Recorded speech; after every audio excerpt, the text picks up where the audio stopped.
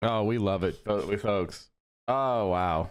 All right, everybody. Welcome on in. That's cinema, baby. That's cinema. I mean, like, come on. This is a banger. How can you not?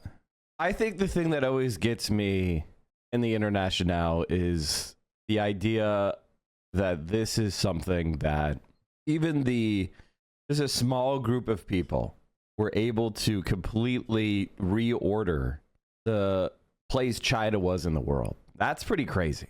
Miguel, what are you visiting China? I don't know. That's a good question. I should make a plan to visit, but it is definitely a lot harder to get there now. James. Welcome on in, everybody. Wow.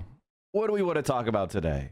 Speaking of China, head of China investigations, Bethany, says, because of U.S. funding freezing, the entire global ecosystem of China nonprofits is facing an extinction event.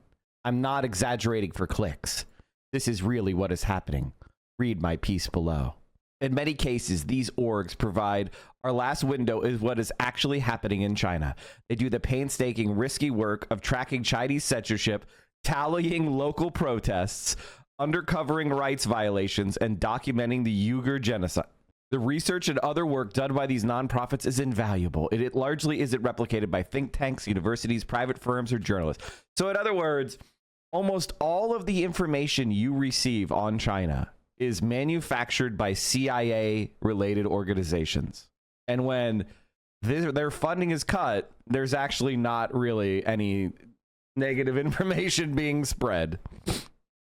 The U.S. must immediately grant emergency waivers to China-focused nonprofits. If the U.S. is not able to do this, governments around the world that value democracy, human rights, and truth must step in and find a way to restore funding to these organizations now.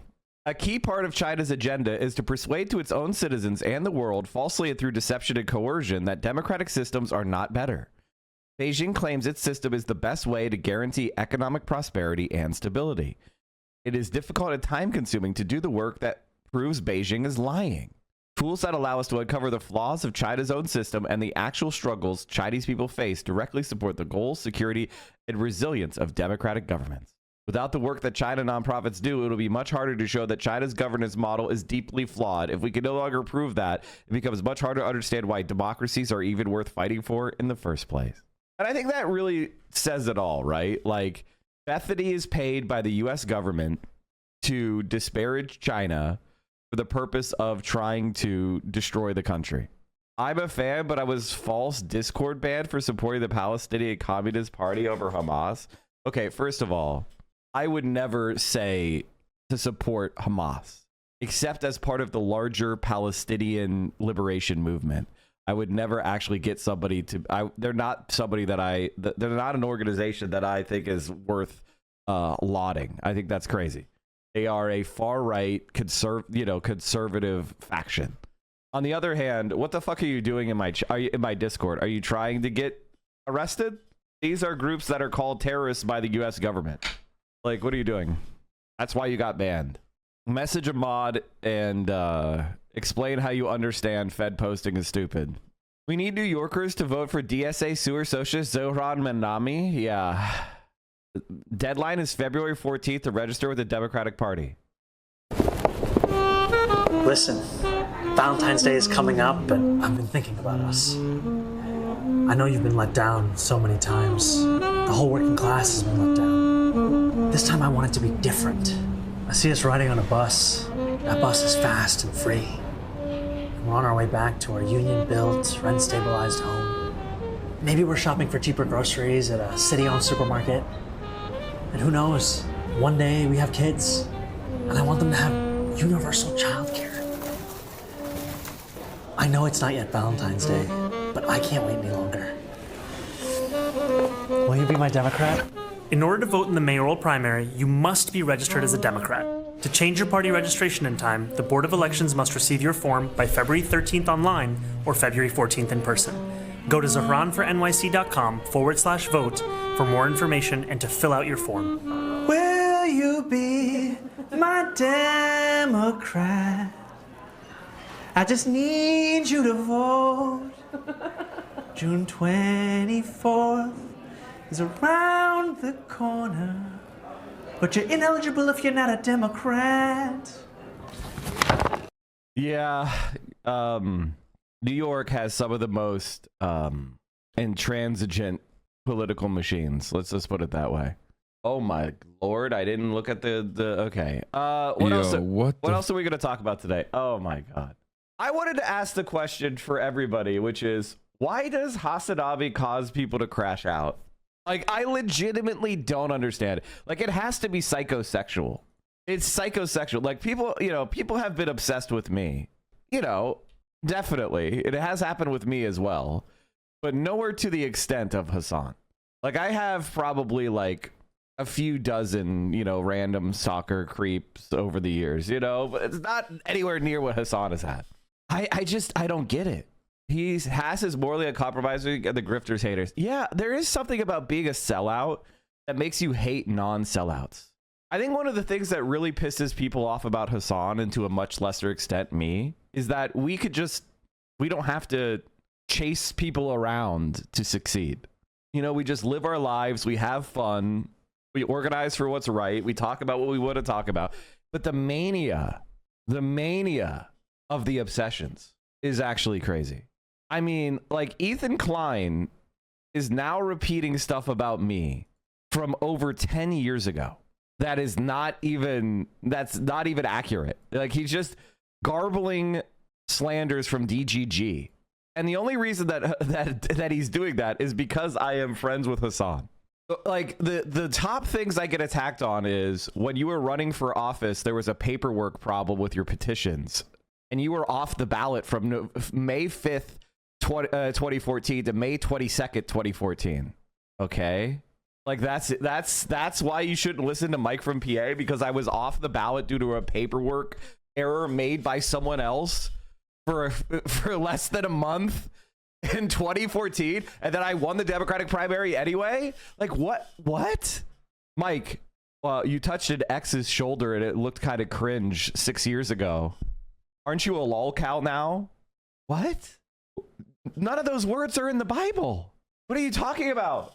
Can you theorize why psychologically the people who are seeing constant decline in their engagement are actively attacking you and Hassan? I don't know. It doesn't work. It legitimately doesn't work. I don't get it. Like, when somebody crashes out going after Hassan and me, what ends up usually happening is it hurts their channel because they look fucking freakish. If they don't care about Hassan, they just leave because it's boring. And then what ends up happening is the people that remain in your audience are the anti fucking, like, Hassan freaks. And so you get this echo chamber of other obsessives. What are you doing? As if women don't like a weird little guy who is endearing. They love a weird little guy.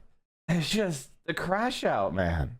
Elon is flinging everything at the wall, hoping something will stick. It's insane. I turned to a show for a little yesterday. It was just Ethan saying Hassan is a liar for acting like he liked Teddy Fresh clothes, then later acting like he didn't. Like, holy shit, no way he could have been trying to be a supportive friend. LOL. Like, no, legitimately, it is narcissistic freakouts. It really is. Do you think Hassan is a defamation slander case? Yes.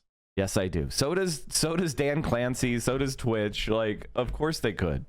But they just don't want to do it. They don't want to, you know, draw more attention to it. Because as soon as they file cases, that becomes a story, right? So Ethan is just going to crash out and keep, you know, he's going to keep violating people's rights up until the point that they've had enough. You know what I mean? Like, it is what it is. By the way, I knew Leftovers was finished. As soon as Ethan Klein was, like, justifying Israel's attacks on Gaza, I was like, oh yeah, Leftovers is over. I'll be honest, I hated Leftovers. I thought Leftovers was the worst show that Hassan ever made. I'm not gonna lie. Like, I usually watch some of Hassan's content no matter what it is, even if it's, like, you know, like, I'll be honest, his podcast is a little bit more too pop culture focused for me. You know, like, but I still watch it from time to time. Why? Because it's legitimately funny and they have good guests. So even though the content isn't, like, usually my wheelhouse, they have such good chemistry and the guests are so cool and it gets funny and they get, you know, like, I still find myself watching the pod from time to time, even though it's not really, like, my thing. That's a sign of a really good show, right? Leftovers was supposed to be about politics, but I never watched it because it was bad. Because Ethan's stupid. It's like watching a Hassan stream, except he's constantly tripped up by the dumbest chatter. You know what I mean? Like, imagine an entire Hassan politics stream, except every like 30 seconds, the dumbest chatter is talking, and like Hassan has to stop talking. That's what it was. He what does Ethan know about politics? Like, literally. I think it's easy to dismiss leftovers because it wasn't targeted at us. It was further up the funnel. No, I get why Hassan did it, which is like, hey, I'll have this show with somebody who's like a rather large kind of creator, YouTube royalty, you know, someone who's been doing YouTube for a really long time. And like, you know, it'll be a way of introducing his audience to, you know, progressive ideas. The Cracker episode with Amaranth was funny. Yeah, that was a good one. I do admit. I think the one where they were like in a hot tub together with crackers and like Ethan was just screaming cracker the whole stream. That was actually the funniest stream, I think. Does anyone have clips of that? That was actually a pretty good one. It must not have been Ethan's idea. Should Zohran Mandami really be campaigning with the Democratic Party? Why not? If he wins the primary, he wins the election. Why wouldn't he? It's New York City. Hutch gets to learn history. When the first socialist won their congressional seat, do you know what happened? Do you know who the first socialist to win? His name is Victor Berger. Guess what happened, guys, when he won? Guess what happened? In 1919, Victor was convicted of violating the Espionage Act of 1917 for publicizing his anti-interventionist views, and as a result, was denied the seat to which he had been twice elected in the House of Representatives. So when he won, saying we shouldn't be in World War I, they convicted him of espionage and denied him his seat. Wow, it's so hot, man. You're saying the system's rigged against you. Oh, what do you mean the system is rigged? Oh, wait, he was literally denied because he said we should fight against, we shouldn't join World War I? Wow. It's almost like you don't know anything, you dumb piece of shit. Actually, to build off of this even more, have you guys ever heard the phrase fire in a crowded theater? Well, fire in a crowded theater as an excuse to censor people. That was originally, and this is true, that was originally a Supreme Court case that was upholding the life sentence of a Jewish Yiddish pamphlet from Jewish socialists saying, don't, join the draft for World War I. So in other words, the Supreme Court of the United States says, yeah, you have free speech, except for when you protest a war that America's going into. In which case, you now may be convicted of life in prison and put in prison. That's the fire in the crowded theater.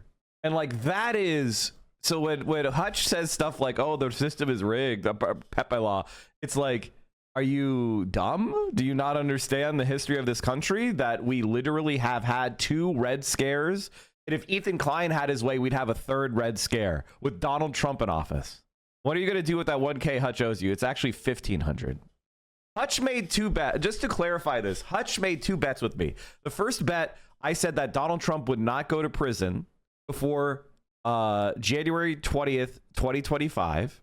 And the second bet I made with Hutch was that Joe Biden would lose or would not be reelected in 2024. Those are the 2 bets I made with Hutch. Now, Hutch claims, I never actually agreed to them, and we didn't handshake. I didn't spit in my hand when we had a handshake, and I was crossing my fingers behind my back. Whatever. All right. As a man, I considered it a bet. If Hutch, as a man, doesn't consider it as a bet, that's his own cuckitude. The reality is, though, and what I actually care about is the analysis. I told him that Joe Biden was toast after he failed to pass Build Back Better, and I was right. I told him that Donald Trump, the legal system was not going to stop Donald Trump and put him in prison, and I was right. So my analysis, my predictions were dead on balls accurate. And not only was Hutch wrong, he was willing to publicly, posture that he would make a bet over it. Like his certainty was so high that he would make a bet on it. Like, doesn't that give you pause, Hutch? Online socialist who has literally never known what an electoral win feels like after Democrats have 1 election cycle loss and followed 3 election cycle wins. If somebody asks you how to plan to grow your movement, you get to just say, join your local DSA chapter and call it a wrap. Or claim you can't grow because the system is rigged against you. You get to totally insulate yourself from critiques from constantly losing. Hutch, you've been wrong about literally everything you've said about the Biden administration. I told you that they weren't going to pass Build Back Better. You bet me they would. I told you Donald Trump was not going to go to prison. You bet me he would. I told you that Joe Biden wouldn't win re-election. You bet me he would. Hasn't Trump taught you, Hutch, that all the bullshit rules you made up to defend doing nothing are just horseshit? We have elected multiple socialists in this country. When the first socialist won their congressional seat, do you know what happened? His name is Victor. You guys both clipped this. This is good. You both clipped the same thing. What's really funny about all this stuff is if I cared about getting like, and this is, you know what the mentality is? I think I got it. I think I understand it. Oh my God. I got it now. I can understand people like Hutch now. All right. Maybe this analogy won't make sense to some of you non-sports ball fans, but Hutch is the Dallas Cowboy fan that lives in central Pennsylvania. Like when I was growing up in the early 90s, early to mid into 90s into the early 2000s, there were some random kids who were just like Dallas Cowboy fans. Now in the 90s, the Dallas Cowboys won a bunch of Super Bowls. I don't know if you guys know this. With Troy Aikman as QB. And I was like, why the fuck are you a Dallas Cowboys fan? You live in central Pennsylvania. And the guy, you know, it's because they were winning. And then I was like, okay, what's your favorite basketball team? And it's the LA Lakers. I was like, oh, what's your favorite baseball team? And it's the New York Yankees. It's like, it's just a guy who wants to mentally feel like a winner.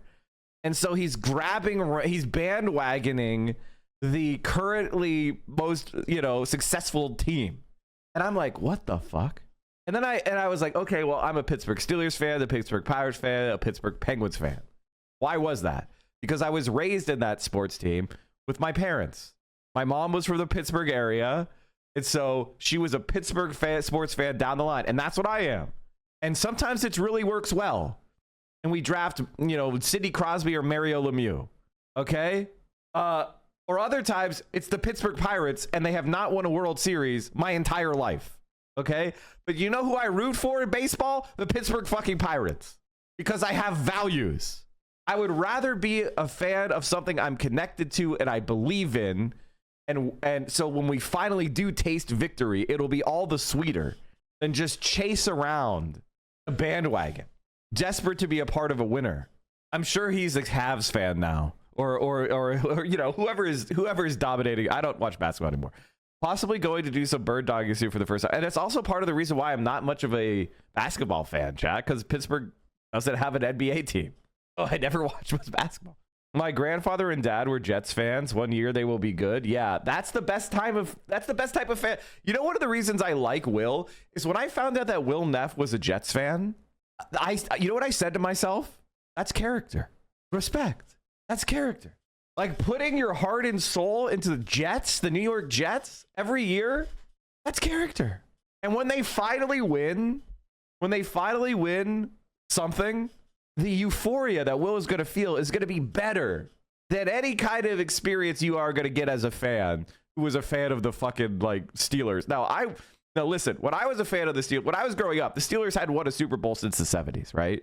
You know, it wasn't until Super Bowl 30. And then they started, you know, they won a couple more, you know, so they've won a lot, and they went to a bunch of Super Bowls, and they won a bunch of AFC, you know, they went to a bunch of AFC championships. They made deep playoff runs a ton of times, you know. So, you know, I've been blessed in that way. They've won a lot of division championships. It's been crazy. But when Will finally gets to see the Jets win, it's going to be amazing. I don't know, Mike. I question Will's judgment because he was excited that the Jets got Rodgers, who's washed as fuck. Okay, that was called copium, man. So abstaining from a vote was more about ego. I didn't abstain. I voted for PSL and Democrats down ballot. I only regret one of those votes, which is the Democrats down ballot. Posted this on Instagram, and if people want to check it out, I just think it's a Sartre quote from like the time of the fascists, or not the time of the fascists, but Hitler's time. Never believe that anti-Semites are completely unaware of the... Yeah. I've been saying this for years and years and years. I voted down ballot and uncommitted at the top.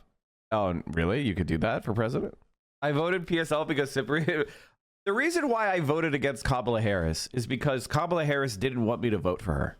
Like, that's it. Like, that's all. Like, she didn't want me to vote for her. She said...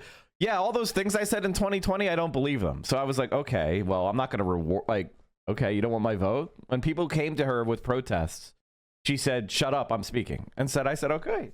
You know, like, she campaigned with all the Zionists. She bent over backwards for the Cheneys. And I said, okay, message received. You don't need me. So, like, that's the end of that. You know, when somebody says they don't need you, what are you going to do? Officiously hover over them? I'm not going to officiously hover over someone. You know, like, this is a life lesson. I used to be more officious. Officious is meddling, chat. That's when you meddle like you're in charge, but you're not. Right? That's what officious means. I used to see, you know, somebody would be climbing a ladder and they didn't have anybody holding the ladder. And I'd run up and I'd hold the ladder for them because, like, you know, don't walk up a ladder without support. You crazy? You're going to fall. It's going to get wobbly. But now, you know, I've gotten too much pushback from that. So before somebody does something stupid, I will say, like, hey, not to interfere too much, but I think that X, Y, and Z, you know, if you just want some free advice, I've had experience and it seems to work. But, you know, you do what you want to do.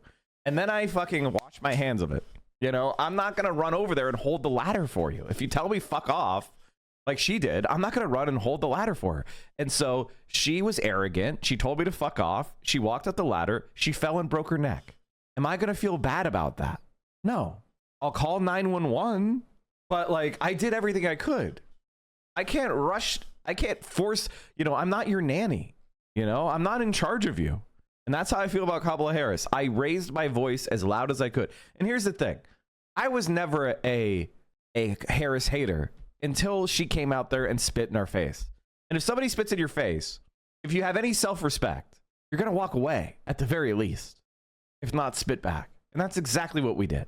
So don't cry and complain that we were offended by your offensive behavior.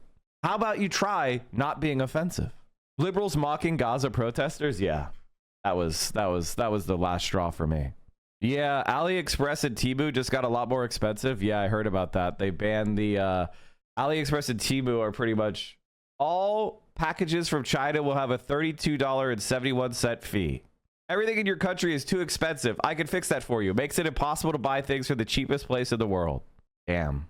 I never really bought stuff from Temu, but now I feel a tremendous amount of regret for not doing it. Like, I don't like to buy stuff. I guess it comes from, like, my struggles as an organizer where I was making not that much money and I was trying to, like, you know what I mean? And, like, every dollar was sacred, so I just never spent money on stuff. But now, you know, AliExpress was really good for raw electronics. Damn.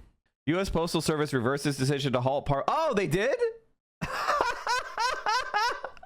In other words, they were like, oh no, everybody's getting mad.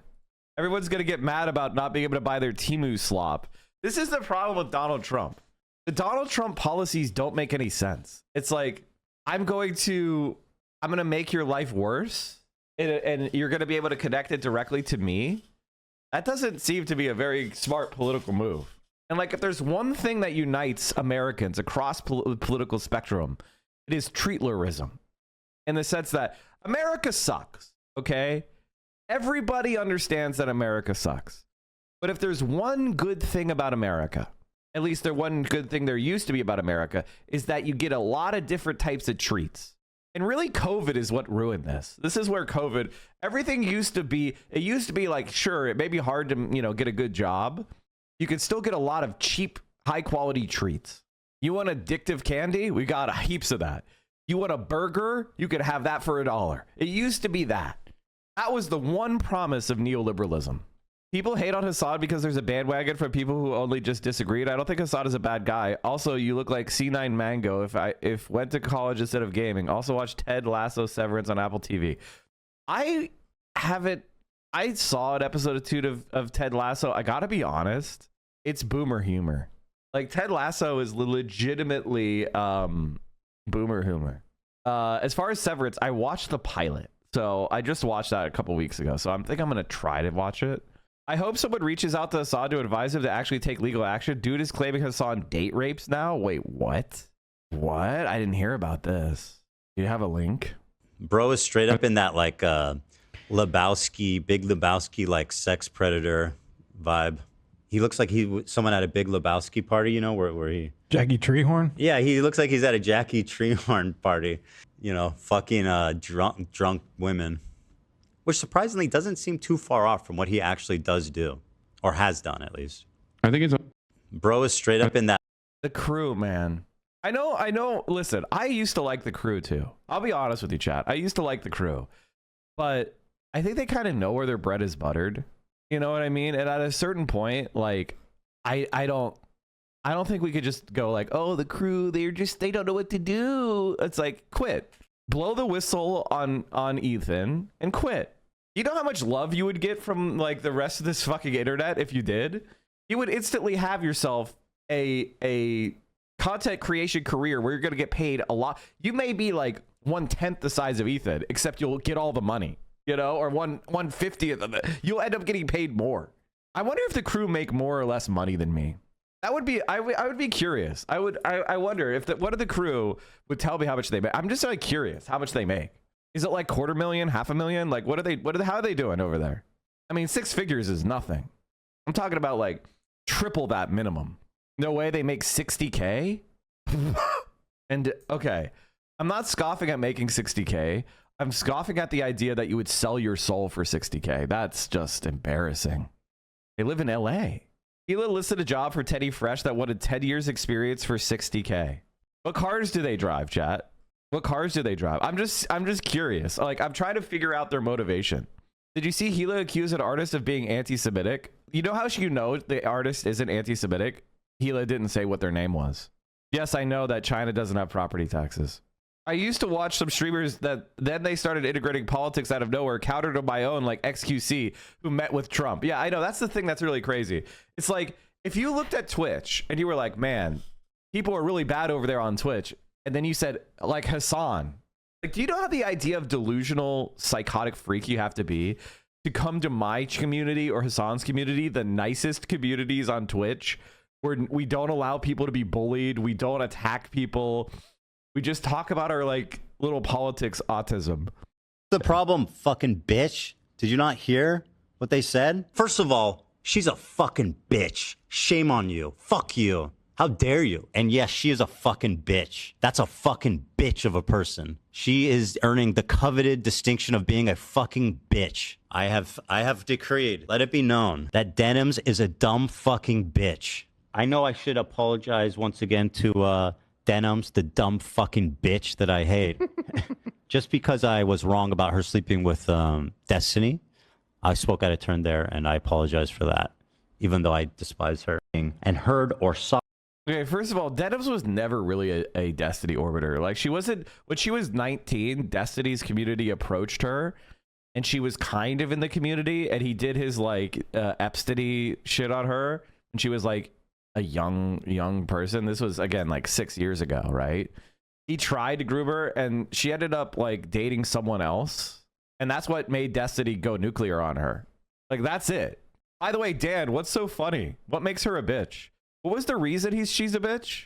Like, I even feel bad commenting on Dems because it's just like, she doesn't deserve this. Like, she just makes her own shit because she shat on Sabra hummus. Sabra hummus legitimately tastes bad. I mean, I don't know if you guys have eaten hummus before, but it tastes bad. You're not allowed to dislike an Israeli brand now. You're not allowed to say that an Israeli brand is bad. And yes, she is a fucking bitch. Somebody that laughs in the face of other fucking rape victims and immediately calls them liars, that's a fucking bitch of a person. Okay, so I know for a fact that this person doesn't claim they were sexually assaulted. Like that, like what? If not that, then who? She is earning the coveted distinction of being a fucking bitch. Isn't this against, I mean, like, I know that Ethan doesn't actually have the rules enforced against his channel because that's how, basically, if you want to understand how YouTube works, is they have a problematic creators team. Oh, I'm going to spill some tea about how YouTube works. So YouTube has a problematic creators team where they basically just don't apply the rules to them. The rules that exist are just on paper, right? And the only reason they will ever ban somebody on the problematic creators team, which Ethan is definitely on, is, now I actually don't know that for sure, but maybe Ethan can clear it up, is if there's some sort of like big story. That's why like Dr. Disrespect is on the platform with Ethan. Like, here's the thing about Ethan. Ethan doesn't care about anything. All right. This is very, very important. There are literal anti-Semites on YouTube. There are sex criminals on YouTube. There's, you know, Dr. Disrespect is on YouTube. Like, all these like really problematic freak creators are on YouTube. Ethan Klein doesn't give a shit. Okay. But he wants to go over to Twitch and try to enforce the Twitch TOS. There are like legitimate anti-Semites on YouTube spouting attacks on Israel as an example. And he's not over there. He's not obsessing over them.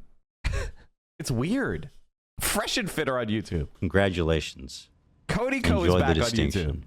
I've come here and I've made the distinction. A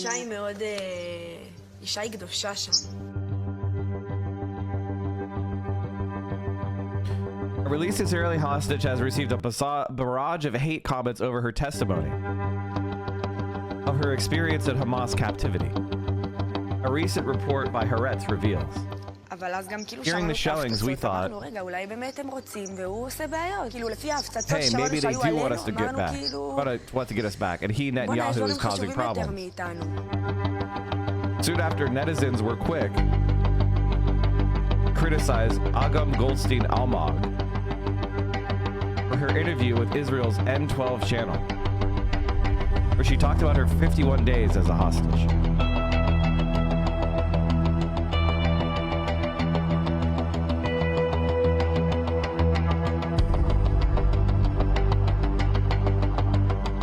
Goldstein says that the hostile comments took a toll on her, and that people reacted as her enemies. The 17-year-old teen was released from captivity, along with her mother and 2 younger brothers, in November 2023, as part of a temporary ceasefire deal between Hamas and Israel.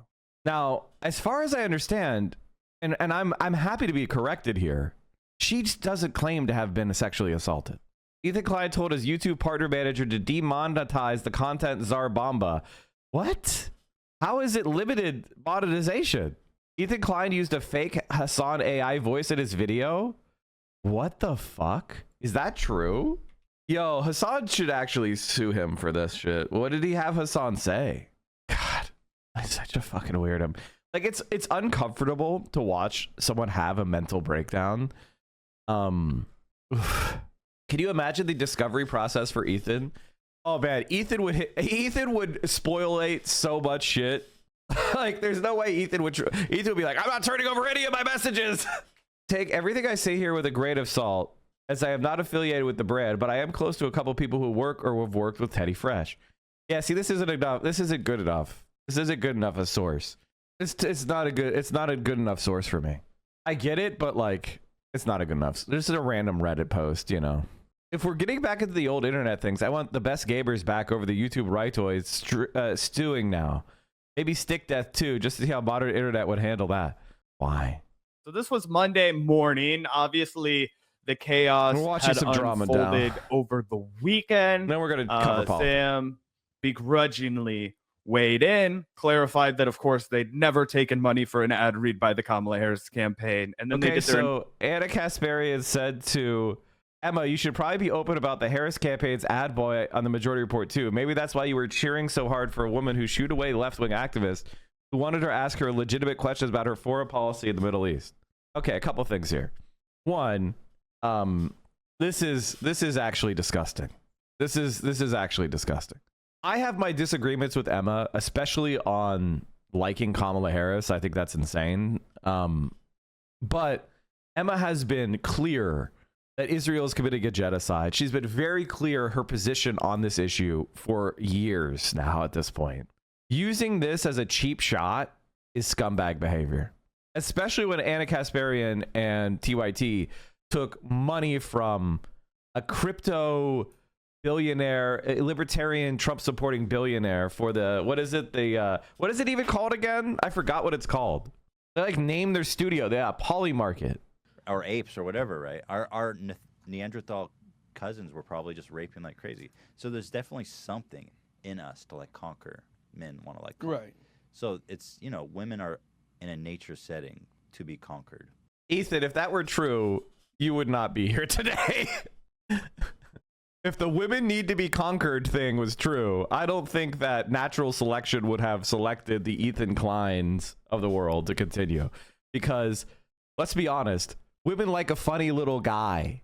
And in all seriousness, talking about this for a second, taking Ethan Klein's position seriously, that women are designed to be raped, that's actually not the case. And the reason why we know that is because human beings, like our sexual organs, when compared to other great apes, we have like larger penises and larger testicles. And the reason compared to other apes, and the only apes that are comparable to us are the bonobo, which is extremely promiscuous. So it seems very likely that human beings are heavily promiscuous. For example, like the penis of the human male is larger than other apes and relative to our body size, right? But it also has a head, like the glands. Seems to be designed to scoop out semen of competing males, meaning that human sexuality is almost certainly is promiscuous. Human sexuality is almost certainly pleasure-based, not coercive. And how do we know that? Because in species where rapes are common, like ducks, there's physiological developments that try to help resist rape. Because part of what sexual reproduction is sexual selection, where, you know, each partner tries to select another partner that is suitable for them. That's what sexual reproduction is for, is like you don't select the sickly and unattractive mates. You pick what is, you know, you select for the attractive mate. That's sexual selection, right? And so when you see in things like ducks, they have corkscrew penises because why? There's corkscrew vaginas. Ducks have false vaginas because rape is so common among ducks. They try to deny rapists access to reproduction physiologically. So Ethan is just, you know, I think this is more of a reflection of his own psychology than it is a kind of biological treatise, which is, it's very clear that the evidence is that human beings are more sexual pleasure focused, more promiscuous, more pleasure focused, like the female orgasm, you know, the clitoris. There's a lot of positive pleasure nerve endings in women that inclines us to believe that sex for pleasure has been kind of been the focus of humanity long before even culture like that we would perceive existed. So what he's saying here is not only wrong, it's actually kind of a red flag. Yikes. Yanis Varoufakis. Donald Trump is obsessed. Donald Trump. Ad read by the Kamala Harris campaign, and then they did their entire. So like the Ethan Klein crash, like, okay, so Ethan Klein will get mad if you call it a crash out. But here's the reality. Like, there's a ceasefire in Gaza now. So even if Ethan Klein was motivated by Zionism alone, and Zionism is defined as somebody who believes that there should be a state of Israel where it is a Jewish ethnic supremacist state, meaning that Jewish people should be the majority in the country. Sort of like I would call someone a white supremacist or white nationalist if they said that the United States should remain white majority, right? And they wanted to deny and deport people based on their race to maintain a white majority. That would be a white nationalist. So that's my working definition, okay? So if Ethan Klein agrees with that, then he's a Zionist. If he thinks there's a different definition of Zionist that he likes to work with, that's fine as well. I'll let him self-define. But from my understanding, the dictionary definition of it is somebody who supports that. And one of the things that's really kind of interesting to me is, okay, there's a ceasefire in Gaza. Right now, everybody, you know, whether you supported Israel's response to October 7th or not, and I did not, from the very beginning, I thought it was very clear that they were going for ethnic cleansing and genocide. Now Donald Trump has announced this harebrained idea of, oh, I'm going to, you know, the U.S. will take over the Gaza Strip and that Gazans will be displaced. Now, this is Donald Trump doing something that is very valuable, which is saying the quiet part out loud. And you start to see the people who don't have a problem with ethnic cleansing and genocide, right? They're not talking about that. Can you imagine in the days following Donald Trump's meeting with Benjamin Netanyahu where he announces his intent to pursue an ethnic cleansing plan, that you're attacking a woman because of her hummus brand criticism? You have millions of people who might be permanently forced from their homes, who are innocent, who had absolutely nothing to do with what Hamas did other than being related by nationality to the perpetrators, being forced out of their homes. And you want to talk about a hummus brand? It's just mentally ill. And I think it's also evidence that Ethan doesn't really, it's not really why he hates Hassan, right? Like the war in Gaza is not really the source of his hatred of Hassan. His source of his hatred of Hassan is the fact that Hassan held his principles. He didn't bend due to Ethan's demands. And then when Ethan didn't want to compromise, if Ethan didn't want to listen to reason, Hassan went his own way. And he continued to live his life and succeed. All right, everybody.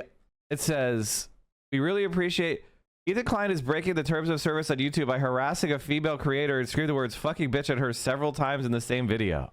What the fuck? It's so weird, man. I think violent misogyny, like fucking, like so-and-so's a fucking bitch over and over again, really is against Twitch or, excuse me, YouTube TOS. Like, without a doubt. Fucking weird, man. Their show for 3 hours, but at the tail end, somebody sends a question during the IM segment and gets a little bit of the tea pried out of them. Let's go ahead and take a listen. This isn't about you. She has some issues bubbling up. Keep up the great work, everyone. Thank you. It seems clear, but yeah, just odd You are lies. having an emotional breakdown right now. A little bit. Odd lies about the Majority Report, doing paid ads for the Kamala Harris campaign. Odd lies about that I would not be able to work for a living for the rest of my life. I'm apparently said to her, I got news for her. If I wasn't working, like I work to make a wage and to pay my bills. I can't even conceive of the kind of money she's talking about. And I certainly didn't say that to her, but it feeds into like an existing right-wing meme about me. And she's, and that's the comment that Anna made, that Emma wouldn't have to work a day in her life if she didn't want to, right? Yeah. She said that Emma told her behind the scenes once that, oh, if she didn't want to, she didn't have to work a day in her life thanks to her parents' wealth. And as I said on the show the other day, you know, even if that was true, which I doubt it is true, Emma Vigeland just said it's not true, so I'll take her word for it, I suppose. But even if it was true, and even if that is something that she shared, I can hardly see Emma Vigeland boasting about it, like sharing it in a braggadocious way. Hey, by the way, Anna, guess what?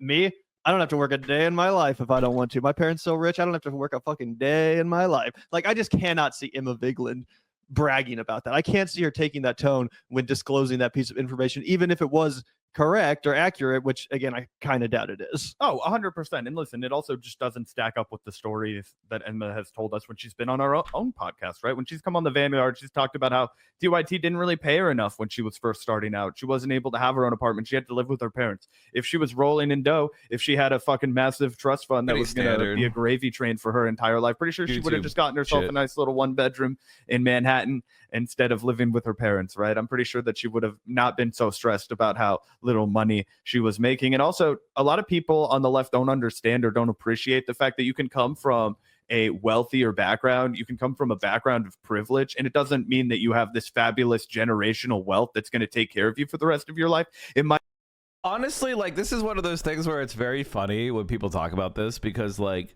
when I was growing up, my mom was a stay-at-home mom. Sorry, my water started to like bubble up. My mom was a stay-at-home mom, and my dad was a junior officer, and all my needs were met, right? All my needs were met. You know, I got a Christmas presents, and I, you know, ate food when I needed it. You know, my mom would cook for us and took care of us, and that's fine. But they didn't have extra money. You know, they didn't have extra money. Then later, right when I was leaving, right when I was graduating college, because my mom had me at 22. My mom had me at 22. So my parents did not have a lot of savings when I was growing up. All right. But later, my siblings, they had a massive, and when I went to college, I went to college on a full ride academic scholarship. So I didn't end up getting help from my parents. When I was 18, I was emancipated from my parents. They never gave me any money or anything. Everything that I had to borrow. I borrowed I borrowed law school money. I borrowed money to live when I was at school because they didn't give me anything. I think like once or twice in my life, my parents have given me a few $100s to get by. Like that's legitimately real. Now they, I love my parents. I appreciate my parents, but they didn't give me much. Like as when I was an 18-year-old, I was pretty much on my own. I came and lived with my parents a couple times in my life in adulthood. I came back after graduating college. I lived with my parents. I came back and lived with them during COVID because I left a long-term relationship, and I moved out of the place I was living back to my parents, and then COVID hit like that week. Like the shutdowns happened. I left a long-term relationship, moved home, and then COVID happened. That was pretty shit. That ended up being awesome for saving money, but that's my background. But my sisters, they had a lot more money. My parents were way more successful once I left home. So I have a sister who's 10 years younger than me, and that's the kind of like they lived a much different life than I did. Much different life than I did. Youngest stay winning. Yeah, exactly. But for me, it doesn't matter where your class background is from. It's based on what you're trying to do in the world today. If you grew up poor, but you're a Trump supporter, you're fucking things up. Might just mean that, yeah, I didn't ever have to worry about where my meals were coming from. I did get to play sports after school. My parents paid for that. And yeah, they helped me with the college fund, right? That is an extreme privilege. It's a huge leg up. A lot of people are really grateful for that, but it doesn't mean they go the rest of their lives without working. It doesn't mean that they don't have to earn an income. It doesn't mean that their parents are paying their rent every single month, paying all of their credit card bills, paying for all their stuff, right? That would be... Wow. Imagine your parents paying your credit card bill. That sounds fucking... That's my wildest dream. Ridiculous. But she was totally joking about saying she was jealous. I have two reactions to that. Yeah. One is let's talk about a pay reduction. Yeah. Two, I remember when I was feeling down about my role on Bob's Burgers, and I called Tim Pool. As Tim Pool told everybody that I had, in confidence, had told him I was very upset about what was going on there. It's embarrassing. And when he broke my confidence in that moment, that was also very difficult for me. So I have this type of experience. Sam is being facetious for people who don't know. When the capacity, like I don't get too involved in this, and Cenk was upset about me calling him something that I never called him, and apparently this is what triggered his big jihad against us. That's fine. I don't care. I'm happy not to have conversations with him. To claim that we got advertising money, and people who watch the show, who pays our advertising things. I read them. And like the whole point of advertising is to read the advertisement. To expose it to your audience. But the insinuation is that you would have to come clean about it. Is that we have gotten money from somebody. In this instance, the claim was that we had taken money from the Harris campaign to promote her without telling the audience. Now, here's the thing. People can say we're hacks, we're DNC shills, we're MSDNBC or whatever it is, or MSNBC or Sam. Okay, first of all, here's what I think. I think that Sam Cedar, and I've said this before, I love Sam Cedar. I respect Sam Cedar. Maybe I respect him more than he respects me. I don't give a fuck. The point is, because he's helped create a lot of space for people to his left. Sam Cedar is traumatized. Sam Cedar is traumatized by the year 2000. And he thinks that if Al Gore had won that election, if only the Green Party voters hadn't voted green and Al Gore had won. Now, Al Gore did win, but let's leave that to the side. If he had won by more, the Republicans probably couldn't have stolen it. All right? That's what Sam Cedar believes. And if Al Gore had been president in 2000, we would live in a totally different world. And you know what? He's probably not wrong. If the Democrats had won 2000 and been able to appoint more Supreme Court judges, we probably live in a totally different world. There's no Citizens United. There's probably no Iraq war. There probably is some sort of like 9/11 response, but the Republicans would not have it wouldn't have gone the same way. Like the world was probably a lot different if Al Gore is president. Maybe not. Maybe you think he also would have invaded Iraq. I'm not sure. I don't think Al Gore would have invaded Iraq. Maybe we would have taken climate change more seriously. I do think of 2000 as a hinge point in our history. And I think the disagreement I have with Sam Cedar is Sam Cedar points his finger at the Green Party voters of Florida. And I point my finger at the Democratic Party for not standing up to a coup. They stole the election and the Democrats let them do it. And a lot of people will say to me, well, Mike, there was a 5-4 Supreme Court decision. What do you want them to do? And the answer is Bill Clinton should have directed Florida to keep counting. The Democrats should have said, I don't care what the Supreme Court says. Follow the Florida court and count the votes. We're not going to not count the votes because and by the way, because the Supreme Court said don't count the votes. That's fucking insane. Checks and balances go both ways. It isn't the rule by the Supreme Court. The Florida Supreme Court had ruled to count the votes. Count the motherfucking votes. But, you know, and I think the willingness of the Democratic Party to fold in 2000 is what has led us to this day. So I have a different interpretation of reality than Sam Cedar, right? Sam Cedar looks at 2000 and says, if only we had vote shamed more people to vote for the Democrats and they had won, then things would have been better. And like I say, if only the Democratic Party had fight in it, things would have been better. And the thing is, like, the 2000 circumstances are never going to happen again, right? But Sam Cedar, because he's traumatized about it, he fixates on it. He fixates on it, which is why there was so much talking about vote shaming up until 2024. Kamala Harris was losing in the fucking polls, and we were talking about vote shaming. If every single third-party voter voted for her, she wouldn't have won. We needed to have a different conversation, but because people are fixated on 2000 and the trauma of 2000 and 2016, they're not talking about what really needs to change. That's my big disagreement with them. But I don't think that's because they're DNC shills. I think it's because they have a bad interpretation of history that I don't agree with, which leads them to do other things I don't agree with, even though I agree with them on 99.9% of things. I probably don't agree with them about China. I probably don't agree with them about Ukraine. I probably don't agree with them about vote shaming. It's not that much in the grand scheme of things. Or, you know, we're commies or shit libs or whatever. It doesn't like the whole range. Like that's an opinion. But when you accuse someone of actually doing something that is a material thing, it's also a crime. If you take money from a campaign and you don't disclose it according to federal finance laws, that's a crime. It's also a crime for the campaign. So it's a crime for the fucking people taking the ads, and it's a crime for the campaign to not disclose it. So she's accusing them of a crime, which is prima facie defamation. And it is a complete lie. Mm-hmm. That's like a I am dangerous... not pro-Russia, by the way. I'm just saying I disagree with the way the United States has engaged with Ukraine. I think what the United States has done to Ukraine over the last decade has been a disaster by any objective measure.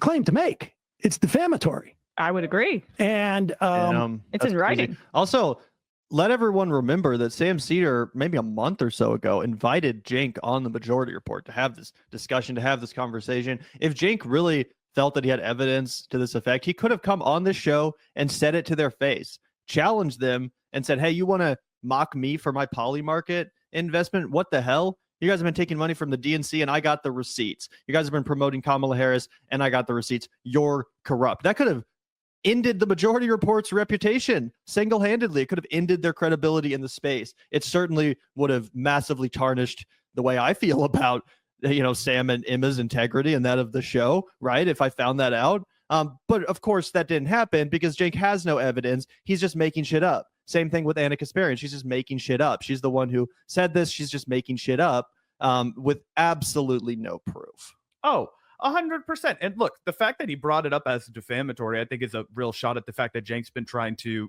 promote himself as a reputable news outlet. I don't think Sam's actually interested in litigating against the Young Turks. Of course not. But it is a fly in the face. Or, you know, it's a little bit of a strike in the fact that, oh, I'm the real serious journalist. Like, no, you're not. You don't have any receipts. And the fact that you couldn't even wrestle Tim Pool to the ground metaphorically when you guys were having a debate about Tenet Media, right? When you do have the receipts, you know, now you're just making shit up, right? True. That's such a great point. Yeah. It's crazy. He totally let Tim Pool bulldoze him in that exchange, even though he did have their seats. You're right. And on top of all of that, I do have, I guess Also, they don't care about Elon doing the Nazi salute. America doesn't care about Elon doing the Nazi salute. The British don't care about Elon doing the Nazi salute. Wait, you're saying China is the one who's supposed to care? What are you talking about? Also, I'm sure the Chinese people don't like Elon Musk. Like, what are you talking about? I would say a disagreement. I don't begrudge them, but it's something we choose not to do at the Vanguard, which is read ads. Now, we're in a privileged position. I just started watching you, and being a lawyer explains a lot about you. I am not an attorney because I ended up going into politics instead of law because that's where my passion is, honestly. But I did graduate law school, did attend law school. So legal thinking does inform the way I approach things. And like, I learned a lot in law school about converting words into arguments.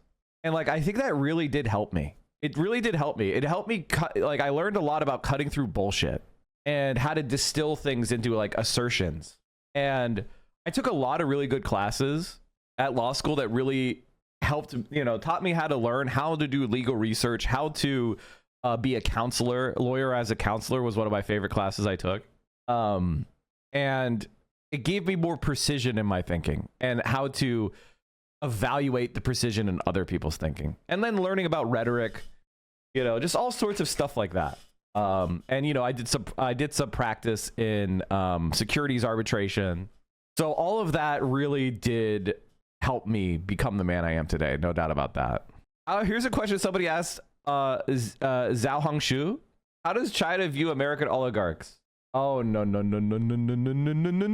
The fact that we don't have employees, we don't have to provide people with health insurance, right? I think Sam and Emma both fall under SAG guidelines or some sort of, Screen Actors, Union guidelines. So there's all kinds of, monetary obligations that you have to meet. And I think they do a good job of making ethical ad reads and ethical ad decisions. But Gavin and I would be livid, and we would do a content nuke on them if they'd been secretly taking Kamala Harris money, obviously. That would not be something that we would overlook or be like, well, Sam and Emma, they're nice guys. Like, we're not interested in talking about that. We'll let them out. That would not happen, right? So the fact that, Cenk levels this accusation, there's no evidence for it. And on top of that, as they've mentioned here, the whole point of an ad read would be to blast it out to your audience, right? It would be to do the ad read for the show. And not just Emma and Sam have come out and vehemently denied this, not just their producer, Matt Leck, but also regular hardcore fans of the Majority Report. They're like, I've listened to Majority Report every single day on my way to work or on my way home from work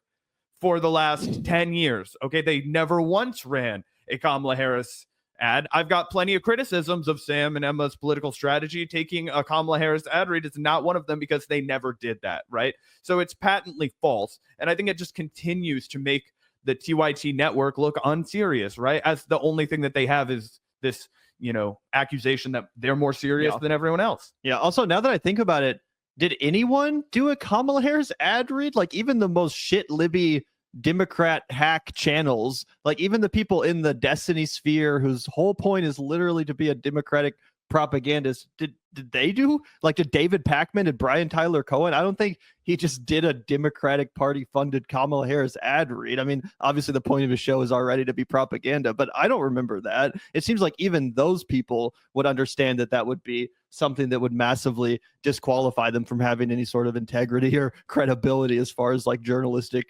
neutrality is concerned.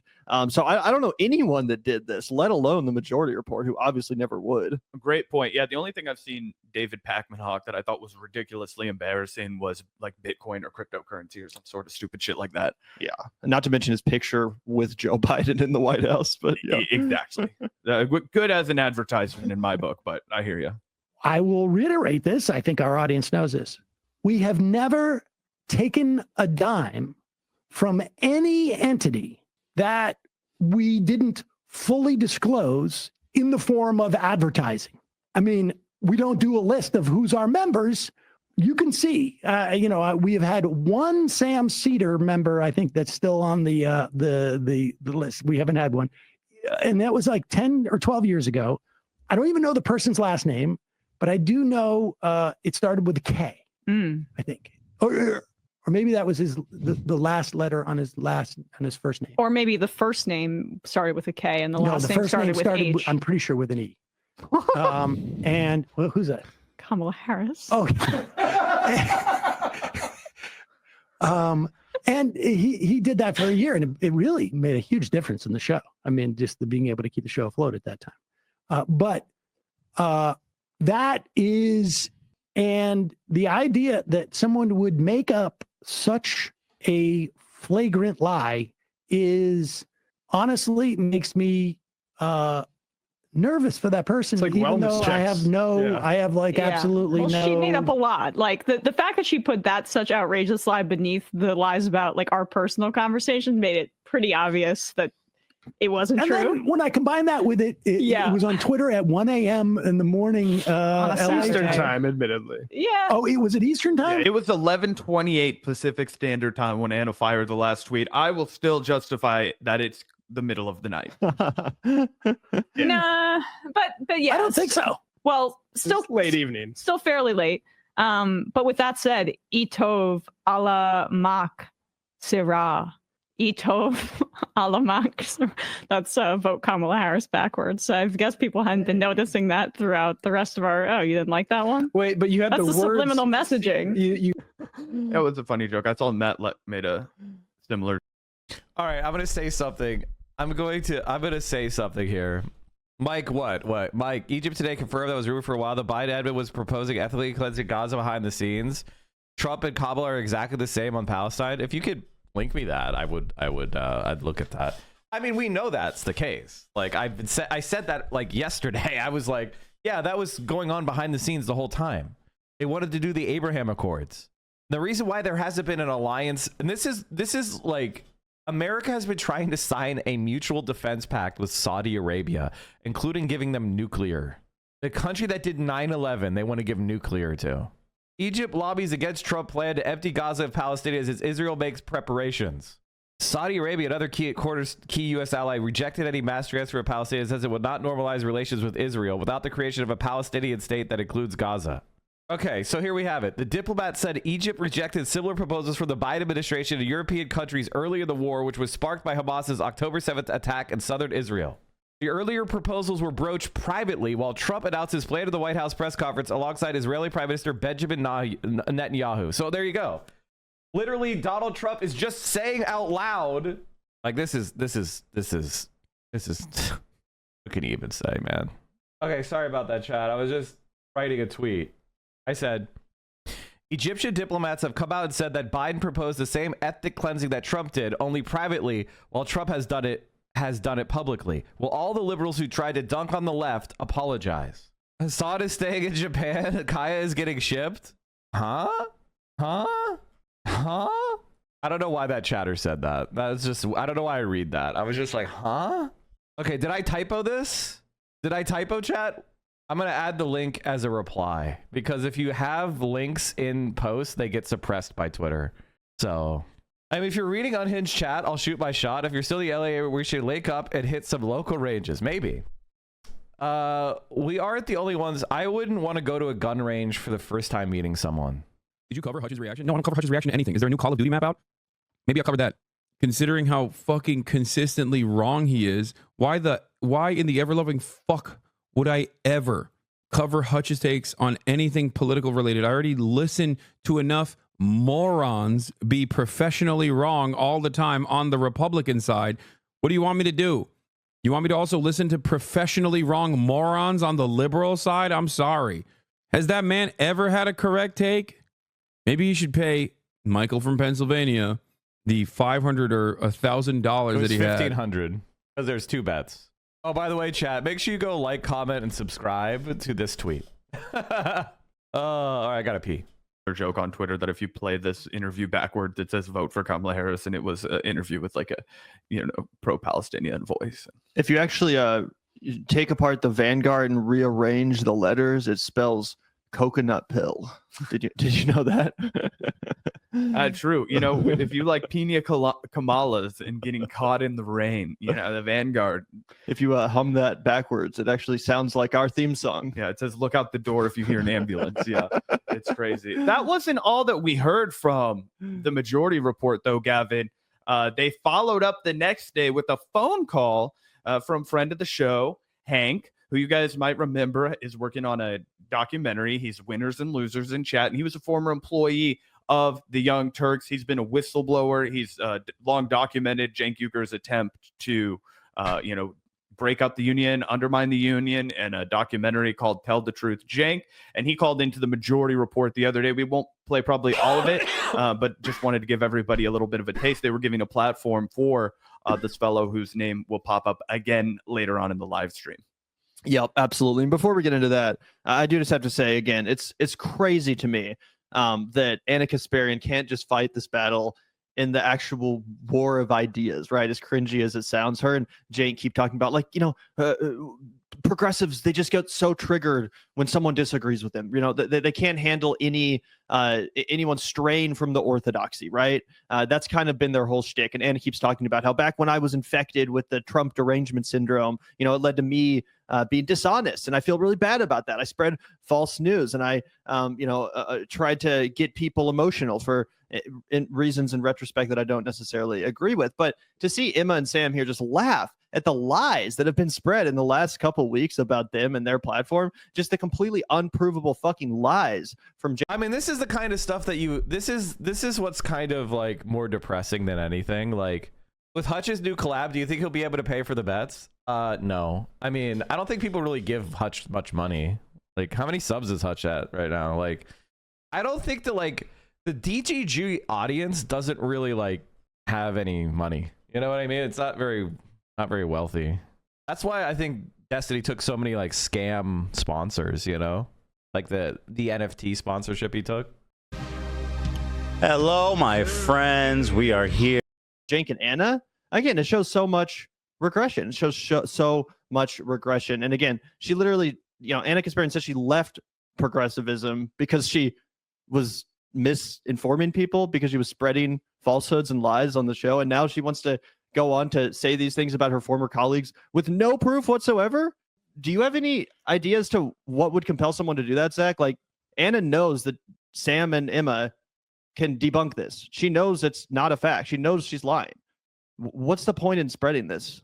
Do you know what the only thing, and this is probably too charitable to Anna, but it's the only thing I can think of. I wonder if her media diet is so poisoned right now that she's been so attracted to anybody that will kind of applaud the Young Turks or validate her POV that she's gone down a weird rabbit hole where she's consuming content from smaller YouTubers that are totally not married to the truth at all. And she's kind of repeating their talking points that they'll deliver about the Majority Report. A lot of misinformation abounds about the Majority Report. A lot of things people will spread about Sam Cedar, about his connections to MSNBC, about how he has connections to the Democratic Party, how you can't trust him. And this comes on like the fringe Jimmy Dore left, but it also comes on the right wing. Jimmy Dore is not on the left. Jimmy Dore is not on the left. Jesus Christ. He's just a fucking dipshit TYT. He's a TYT dipshit. They're not on the left. They're just like random people who react to things that happen. And they're like, where they end up is random. That's how you understand TYT. If you want to understand TYT, they're not on the left. They're people that started at a certain position. They started making content and they just randomly react.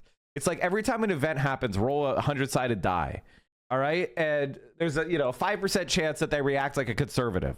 Well, they've rolled a couple fives in a row. So and they get pushback for it. And because they don't understand politics at all, and I say this with all due disrespect, they end up in this position where they start getting polarized against more and more people yelling at them. Right. And you see it across the board. And I'm wondering, and again, this could be too charitable for Anna. She could have just been stupid and decided to make something up. But I'm wondering if maybe she heard a smaller YouTube channel make these kinds of accusations like, oh, Emma Vigeland is a trust fund baby and she has all this money and she hides it. And they're taking money over there from Kamala Harris and they're doing Kamala Harris ad reads. And she's tipsy in the middle of the night and she just lets it loose thoughtlessly without thinking to fact check it. She probably thought it was true, but she's so dumb, and she was probably a few wine glasses deep or maybe a Xanax deep. I don't know what her proclivities are. Maybe she was smoking a doobie, though that typically doesn't make you so catty on the internet. You know what I mean? And she just fired away without thinking it through and without bothering to fact check it. Meanwhile, it's going to totally nuke her credibility when she says, oh, I just care about getting the facts straight. It's like, no, you don't, dude. You care about like belittling the left, villainizing trans people, and making homeless people less safe in Los Angeles. That's what you care about. Yeah. Again, it's just mind-blowing that she would say something that's straight up disprovable, something that's straight up she has no evidence for. Like, at least, you know, when Jimmy Dore would go with the low blow against Sam Cedar and say, well, you know, you used to take money from MSNBC until they canceled you, right? Until they fired you. So you're clearly just a wannabe Democratic propagandist. And that was a low blow for sure, but at least it was rooted in the fact that, yes, Sam Cedar did at one point work for the MSNBC, right? And at one point, the Majority Report was a Peacock affiliated program. So at least there was a kernel of truth there. At least you could kind of cast doubt on their integrity by saying like, oh, you're affiliated with, you know, MSNBC, or it's the same thing they do with Mehdi Hasan, right? Sure. Oh, you were, you know, working for the establishment. At least there's a kernel of fucking truth there. To just say that you're taking money from the DNC or for Kamala Harris when there's no proof of that whatsoever.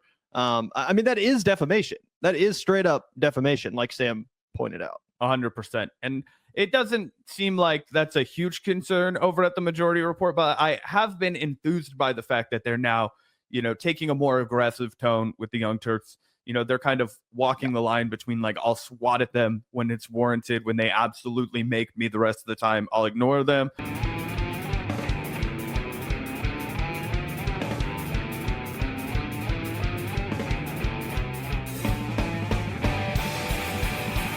And Guardian. All right, let's get to the other video.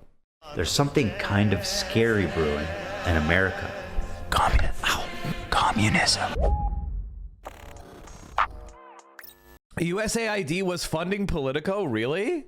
Wait, USAID was funding Politico? It makes so much sense. So the CIA was against Bernie Sanders. The CIA was against Bernie Sanders. Shock of shocks. That seems like it was being spent on Politico with subscriptions. So that's just, do you have the evidence to that? Can you link me the thing?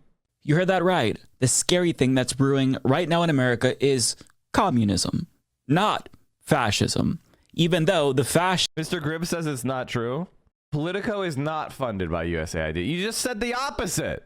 Think that they have uncovered a new scandal because they say that Politico is actually funded by USAID to the tune of $8.1 million. Now, if you look closer at the numbers that they've pulled out of this database, in fact, that $8.1 million, that's across the government. That's to lots of different subscriptions. It doesn't even have anything to do with USAID and Politico. But if you dig even deeper, what they found is that Politico, over several years, has gotten $44,000 from USAID for subscriptions. Now, Politico runs a product called Politico Pro, which can cost as much as $10,000 a year. Politico is not the only one that does a product like this. Bloomberg, some others do.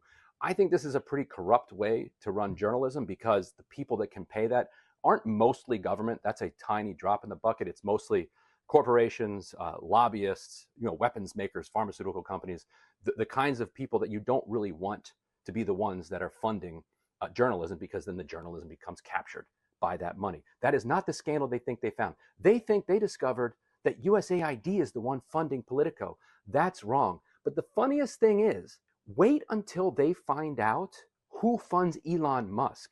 Elon Musk's main funder is the federal government. So if being funded by the federal government makes Politico corrupt when they're not actually funded by the federal government, what do they think of Elon Musk being funded by the federal government? And whatever he's getting now from the feds, he's going to be getting many times more than that over the coming years because of suckers like this guy. Ugh. White House says it will cancel 8 million in Politico subscriptions after false right-wing conspiracy theory. I mean, what do you mean false? 8 million. Wait a minute. You're saying if the federal government gave me $8 million in subscriptions, that wouldn't be them funding me? Like what? If the Chinese government was giving me $8 million in Twitch subs per year, you wouldn't say they were funding me? Yes, that's funding. Politico has a severe political slant on all sorts of issues of public concern. All federal agencies combined spent $8.2 million last year on Politico Pro, according to USspending.gov. I don't. What's the conspiracy theory? Oh, the conspiracy theory was that it was from USAID. Okay, it wasn't from USAID. It was from the whole federal government. All sorts of divisions were buying Politico Pro. Nice. Politico has never been a beneficiary of government programs or subsidies. No, the government is just buying $8 million of my incredible political coverage. That's what I would have used. Hey, Chinese government, if you want to give me $10 million in Twitch subs, I have never received a subsidy from you. I have. This is actually wasteful spending. Honestly, like, I'm in favor of Doge cutting this. Like, this is wasteful spending. Why is the government giving $8 million to this to Politico? Like, no, go ahead. You can cut that. I'm all right with that. Save that 8 mil. Fascists are in full control of our government, and they're crippling institutions and dismantling the administrative state as we speak. The real threat is actually communism. Yeah, makes sense. Now, in case you don't know who that is, it's comedian Ethan Klein of the H3 podcast. And even though he tried to say that in a funny way, I promise you, he wasn't trying to do satire. It's what he unironically believes. Now, I don't know how familiar my audience is with Ethan Klein and the H3 podcast, but if you aren't familiar with him, I know that you've at least probably seen this incredible moment that he helped to facilitate. Oh no, Sam Cedar, what a fucking nightmare. I had no idea this was going to happen. Oh no, Sam Cedar. And now it's all come full circle because Ethan Klein is now the one who refuses to talk to Sam Cedar, much like Cenk Uygur of TYT, who's also currently crashing out like Ethan Klein. And as Jimmy Dore slid further to the right a couple of years ago, he too refused to debate Sam Cedar. So it feels like Sam Cedar has become the de facto final boss of grifters and crash outs because they know. Report reveals Juan Guaido received $98 million from USAID to overthrow President Maduro. That he would easily expose their bullshit, hence why they avoid him like the fucking plague. But an existential fear of Sam Cedar is not the only thing that Ethan Klein and Cenk Uygur, as well as Anna Kasparian, have in common. They've all been cheered on recently by the far right for punching left. Ethan's been applauded by the likes of Tim Pool and Keemstar and Ian Miles Chong, all for his smear campaign against his former co-host Hassan Piker. Now, on the subject of similarities between the H3 and TYT crashouts, we also saw how the far right showered Anna Kasparian with compliments for her birthing person tweet. Ethan Klein also hates Hassan. Anna Kasparian, she hates him too. Cenk doesn't, so he gets a little bit of a pass there because that's his nephew. Both TYT and H3 are fueled by personal petty grievances and hurt feelings. Ethan and Cenk claim everybody else has changed while they're the ones who've remained consistent. In fact, there's a lot of similarities between the H3 and TYT crashouts, but ironically, Ethan Klein is able to see what's happening at TYT, but he doesn't have the self-awareness to see that he's had a similar trajectory for the same reasons. Speaking of which, have you noticed the co-host from the Young Turks, Anna, what's her last name, has gone like full Trump? No. And Cenk too. They've both gone like pro-Trump. It's so crazy. Check it out. It's fucking weird. They have? Yeah. Now, to clarify, Ethan hasn't gone full MAGA, although he has made some reactionary points, like he berated one of his producers, Olivia, for pronouns. I think he called her woke, if I'm remembering correctly. So, there's some groundwork there being laid for a right-wing pivot, wittingly or unwittingly. But Ethan Klein is incapable of seeing that minor disagreements with the left and an inability to accept good faith criticism is ultimately what broke Cenk and Anna's brains. And it's the exact same thing that broke his brain too. But he hasn't changed, apparently. He's not grifting. The real grifter is his left-wing co-host who mildly criticized him. To show you what I mean, so in the same clip that we just watched, Ethan Klein accused Hassan Piker of being the one to pull a Dave Rubin, albeit a reverse Dave Rubin. I think he did like what Dave Rubin did, but like the other direction. He realized that like he could farm more audience going that direction. And Dave Rubin thought, well, I can farm more audience going to the right. Yeah. I don't know, man. Doesn't seem to be coming from a very He's always serious been place. left leaning though. Dave Rubin did like a full flip. Like Dave Rubin was left to right. By the way, yeah, see, even his producer Dan didn't agree with him because it's laughably fucking stupid. But it's not lost on me that Cenk Uygur likened his new nemesis Sam Seder to the likes of Jimmy Dore and Dave Rubin as well, even though he's the one that's on that trajectory with those people. So finally, after somebody does it 1,000 times, we're like, all right, fuck it. Here's who's doing it, and fuck them, right? Yeah. And then everybody's like, oh no, I can't believe you're saying that about poor Jimmy Dore. I can't believe you're saying that about poor Dave Rubin. I can't believe. Nobody ever said that. Have you spoken about how Ethan is apparently making a part 2 of his Hassan nuke? This is the one that's going to turn his career around, guys. This is the one that's going to do it. This is the one he's going to do it. Like at a certain point, it's just like, I tweeted this earlier. I think I showed this tweet earlier on stream, but let me see if I did. Let's see if I still have it up. Or maybe I was going to show it and I forgot. All right, hold on. I'll show you the one I'm talking about. Hold on. We'll see here. Did I scroll past it? Fuck. Oh, wait. Okay, I totally scrolled past it. Hold on. Crash. Wait, where the fuck is it? Yeah, I do post a lot. I have 37,000 posts on Twitter. I've been on Twitter for over 10 years. That's a lot. But I do have 40,000 followers, so, you know, people are following when I post. Most of my posts are retweets, honestly. I just like retweet spam people. Sorry about that. Do you think there's going to be a defamation lawsuit? No, I don't think so. Where can I find this post? Oh, here it is. I found it. I said, okay, so Comrade Casey said Hassan Piker and his ability to cause former friends to obsess over him for the rest of their lives needs to be studied. And I said, it's legitimately funny and the crash out never works. But every time they think they will be the one to destroy him. And like, this is, I think it's because like, how do I put this? Because I'm not trying to glaze Hassan. I think it's just like, when they're friends with Hassan, they feel like they're cool. You know what I mean? Like they feel like they're cool and important and they have a strong social network, you know? And when Hassan goes away and just keeps having fun, they have a narcissistic meltdown. They have like a narcissistic meltdown. And it's just like they expect Hassan to like collapse without them. Like they're collapsing. Like they're in, like Hassan is like, okay, you don't want to be my friend anymore. All right, well, I'm going to go hang out with my other friends. And then they're like, wait a minute. Your friendship was much more important to me. My friendship was to you. And that is an ego strike. And it's like, and Hassan's just like, well, if a person doesn't want to be my friend anymore, then okay. And like every time they see, like, it's like breaking up with an ex. And then that your ex goes and marries like a millionaire and has an amazing life and gets their dream job and like, you know, is always succeeding and has beautiful children. Meanwhile, you're like, you're in a studio apartment and you got laid off and you drive over a screw on the road. You can't afford new tires.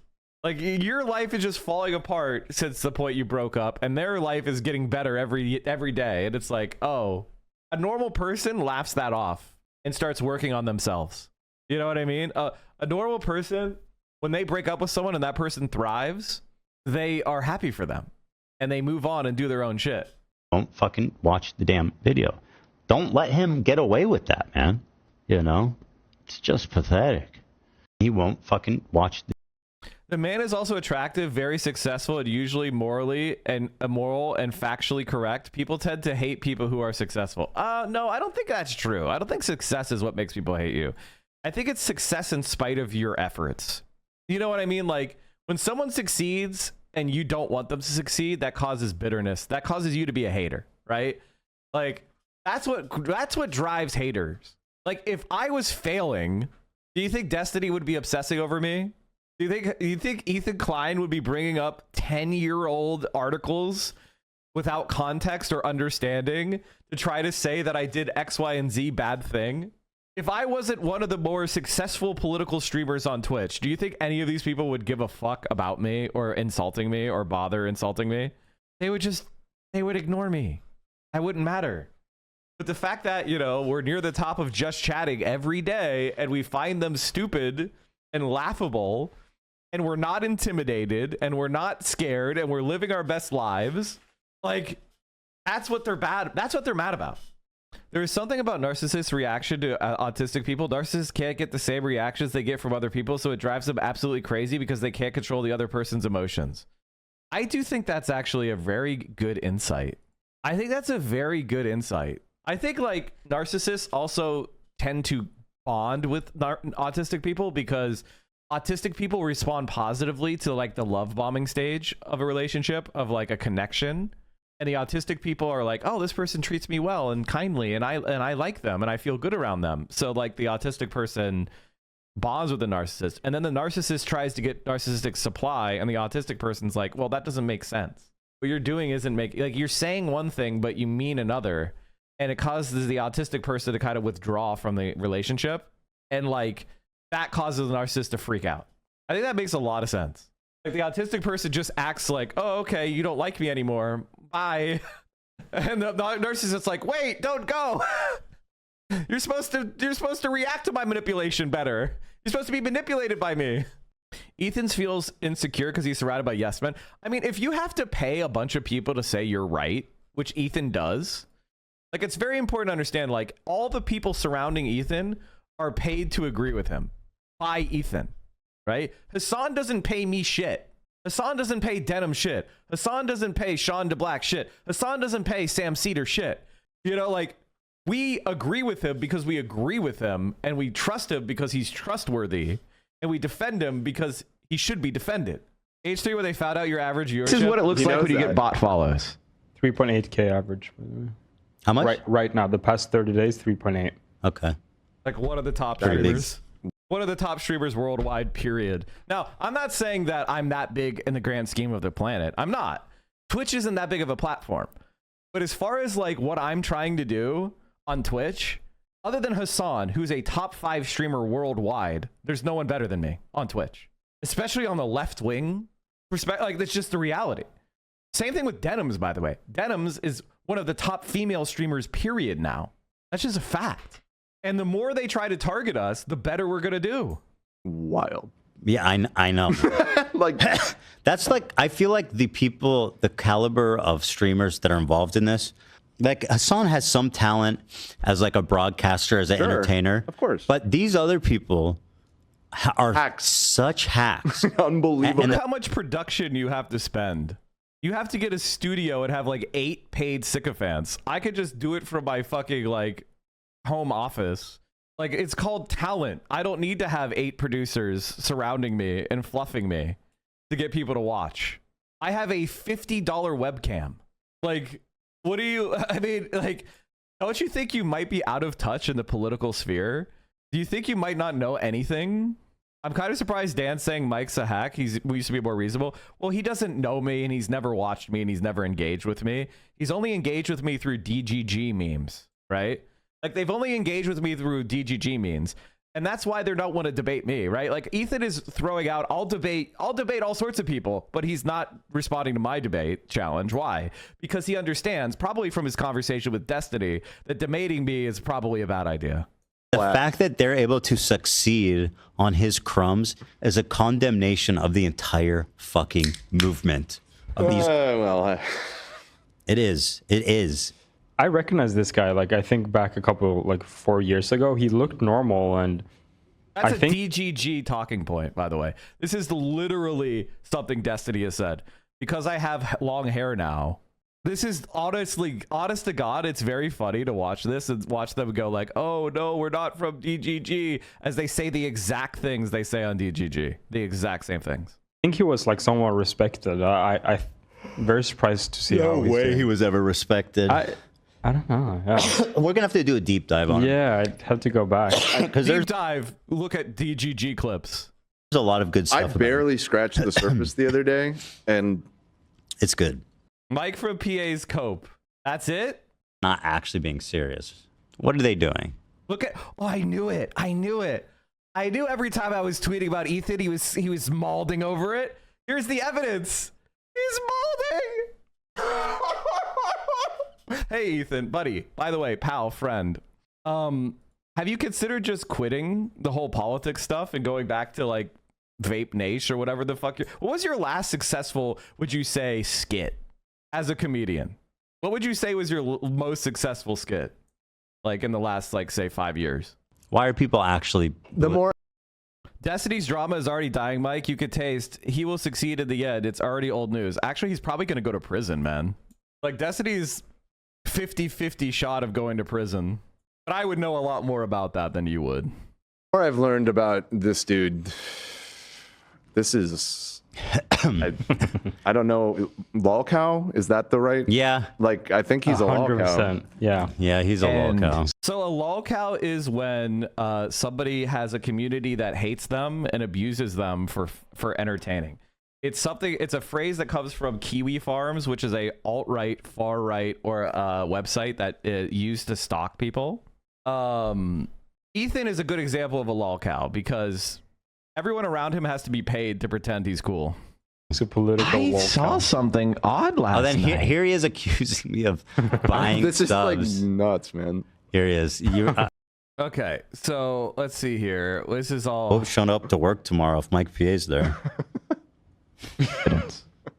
And I don't know who's doing it. All I know is that it was botted. This is what it looks like when you get botted. Boogie here. But like, why would I buy 3,000 subs? Because none of this makes, like, if you know anything about how YouTube works, if you know anything about how these websites work, it's very obvious what this is. However, even if we go along with that theory for a second, why 3,000? Bro, I've been losing, it's still a negative. Like 3,000. I lose 3,000 subs for breakfast. Yeah. That is true. He is right. I did correct this later, and I said it's very likely that his channel's just dead, and it was a API thing. And I did correct this later. I'm not a YouTube creator, so on Twitch, your follow count is live and accurate to the person. So I don't know how it works on Twitch, but like I think his channel's just on a general decline. As old, like, you know, YouTube kind of like purges old dead accounts, stuff like that. I've been losing subs for years, bro. I don't give a shit. That stuff doesn't faze me at all. I mean, it's a dead channel that you posted for the first time in 5 years. Well, I mean, so you very much expected people that on the have long podcast, since checked out. No, I don't give a shit. Yeah. Literally could not care anyways. So this is supposed to be my cope, right? I thought this was supposed to be my cope.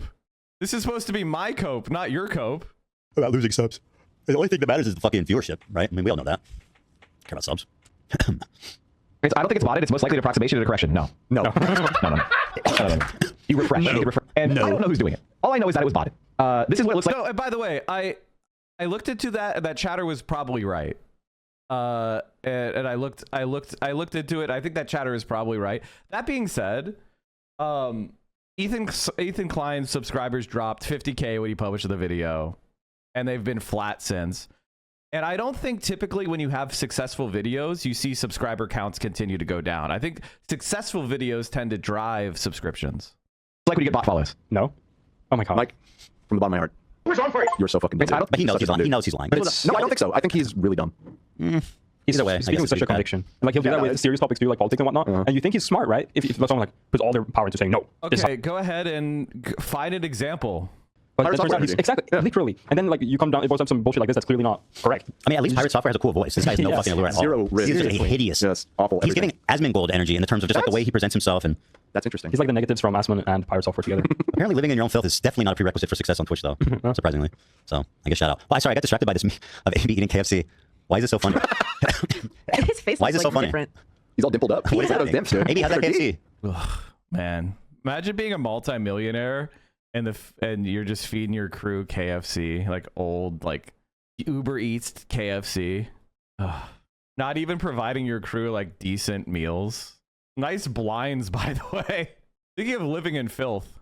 Oh, he's back. I'm sorry, guys. Usually I would ask if no one wanted anything. No. I was just starving. You guys ordered something fast. Just get on, do your shit, dude. Yeah, Wednesday. Thank you guys. I don't know my feelings. You guys want? I have some potatoes left. No, No, enjoy it, man. Enjoy it. No, enjoy It's just a funny picture. You look like you got caught, like, I don't know. What is so funny about it? I don't know. Looks like a dad. Anyway, at the end of the day, Dan is what could he say about Dan? You know, he's a yes man for Ethan. Like, what could he even say? What could he even say about Dan? DGG Dan. What could he even say? See, the difference between me and Dan is when Hassan gets unfairly attacked, I defend my friend. The problem with somebody like Dan is he's only in it for the money, right? So his values are determined by what he gets paid to do. And that'll never change.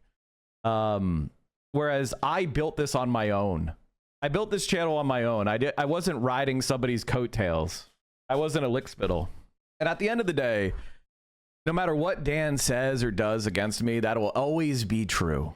And he'll never be able to escape that reality. Dan's great grandpa was part of the OG Bolsheviks, according to him. Oh, yeah? Is that right? Did you see Dan try to get Ethan to consider paying them all evenly? Yeah, that's what Hassan does on his podcast. They have a co-op and they pay everybody equally on the podcast. Now, I think Dan, like, the difference between like Hassan's podcast and paying everyone equally and Ethan's podcast and paying everyone equally is like Dan doesn't really matter. Like, if Dan walked away, it's not going to change anything, right? Whereas like with Hassan, it's a collective project. All right, let's keep going. You were saying that about poor Sam Cedar. I know. Poor Sam. Interesting, right? What do you think Ethan pays these guys? I don't know.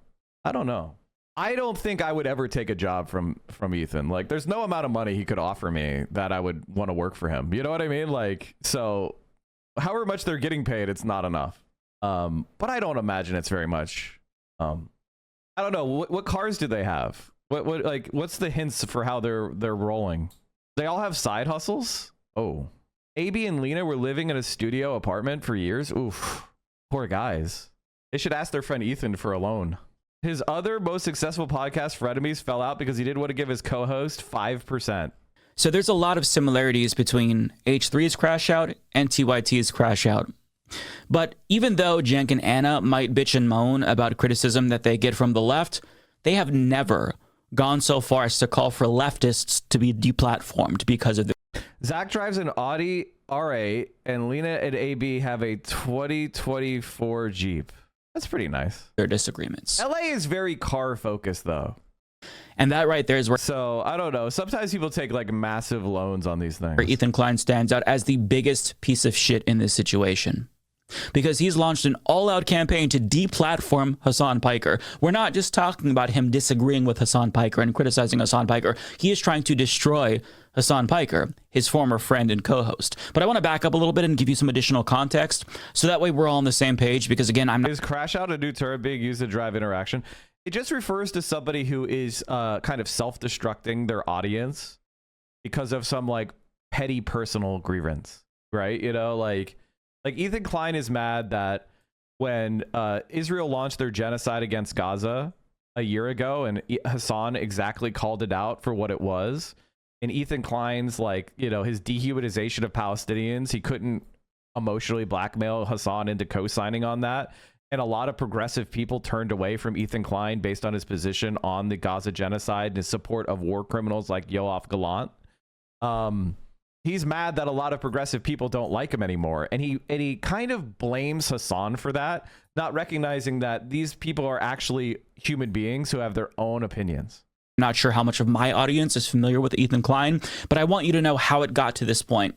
So after October 7th, both Ethan and Hassan seemed to be on the same page for the most part, but soon after, some disagreements began to emerge. Ethan Klein supported a two-state solution, whereas Hassan supported a one-state solution. Ethan Klein made comments that were tone-deaf and, frankly, idiotic and offensive. Honestly, I want them to keep talking about me. Like, for a second, like, I was going to do this whole thing where I was like, I'm kind of hurt how they're lying about me. And, you know, I could like appeal to all you guys and all that. But on the other hand, like, honestly, keep talking about me. Like, keep trashing me and naming me as one of Hassan's biggest defenders. Like, keep it up. It's true. I'm a Hassan supporter. Oh my God. 210th English channel worldwide now? Holy shit. If they keep trying to attack me with DGG talking points, I mean, like, everybody knows that like the main things they're using against me, PewDiePie made a video on it when he was the #1 streamer or the #1 YouTube creator. He used the same exact shit.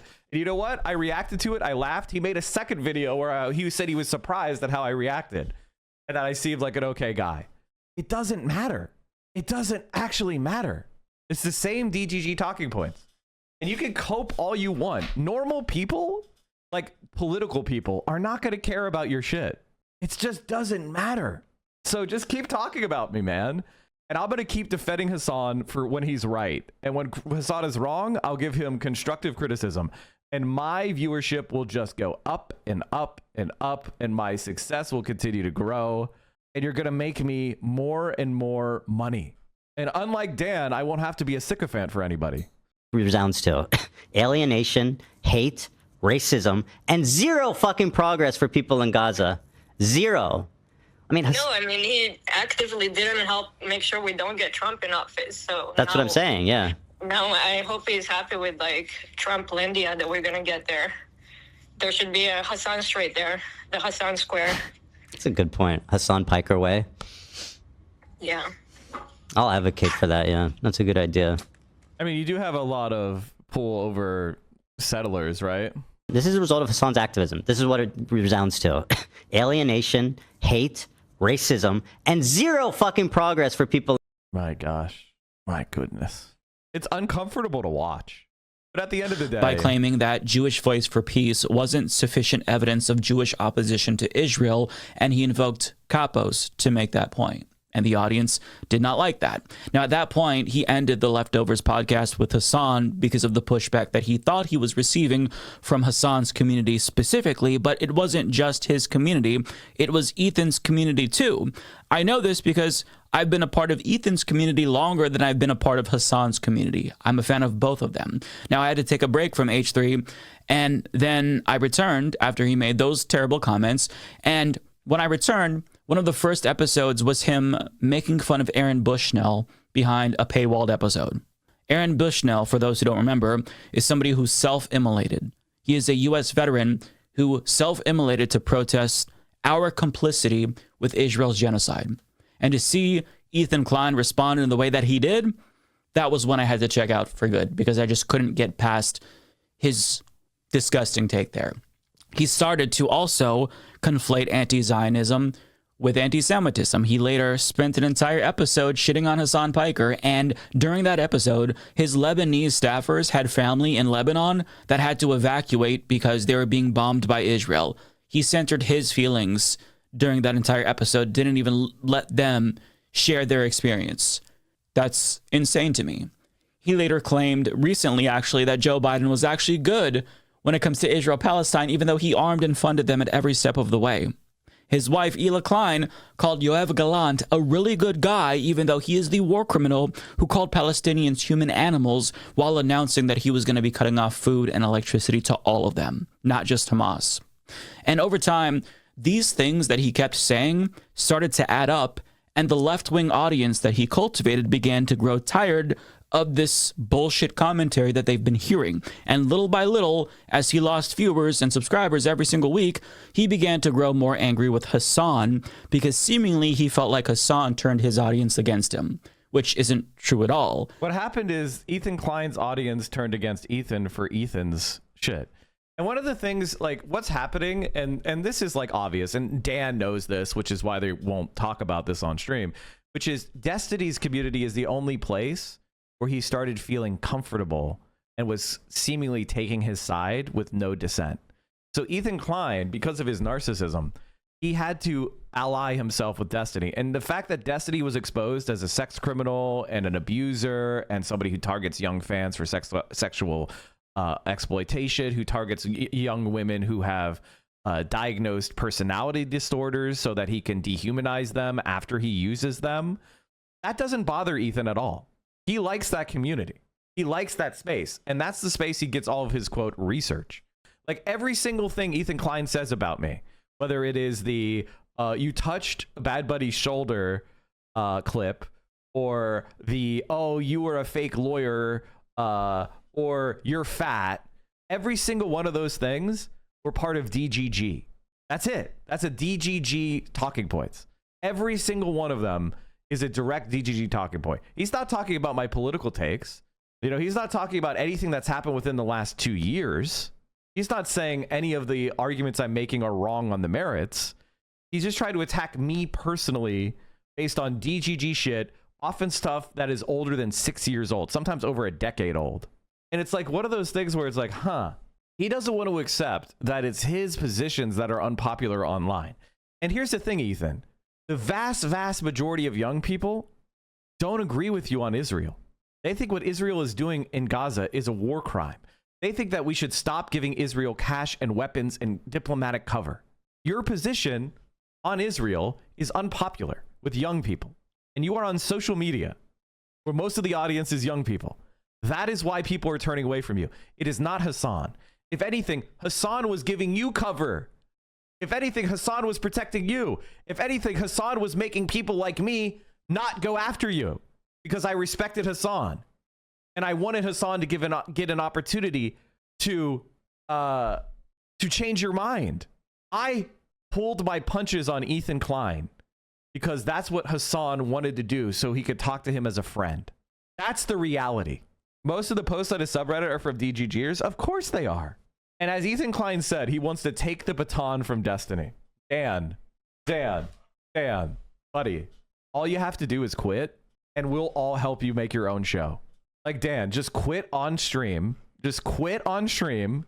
And I promise, no matter what you've said against me, I'll help you make your own show. And a 1,000 or 2,000 viewer stream will make more money than you're making on Ethan Klein's show. Like, legitimately, you should quit, man. I don't care what you've said against me. If you quit, I'll help you. Dan said he doesn't like Destiny because he debates CP and its ethics. Why is it okay with taking their fans, though? Does he have no morals? He has no morals. At least he hasn't demonstrated them yet. Dan is lazy as fuck. He doesn't want to make it on his own. Nah, I guess that's a good point. AB seems like a good... I think if you're part of that stream at this point, like, you can't pretend to be a nice guy anymore. 24 of 32 freshman House Dems met with AIPAC this morning. He has a left-leaning audience that just agreed more with Hassan, full stop. And I don't think I'm making unreasonable assumptions here because Ethan has been pretty upfront about the fact that his anger towards Hassan stemmed from him having hurt feelings. And I say that because he included this clip in his content nuke of Hassan from a conversation that they both had just before he ended the Leftovers podcast. Do you care that your chat is calling me racist? Do you make any attempt to modify? I have not looked at my chat. Moderate that at all? I have not looked at my chat at all, but you have I just opened it, but don't you have moderators? Do you care at all about what your audience says about me? There's 32,000 people in here right now. Why doesn't he own that he gets his talking points from GGG memes that are 5 years old? He pretends he does his own research.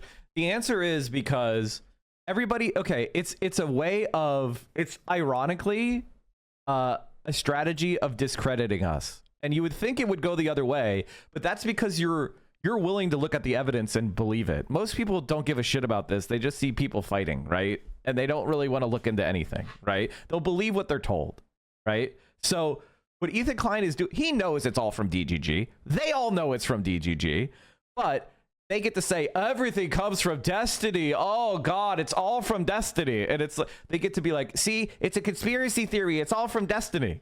Now, if you could definitively prove that it is all from Destiny, it doesn't matter because who's going to look at the proof that it's all from Destiny? So it's how you know Ethan Klein and Dan in particular are bad faith. Because they know it's all from Destiny and they lie about it and then they try to gaslight about where it's from. That's how you know they are knowingly lying. And that's why you don't have to treat them with any kind of respect at this point. And just, it is what it is. Dan and Ethan, they are what they are. I looked up at all the clips and points he used, and 100% of them, the first result was Destiny subreddit. Do you think that Ethan Klein has the wherewithal to do his own, like come on. I'm just trying to tell you guys how it feels. And I'm fucking shocked that you don't care. H3 Dan or DGG Dan? It's the same guy, honestly. Like DGG Dan and H3 Dan are the same guy, which is they don't care what the person they, orbit or leech off of does. Like they're the same exact guy. They're only relevant through the principle, and so therefore they're sticking with them no matter what he does. AB legitimately does seem like a nice guy. And I would love to have a conversation with AB and just like get where his head's at and if he has to make car payments or whatever, I understand quitting your job is very scary, but like it is what it is. The people in your chat are saying, "Who the fuck is this child? Cold, arrogant, as fuck." I love you, but there's only so much I can do. How can you be surprised when your Discord is literally full of fucking? Ethan, I love you, but there's only so much I can do. Now, to be clear, Hassan was banning people who were being purposefully antagonistic towards Ethan out of respect for him and their friendship. I know because I was there. I saw Hassan on stream ban chatters who came in talking shit about Ethan Klein. He tried to get his own chat to see it from Ethan Klein's perspective as a dual citizen of the US and Israel. But that wasn't enough for Ethan Klein. And ever since that moment, his hatred towards Hassan has grown and festered. You know, for months he's been stewing, and it's reached the point where Ethan Klein is not only... It's very funny because, like, Ethan Klein, they talk about how much they understand the internet, and then immediately, and how it doesn't matter when your channel is losing subscribers hand over fist. Comparing Hassan to literal neo-Nazis like Nick Fuentes. But he's hate Hassan and me far more than they do Nazis. He hates me and Hassan far worse than Nazis. And the reason why he does is because we reveal the moral depravity of him. Whereas, like, if a Nazi, you can look down on a Nazi and go, ew, that's gross. But with us, he has to look at himself and feel gross. And that's why we are so much more aggravating than a Nazi is. Also accusing him of being a terrorist sympathizer. And worse, he's trying to get Twitch to ban Hassan, and he used this content nuke to encourage his viewers to call for an advertiser boycott of Twitch if they don't actually ban Hassan. I made this video for 2 reasons. First, to stop Hassan infiltrating mainstream media. Hassan has been welcomed by many mainstream outlets. They view him as a friendly social democrat, as someone who's just trying to spread progressive politics online to an important demographic. But we know that's not true. He is not their friend or their ally. If you ever see Hassan rubbing shoulders with anyone from mainstream media, let them know politely, with all the civility in the world, what kind of person he is when he thinks mainstream media isn't watching. Help them understand that his name should be associated with people like Nick Fuentes and Alex Jones, other fringe, radical, political commentators.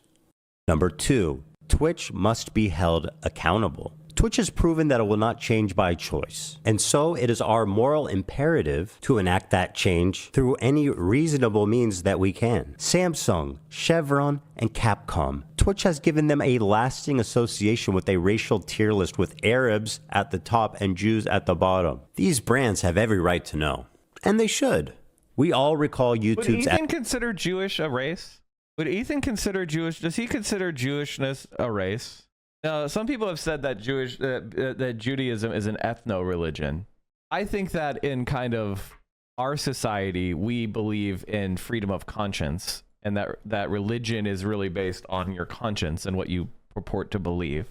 I'm just very curious about what Ethan Klein thinks. I guess Ethan Klein doesn't really believe in, like, he doesn't like follow kosher or anything. He doesn't like, he's not like a religious Jewish person, right? So for him, it's like an ethnicity. I'm just curious about how he kind of approaches his own Judaism. Adpocalypse. It happened when ads were running over ISIS recruitment videos, and it caused a brand exodus. The same thing is happening now on Twitch, but instead of ISIS, it's the Houthis, Hamas, and Hezbollah. Dan Clancy's refusal to moderate extremists is the only reason for any of this. First of all, this isn't even wrong. This is completely like just made up. Like, wrong is when you could be saying something that is not factually precise, but this is just invented. I have literally, as far as I'm aware, never watched any Hezbollah propaganda at all. I don't even think I watched the Houthi music videos ever. Like, I don't even know what the fuck you're talking about. And as far as interviewing a Houthi kid, what, you're not allowed to interview people from Yemen now? Like, what are you trying to, what are you talking about? The sole person to blame. Yeah. Now, first of all, he is grossly mischaracterizing the racial tier list that he referenced there. And he got all of those small creators banned for a month because of his outrage over that. But now he's trying to cause adpocalypse on Twitch to kill everybody's channels, so that way they'll all be mad at Hassan. So that way other creators will try to sacrifice Hassan to the gods of the advertisers in order to spare them. Now, by the way, this is literally manufacturing consent. Ethan Klein is trying to manufacture consent. He's trying to create an environment where you won't be able to say anything without fear of getting banned, basically. He's doing this. Hold on. He's trying to do this. The corporation. Let's just watch this real quick. It's only 4 minutes. We watch this from time to time, but this will explain to you what Ethan Klein is trying to do. Propaganda. Many use the word when talking about countries like North Korea, Kazakhstan, Iran.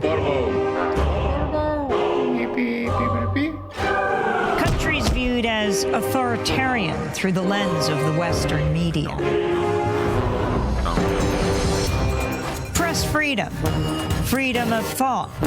People use those terms when talking about countries like the United States, France, Australia, democracies. In 1988, Noam Chomsky co-authored a book with Edward Herman called Manufacturing Consent.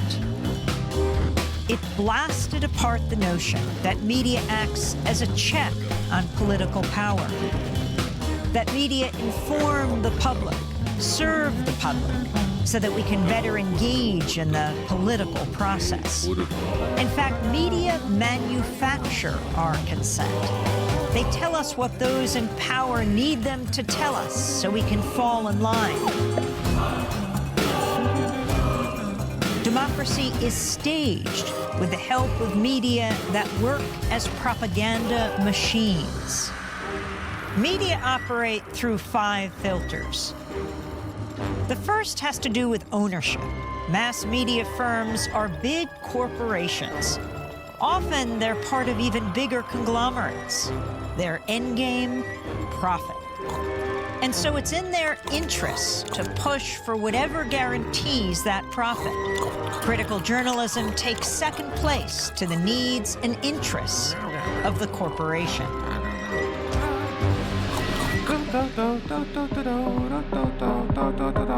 The second filter exposes the real role of advertising. Media costs a lot more than consumers will ever pay. So who fills the gap? I think one of the things that's really important here with this is, sorry about that, I had to pee. Twitch is a little bit different because you guys pay subscriptions. And that's why content like mine and Hassan's can thrive, because we're not so worried about advertisers. Like, I'm currently not running any ads. I haven't run any ads since the election. Why have I not run any ads? One, it's too much of a pain in the ass for me, because I don't want to have people complaining to advertisers about what I say. I want to be able to say what I want to say. If it costs me $5,000 or $7,000 a month so that I get to say whatever I want to say, I'm gonna pay that price, and I'm happy to pay that price. The second thing is, it helps my channel grow. People click off when they watch ads. It's fucking annoying. It makes people not want to watch ads. And number 3, because you guys have been you've been subscribing, you know, and maybe in the future I'll run ads again if the it's not election times anymore. So, maybe the attention paid to politics will decline. I don't know. But for me, I'd rather just not deal with it, because I don't want people like Ethan Klein running to Chevron and them Chevron getting mad at Twitch. I'd rather not take any of Chevron's money. I'm okay with that. Now, Ethan Klein will take money from anyone. And that's why if you enjoy... Oh my God, chat! We have a potential golden Kappa hype train right as I was speaking? Well, I'll be goddamned. If you enjoy this content, and if you would like it to survive, if you want to reward me for not running ads, then please consider supporting it by tier 1, tier 2, or tier 3. Look at that! Golden Kappa hype train timing. If you subscribe right now, so if you resub, give at least 200 bits, or use your Prime sub right now during the Golden Kappa hype train, you will unlock site-wide the Golden Kappa, and you will be able to use it in every channel for an unbelievably generous 24 hours. By the way, since we have a hype trade, the top sub gifter and the top bit donor become hype trade conductor badges. They get hype trade conductor badges next to their name, which is a golden locomotive that then becomes a purple locomotive you get to keep forever. But for as little as 200 bits right now, you could get access to the Golden Kappa. Wow. I haven't had one of these in months. This is crazy. So there's no better time to support the stream. So this is the important point. Is like the reason why Ethan Klein is trying to attack. Hassan doesn't run ads and I don't run ads. So Ethan Klein is trying to do this Dan can't stream Diddy G Destiny smear campaign against Twitch, and I'm not running ads. So what's your fucking point? Because to me, building a community that will support me directly is more important than making the most money possible. For Ethan Klein, he has different considerations. I don't know what motivates Ethan Klein, honestly. Like Ethan Klein, and I mean this with all due respect to you, buddy. I'm not a fan of yours. I have been aware of your content. Like, who didn't see Vape Nation, right? Like, who didn't see Vape Nation? I'll give you that.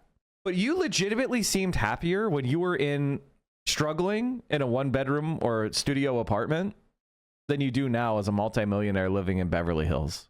Like, you legitimately seem miserable. You were happier as fat and poor than you are rich and skinny. And that, ladies and gentlemen, isn't debatable. Me, I'm an upper middle income person. I'm very satisfied with what I'm doing. I can't believe I'm allowed to come on here and talk about politics from a left-wing perspective every day with no sacred cows. And I get to do it because of the amazing community support of people like you guys. And I don't have to worry about advertisers demonetizing me. So if you want to support that, if you want to see people succeeding because they do the right thing and they're not money motivated, then give me money. I'll be honest. This is how I feel about money. Money is freedom in a capitalist society. Money is freedom and money is power. And I don't make enough money to be unable to work. I've done really well for myself.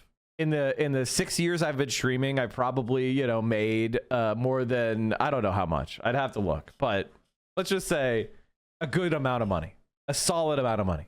And that has given me the ability to create this community where we all joined together and did not vote for Kamala Harris. And we all said loud and proudly, we will not support Kamala Harris while there is a genocide in Gaza going on. Now, that's my personal position. And I believe that was the right thing to do. I voted for PSL and I voted for Democrats down ballot. If you were in China, you'd be selling Temu clues on Douyin to earn money. You'd be changing pants every 2 seconds. Oh, no. That's why you were able to fly all the mods out to stay in your mansion for the mod meetup. I even sent you a limo at the airport. So true. And Tuba, thank you for the 10 tier 1s as well. Golden Kappa hype train. Anyway, they're making fun of us, Mike. At taking the we've seen on the first day, he rattles up. The SWAT challenge. Oh no, the NYPT team is already they're gassed. They're gassed. Rifle so it doesn't bounce off the railings or the walls. But rough guide, a shot away seconds is very good. Oh yes, on the button. 20 seconds on the button for the sniper. The assaulters through the door. 5 rooms, 5 targets, 5 looked clean. This is like the SWAT competition. The deadweight dummy is on the shoulders. 53.39 of Sarah. I don't think so. The UAE SWAT challenge. Across the line. The Chinese are done at 56. For China police team.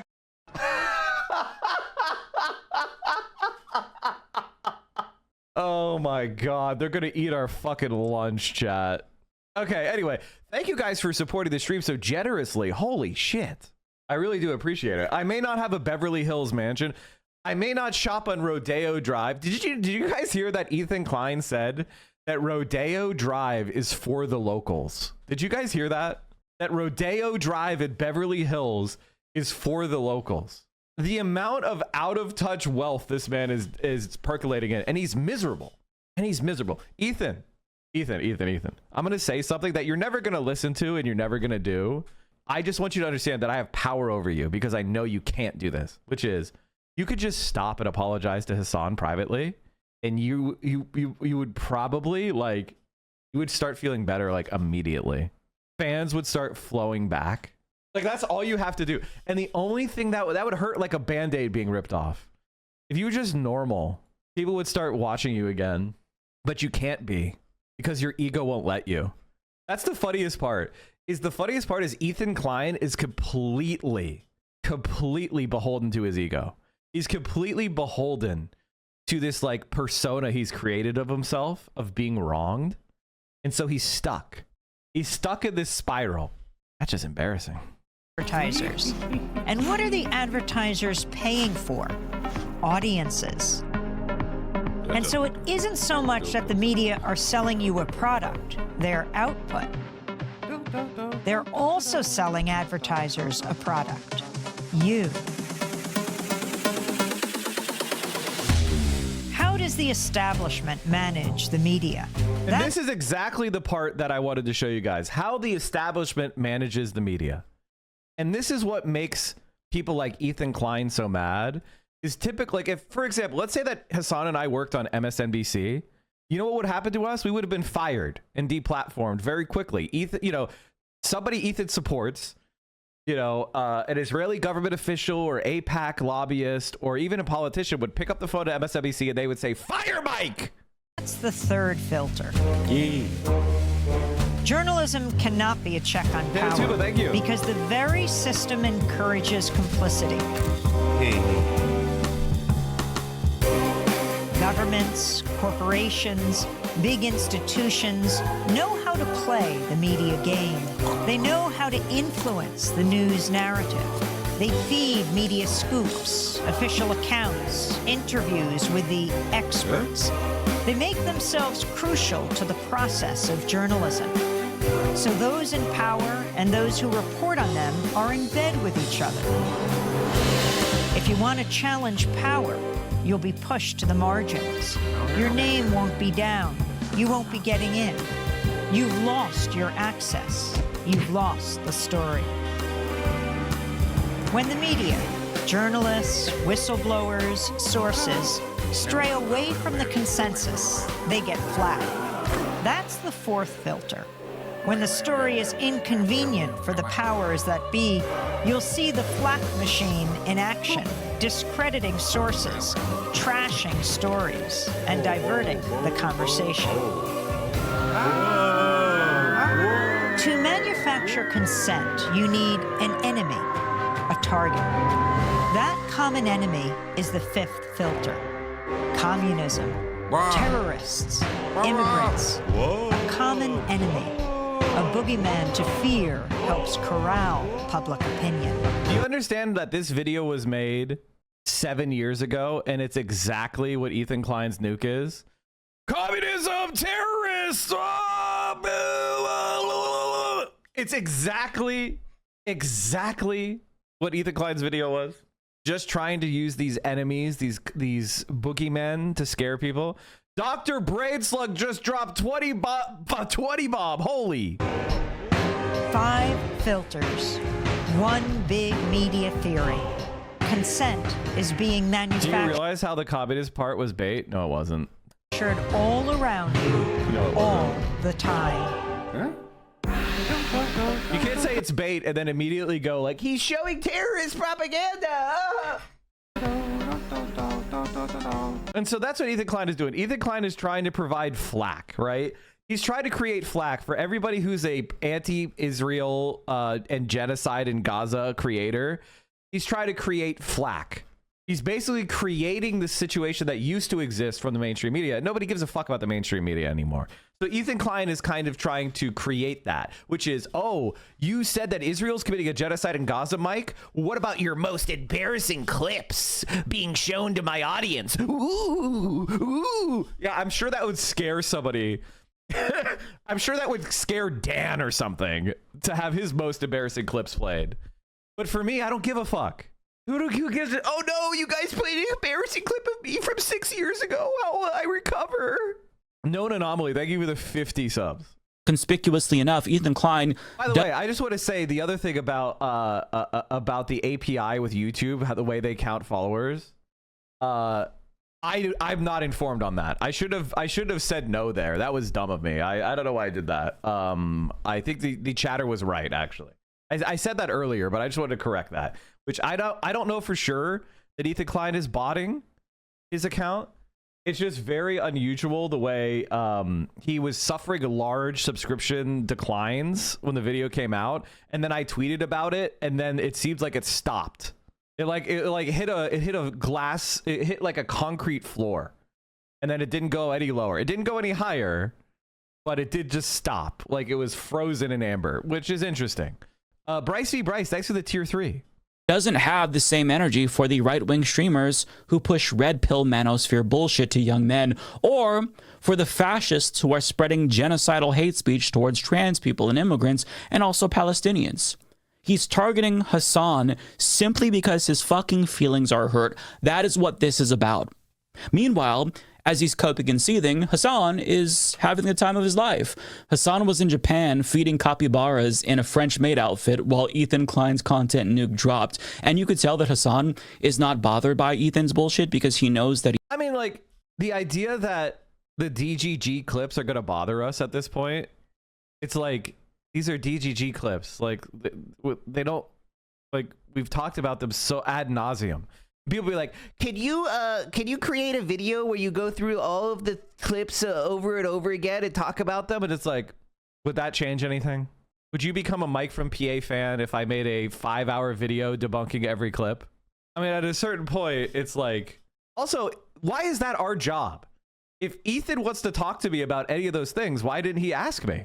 Why didn't he message me and go, hey, Mike, I heard this, this, and this about you. Is that true? Do you have any comment?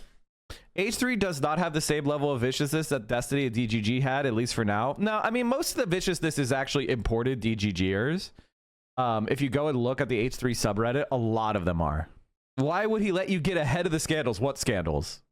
What scandal do I have? What is the scandal that I have? he's right. Conversely, Ethan Klein is extremely bothered by Hassan because deep down he knows that he's in the wrong. In times like these, we need people like Hassan more than ever. So, you know, when we're trying to fight fascists and you want to take away a prominent anti-fascist voice, Ethan, I take that personally, right?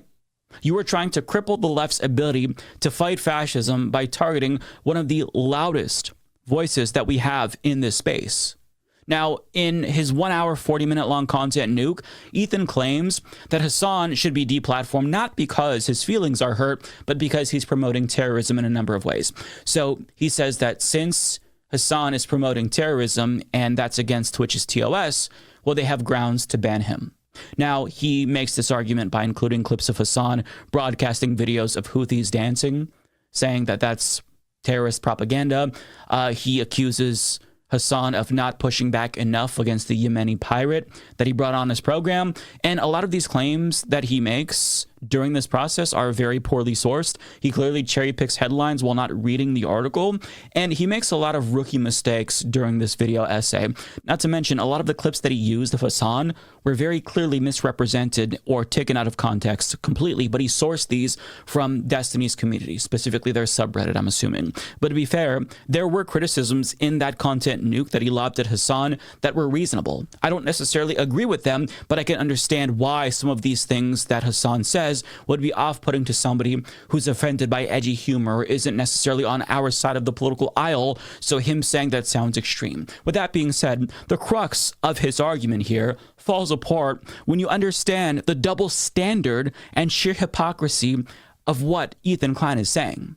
So while he accuses Hassan of being a terrorist sympathizer, he doesn't hold streamers who literally make pro-IDF content to that same standard, even though they explicitly whitewash and justify IDF terrorism. Nor does he accuse those types of people, Lonerbox, Destiny, Brianna Wu, of promoting terrorism. And he doesn't say that they should be banned. He just says this about Hassan, right? Now, he certainly doesn't hold his own wife to that same standard. She was a member of the IDF, which is a terrorist organization, to be clear. But since Israeli soldiers wear military fatigues and have the full backing of the US government, well, he's incapable of seeing them as the terrorists that they are. So anybody who promotes them aren't necessarily promoting terrorism by definition because they're the good guys. Now, he also defends Ela by saying that Israel had mandatory military service, so she had no choice but to serve in the IDF, which is fair. But he never responds to the fact that she willingly shared the fact that she had a boring desk job with the IDF, but chose a different position within the military because she thought that it was too boring. And on that same podcast, she talked about how she went on a raid to a terrorist city. Am I going to pay for Civ 7? I don't know. Does somebody want to buy it for me? Like, what are you asking me for? I forgot to get the golden kappa. Oh yeah. Thank you guys. 420 subs for the golden kappa hype train. Thank you, chat. Thank you so much for supporting the stream. Thank you guys and gals and non-binary pals for being cool. Thanks for being cool buddies and friends. I appreciate it. Ramallah, specifically, is what she was referring to. And more recently, his wife Ela called the Israeli defense minister, who is wanted by the International Criminal Court for crimes against humanity, a really good guy. Now, listen, I don't expect him to call his wife a fucking terrorist, obviously, but I do expect him to have a little bit of fucking self-awareness. Why don't they have like an ounce of regret? Like, I went into an innocent family's home and invaded their rights, and I feel bad about it, and I realize we shouldn't be in West Bank. It's just weird. And maybe not lob that term around so casually if that's his wife's history. And on that note, YouTuber Bad Empanada did a thorough... This is crazy, chat. But my sub count is 6,666, but my sub points, which is usually what I show, is 7,371. But 6,666 individual subscribers. Isn't that crazy? Like, look at that. Oh, fuck. Wait, where'd it go? Look at that. 6,666. That's crazy. Wait, where was the video I was watching? Where'd it go? Where'd it go? Did I close it? What the fuck? Oh, okay. Breakdown about this. And sorry. Everybody should check out the Bad Empanada video on it, by the way. Jesus Christ. Everybody should, honestly, like, he explained how by Ethan's own standards, Ela Klein is more of a terrorist than the Yemeni kid that Hassan interviewed. And that's important because it's one of the core pieces of evidence that Ethan Klein is using to supposedly prove that Hassan is a terrorist sympathizer. Sides of dementia. And that right there is the core issue that people like me, a former fan of Ethan Klein, take with this arc. Bad train wreck just wrecked me by gifting the 6,667th sub to 6,667. That he's on, this anti-Hassan arc. It is a double standard that is clearly rooted in Western chauvinism, in Islamophobia, and quite frankly, in racism. And putting aside that issue, it's rich for somebody like him to condemn Hassan for his craziest takes when he literally had to buy a $20,000 button for his podcast to purge oopsies that he made during live streams. I mean, we're talking about somebody that memed a little bit too close to the sun multiple times. He said that he hoped the NRA convention, when it was happening, I think it was 2023 or so, got shut up. We know why they don't see an ounce of regret, because they don't see Palestinians as human beings. Hila wanted to be a part of the atrocities of the IOF have done, and years later she has no regrets. Weird hill to die on. I mean, thank you, Krunkoff, for the 6,669. I feel like there's the propaganda that you and I as normal members of society are not getting that they have gotten, which is the idea that Palestinians want to kill all Israelis. Like, that is the kind of, like, that's what they believe. They believe that if there was a one-state solution and people were given their rights and everybody was, given the right of return or just compensation when that's not practicable, that would result in a genocide of Jews. And it's just an incomprehensibly ridiculous belief. Nobody's going to allow that to happen. Like, the world will not stand by and allow that to happen. And it's incomprehensible even in the context of reality. And yet, that is the foundational core belief they want you to have. He said that if there's another Holocaust, he hopes that Ben Shapiro is gassed first or last. And he admits that he says offensive things himself in the content nuke, to his credit. But he implies that Hassan's edgy comments are just too beyond the pale, whereas his aren't, I guess. And I mean, that's fine. You can think that, but it makes you a hypocrite, especially considering how you literally built your fucking career by making edgy jokes. And now he's taking to Instagram to attack people who criticize him.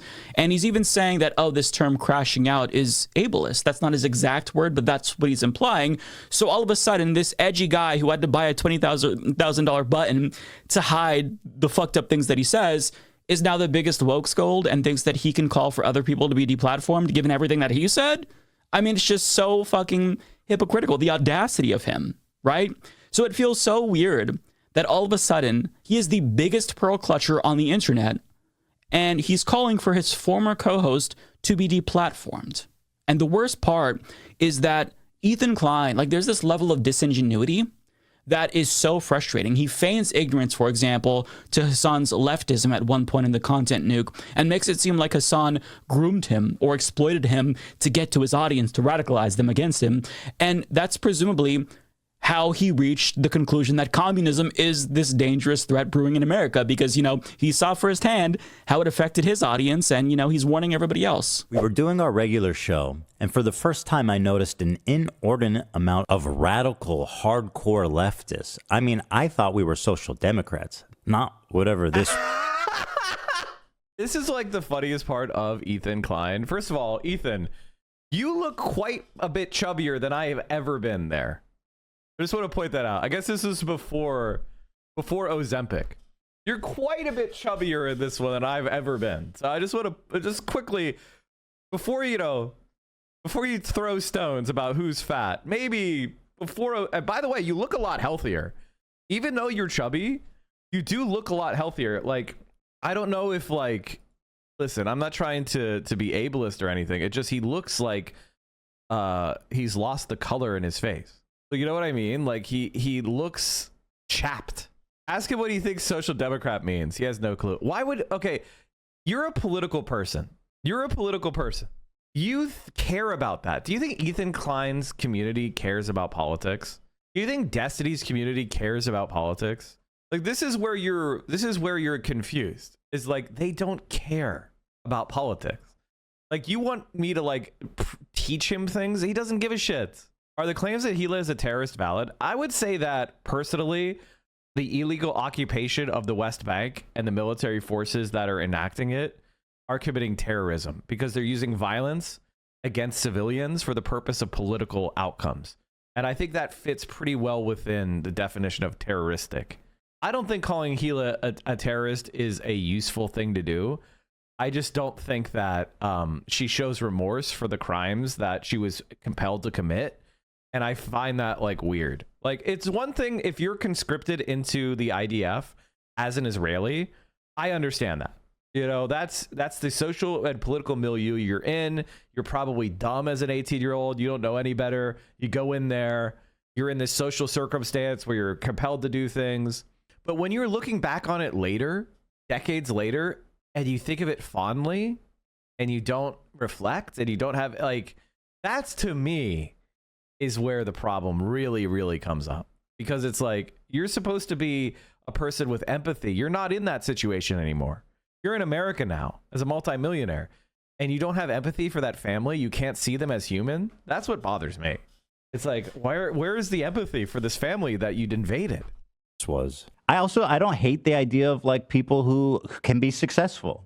I think it's good that people can achieve success. What does that mean, Ethan? What does success mean? Does it mean where they have tens of billions of dollars and they can dictate what you and I say on social media? Does that mean that they get to consume 1,000 times more carbon dioxide emissions than the average person? What do you mean by succeed? Do you mean they have servants that, you know, serve their beck and call and wash their asshole? Like, what do you mean by success? Do you mean they get to live off of other people's work? What does that mean? Be specific. The term monetary success. I mean, that's what that means, right? I do. You know, there's nothing wrong with that. Because I see so many people in the chat saying no. I don't know what y'all are tripping about. Like, what the fuck do you What is the idea that you people guys, like, are looking for? You guys are all, like, radical communists? There's that many radical communists? Suck it, chat. You're watching a capitalist pig. Deal with it. Now, he has cultivated more of a left-wing audience due to his proximity with Hassan, and also because he kind of made a pivot after making pretty reactionary videos. But there were also a lot of people in his audience that have always been left-wing. People like myself who remember the cringeworthy episodes where he debated with his producers, Dan and Ian, about whether or not billionaires should exist. That was insufferable to me, and I'm glad that he moved away from that and became more progressive with time. I mean, his audience was not happy back then, if you go back and watch those episodes, and they especially aren't happy now that he's running interference for rich people. So, of course, they're going to respond to you by criticizing you, especially again, after you moved away from that trajectory that you were on towards the end of the SJW era back in like 2016, 2017, where he was platforming racists like John Tron and hucksters like Jordan Peterson, twice for that matter. So to see you move in this better direction where you take accountability for your past actions, that was encouraging. So your audience is holding you to this new standard that you set for yourself. But he doesn't like that, right? But here's where his content nuke got especially fucking clownish. When he pretends like he was victimized by Hassan, who apparently lied to him about his true communist intent. And this right here is where we get into the Red Scare portion of the content nuke, and it is the most clownish shit I have ever seen in my fucking life. Now listen to Hassan during our very first conversation lie to me about how he's a social democrat to hide his power level. We should move towards a Sweden-style economy or a Norway-style economy, which would be a social democracy. You have to advocate for a much lighter form of propaganda. With robust social safety nets. Cold radicalization funnel, catch them while they're young, as they say. And protections for workers, like higher unionization rates. A lighter form, while simultaneously still doing agitated propaganda that goes beyond social democratic ideas. Hell, he's proclaimed it loudly that he is a self-described propagandist. I'm a propagandist. Well, no. For the record. I'm not calling I'm a you that. I'm just Propagandist just means you have a position. It's been turned into a pejorative. It doesn't mean that it's misleading. It doesn't mean it's dishonest. It just means I have a political point of view that I want to see advanced. I am spreading information with the purpose of advancing a point of view. It doesn't mean it's a lie. It's been turned into that, and that's why I don't like to call yourself a propagandist, because people don't think that's what they mean. What they think it means lying from a biased point of view. But that's not actually what it means. just saying, I'm going to play you. I'm saying I am. Okay, well then I want to I'm saying I am. I just want before to you even play it. A propagandist is much more than someone with a bias. It's someone who knowingly lies to further their political agenda. And then I had a terrifying That's not what it means. Vision. It's all right. It's all right. If you look at the definition, it includes lying, but it doesn't always include it. Had I been duped? Was Hassan presenting a Trojan horse to my community, where he was just a left-leaning Democrat like myself? I don't think you're a left-leaning Democrat, Ethan. I don't think you're a left-leaning Democrat. I don't think you know what left-wing means, honestly. Like, I don't think Ethan actually even really has a good grasp of basic political science. Words mean things, yeah. And as he said in the previous video, was funneling them into... Honestly, like, his eyes look sunken. Is that what happens with Ozempic? Does it like eat the fat like on your face super hard, or like it doesn't look good? It looks like he does it. He was chat GPT talking points to Hassan on socialism. To radicalization and turning them against me. Liberals are some of the easiest to manipulate people on the fucking planet, dude. I learned how much he hates. He wasn't saying he was. He was probably, what's the context of this video, by the way? This is probably Hassan talking about like Democrats working with Republicans and being tricked by bullshit. Why would he even show this clip? This clip is so stupid. Like, this is propaganda, by the way. This is propaganda. Was Hassan saying this for the purpose of like, I hate all liberals and we should never try to convince them? Like, what was the point of this? Oh, come on, man.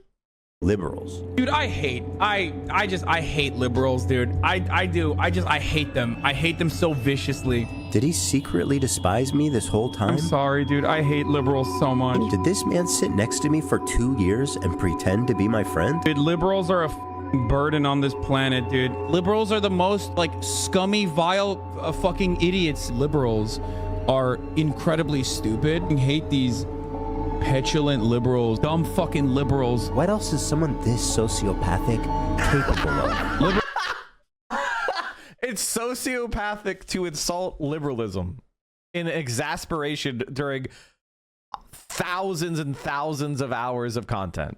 To get exacerbated once in a while with liberal stupidity. That is sociopathic. I think it's more sociopathic to fixate on former friends and everybody who allies with them for hate videos a year after you stopped collaborating. I think that's more sociopathic. Liberals are some of the easiest to manipulate people on the fucking planet, dude. Was I being manipulated this whole time? That was my fear anyway. Regardless of his true beliefs, that broke my trust in him, and I pretty much ended the show immediately. So is he? So in the background, he's watching Hassan play Marvel Rivals. Is that what's happening? Is that the joke? That Hassan is playing Marvel Rivals in the background? That Hassan played a video game? Is that the joke? There's this one thing that people do. Can we talk about this for a second? I care deeply about politics. I think about politics more than Ethan has in his entire life in probably like a week. All right. I'm reading stuff. I'm listening to podcasts and listening to speeches and reading news articles, watching content pretty much, 10 plus hours a day minimum. All right. That's reality. But you know what? I still watch shows. I still go out to eat. I still spend time with my loved ones. I still go outside.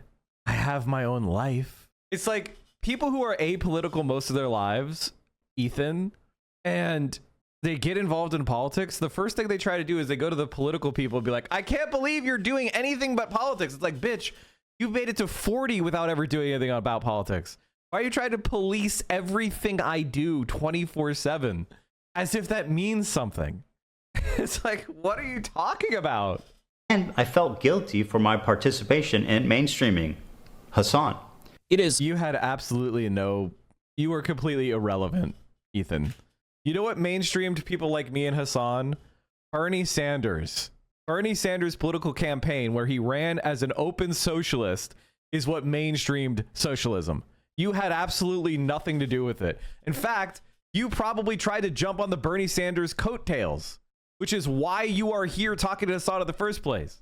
Hassan is talking to, the president of the Flight Attendants Union, the president of the Teamsters Union, U.S. senators, U.S. congressmen, New York Times journalists, NBC journalists. Like, Hassan was mainstream before you were ever a thing.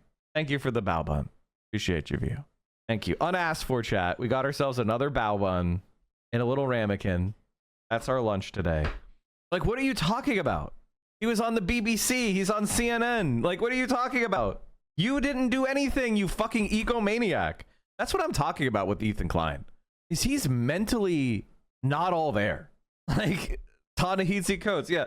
I mean, this last year, Ethan Klein, you are irrelevant. Shut the fuck up. It's adorable that he credits himself for Hassan's popularity. That right there is peak delusion. But as you saw, it always comes back to Ethan's feelings. First of all, propaganda is a value-neutral term. It doesn't necessitate lying. He made that up. Second of all leftists have expressed anger with liberals for many reasons. Liberals have done the same. But liberals in particular, like Ethan Klein, they agitate leftists by choosing to focus their ire on the left as opposed to the fascists who seized power in this country. And he's not the only person who does this, to be fair. It happens all the time, which is why the left does get frustrated with liberals. For example, Olivia Giuliana, a pro-Democrat influencer, chose to bash Chappell Roan for calling for healthcare for musicians at the Grammys, while implying that she didn't support Kamala Harris, who had a plan to expand access to healthcare, except she's lying. She did vote for Kamala Harris. She just didn't want to publicly endorse her because of her complicity with genocide.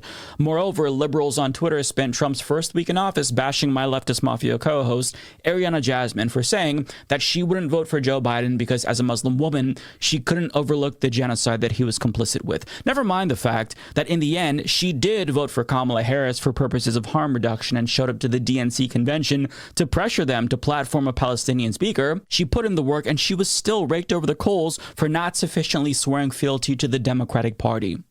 So there's been this long-standing animosity between leftists and liberals because we are forced to share a party with people that have completely different worldviews than we have. Liberals are capitalists.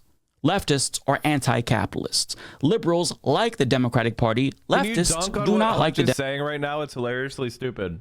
What is Hutch saying that's so stupid? I mean, he's never had a good take ever, but Democratic Party. Although some of us align with Democrats to stop fascists, right? And we're critical of the Democratic Party because we want them to do better and beat fascists, which irritates liberals. But Ethan Klein feels like Hassan downplayed his actual beliefs to radicalize Ethan's audience and ultimately turn them against him. But Hassan has literally never hid his views, ever.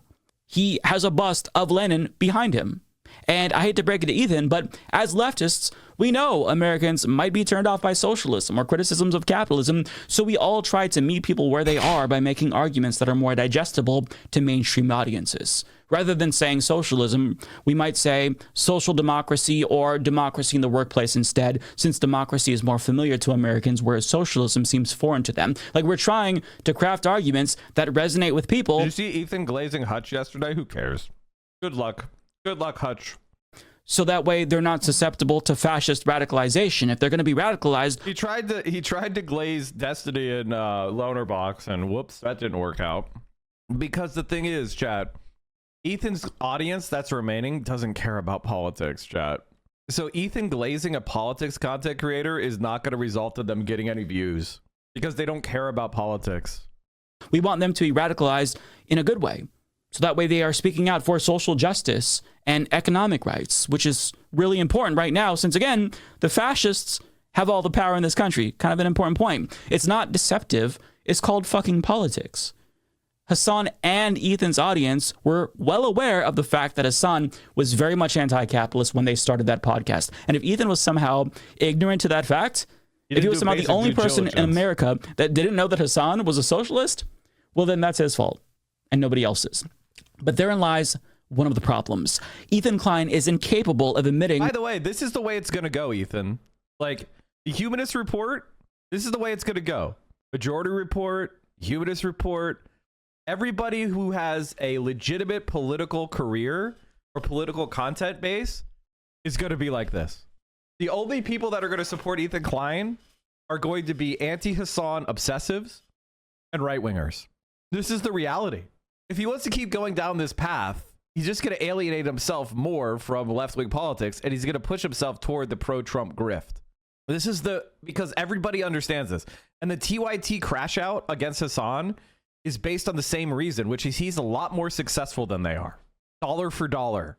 There has been tens of millions of dollars invested into TYT. Tens of millions of dollars invested into TYT. You know what I invested in my stream? This is legitimately true. When I started my stream, my audio was old iPod earbuds wired.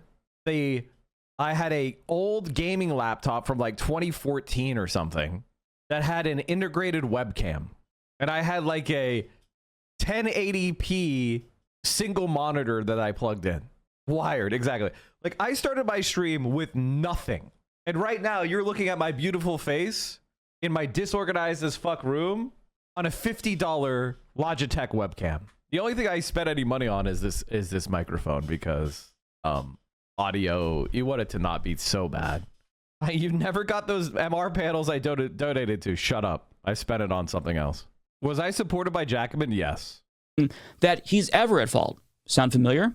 While he takes responsibility for platforming Hassan, he, kind of eases his culpability there by suggesting it was only because he unwittingly was duped by Hassan and didn't know any better. Ooh.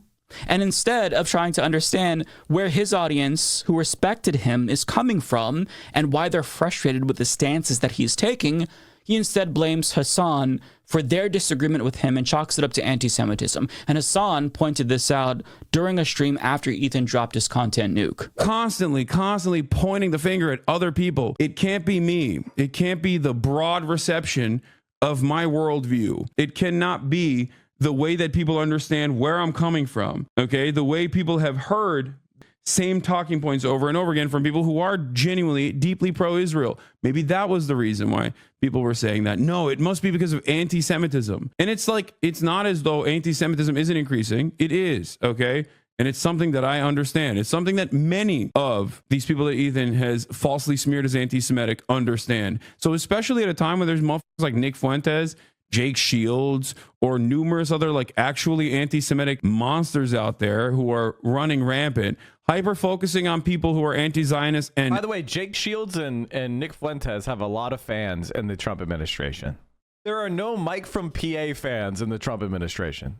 Expressly and openly not anti-Semitic is certainly a choice. Yeah, but according to Ethan Klein, Hassan Piker is just as extreme as Nick Fuentes, and you should focus all of your energy on making sure that Hassan is treated like we treat the Nazis. Don't do that to the fascists. Do it to somebody who's fighting the fascists. And on the subject of Nick Fuentes, to talk about treating Hassan like him, Ethan Klein doesn't talk about Destiny, who platformed Nick Fuentes. He has nothing to say about that in radicalization. He only has this fire for Hassan Piker. It's always left punching. But again, this is where these similarities between Ethan Klein and Cenk Uygur start to show again, albeit to a much lesser extent. So Cenk often equates the far left with the far right as if they're comparable, when they are not comparable, not even close. The far right wants a white ethno-state, whereas the far left wants free healthcare and social justice and freedom for workers. Comparing the two is tantamount to fascist apologia as far as I'm concerned, because you are sanitizing the danger that these fascists actually pose. They want to inflict pain and suffering on vulnerable people, whereas the left wants to stop that, wants everybody to be equal, wants everybody to have healthcare and worker rights. But even as people like Ethan Klein and Cenk suggest that the far right and far left are opposite sides of the same coin, one thing that's becoming abundantly clear is that neither of them have the same energy for the far right that they have for the far left. And David Dole actually confronted Cenk about this on Twitter after he made this tweet, which reads, "Me." By the way, chat. Dude, Gopnik with the absolute banger 31,000 like tweet. Okay, I have a question. I have a question for the H3 fans. Like, would you say that this nuke is working? Like, would you say that it is working? Like that it is working so far? Like, do you think it's working? Like, leaving aside the fact that whether or not you agree with it, do you think that it's working? It's hurting Hassan? I'm using the same tone when exposing my local fascists and Volksgemeinschaft. It is working in favor of Hassan. I mean, I think so. If it was working, D fans would be insufferable signal. I mean, like, this is the place that I go because I consider it to be very anti-Hassan and very, very anti-Mike, which is live stream fail, right? Like, Ethan Klein blame Hassan for Gila's favorite artist telling her, "Sorry, I can't be associated with this company. Thanks for the consideration." And like, you go into the comments, Ethan insinuates Hassan is a sexual predator. Hassan is jacked but has an oddly tiny head for his frame. No, his head is normal sized. His shoulders are extremely big. He has a normal sized head with cartoonishly big body, which is the reality. Hassan drinks Coca-Cola products on stream, and for that reason, I'm out. The real nuke will be Ethan revealing who cooks his chicken. Like, does it seem like anybody gives a fuck? This will hold me over until the next wave of pirate software drama. I may be mistaken, but I think the story he's referring to is that Hassan once showed a reporter or journalist unsolicited nudes that he got from fans. Like, he was opening Snapchats in front of him to prove a point that he gets unsolicited nudes all the time or so. I don't even think he did that. It was more like he opened his DMs and there was like previews of it. He didn't like open the photos and go like, look how hot she is. It was just like, I get spammed like unsolicited sexual content. Like, that's not even true. Like, this isn't even not even close enough to accurate. It's definitely immature and stupid, but I don't agree that it's immature and stupid. I don't even think he showed any of the DMs. It was just like previews. Like, you open your DM section and it just, you get like small previews. Like, this is not even what he did. He was showing how he was sexually harassed. Like, if a girl Twitch streamer was getting a bunch of unsolicited dick pics and showed a reporter to prove a point, I don't think anyone would care all that much. Hassan asked his fan to send him pictures of them wearing his merchandise on Snapchat. He wanted to show the reporter, and this is where the unsolicited nudes popped up. Yeah, exactly. It's just a Destiny DGG talking point to try to cover up the fact that Destiny is a sex pervert who's going to go to prison, God willing, inshallah, for his crimes. Ethan is making a stronger accusation that he solicits nudes from fans. What a scumbag, dude. To be clear, this story doesn't say he went to open his Snapchat messages to show unsolicited nudes. They were talking about his merch, and he went to show messages of fans wearing his merch, and he warned it might have unsolicited nudes. Then it was full of nudes. That's not Hassan asking for nudes. I love how he says he doesn't know who Destiny is while using a story Destiny was linking to try to do a "but you" when Hassan was covering Destiny's crimes. Which is extra funny because here is Destiny showing his guest nudes he receives from fans. Stop. You know, there's a lot of DMs. Oh, Jesus. No, stop, shut up. They just send you boobs? Who are all these girls? Stop. In an episode of the podcast, Ethan was seen to have the Destiny subreddit pinned to his sidebar.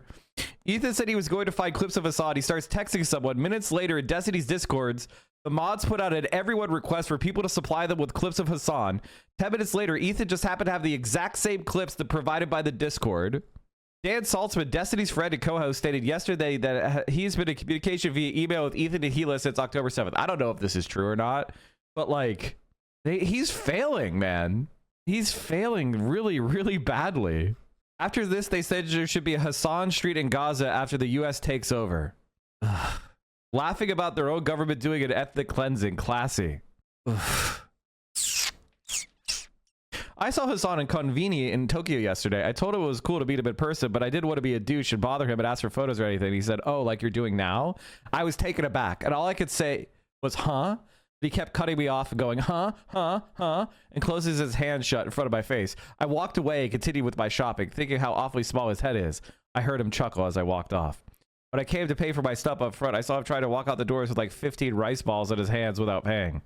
The girl at the counter was very nice about it. Professional was like, this is Japanese words.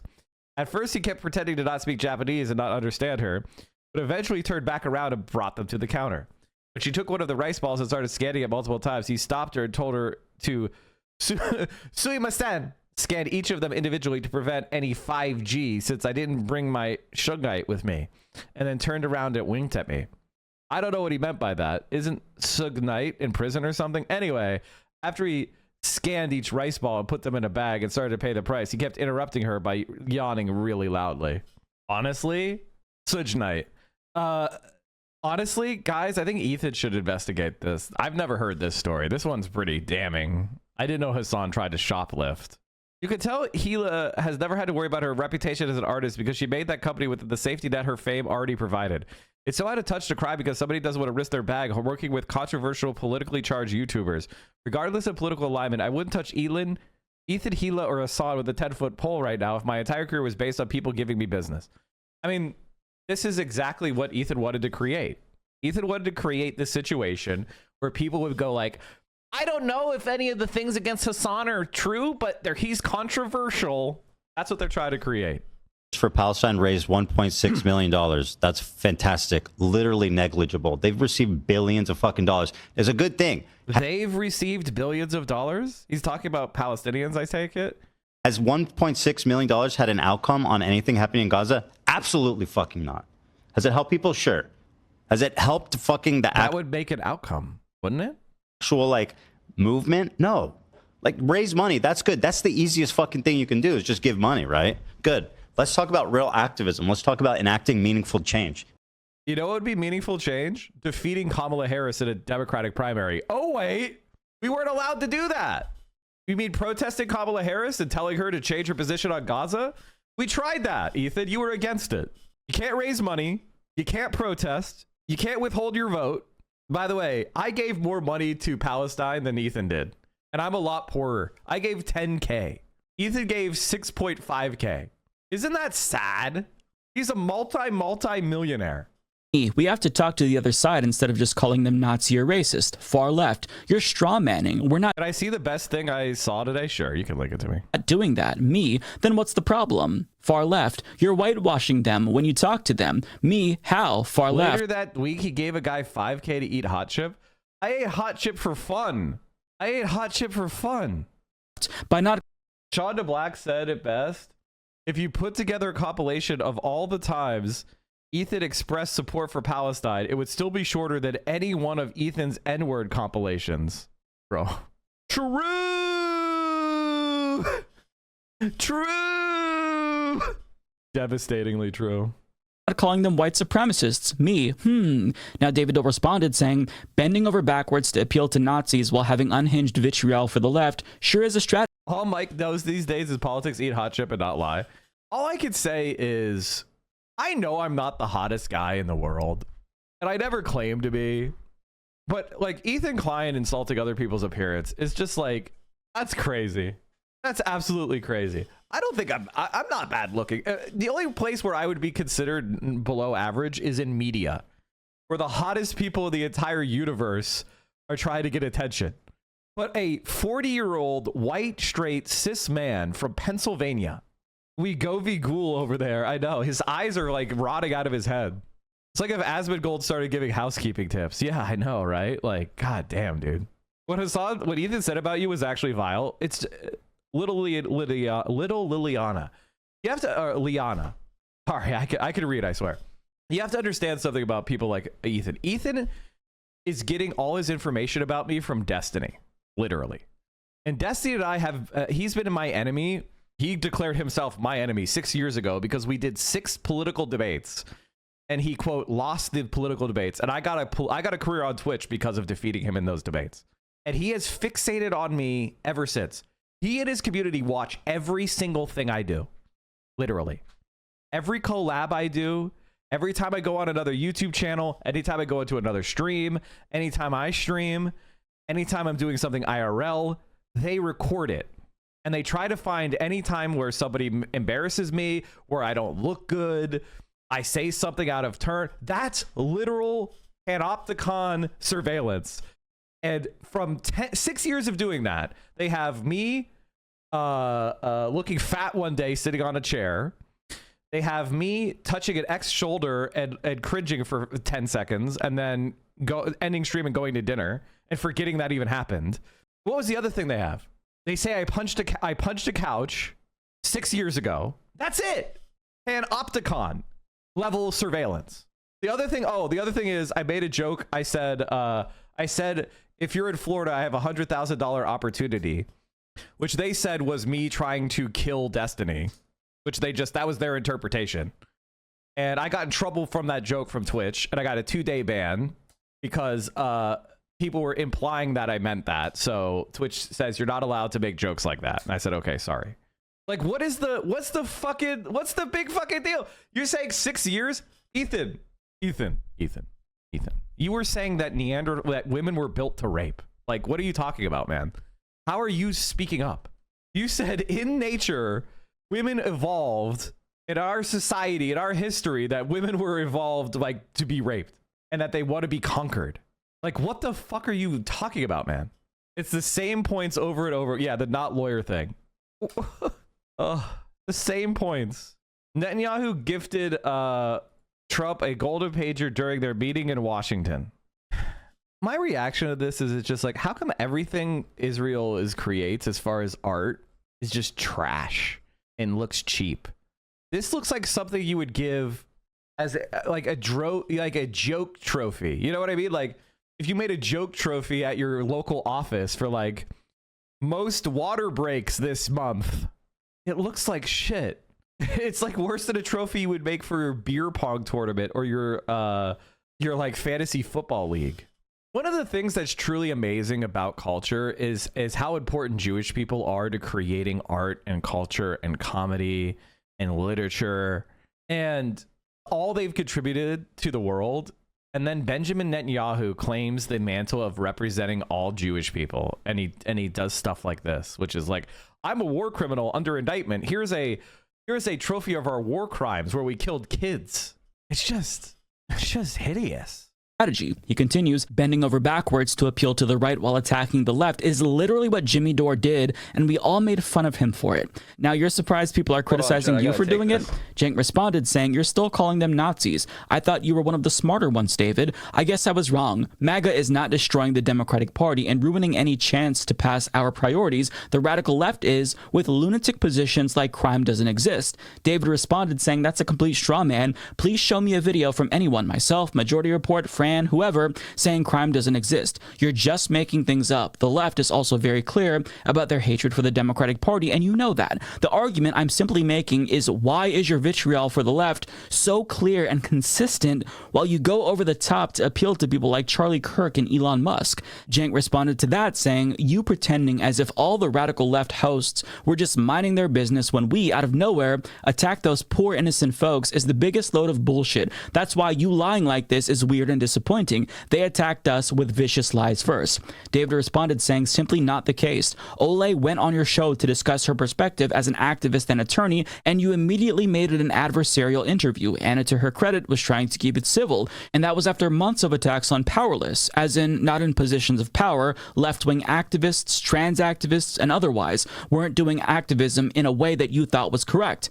Cenk responded by saying, I get it, David. You also want clicks. He says this because he has no other response to to it because David is right. Here, everybody, look at how self-righteous and morally pure David is. He also hates all rational strategies. Give him some clicks. Ole was arguing for abolishing prisons. Is there a dumber position? David responded to that with a death blow, saying, bro, looking at TYT, I think you're the one that needs clicks. I'm doing just fine covering news and politics. This won't be on my channel. You're not as important as you once were. Cenk responded to that angrily, saying, great, then fuck off. Also, why is every left-wing channel doing videos about us, and how are they the brave ones willing to call everyone Nazis, but we aren't? Make up your mind on your talking points. Are we grifters who did it for a larger audience, or is our audience dwindling? Finally, David responded, saying, again, literally no one is saying that, lol. You always make these claims that left-wing channels are calling you a Nazi and never produce the evidence. I don't think you're grifting. I think you've made a horrible mistake thinking you can appeal to cult members when there's a mass exodus of liberals from MSNBC that you could be attempting to move left. So as you can see from that exchange, Cenk is exhibiting a lot of the same characteristics as Ethan Klein is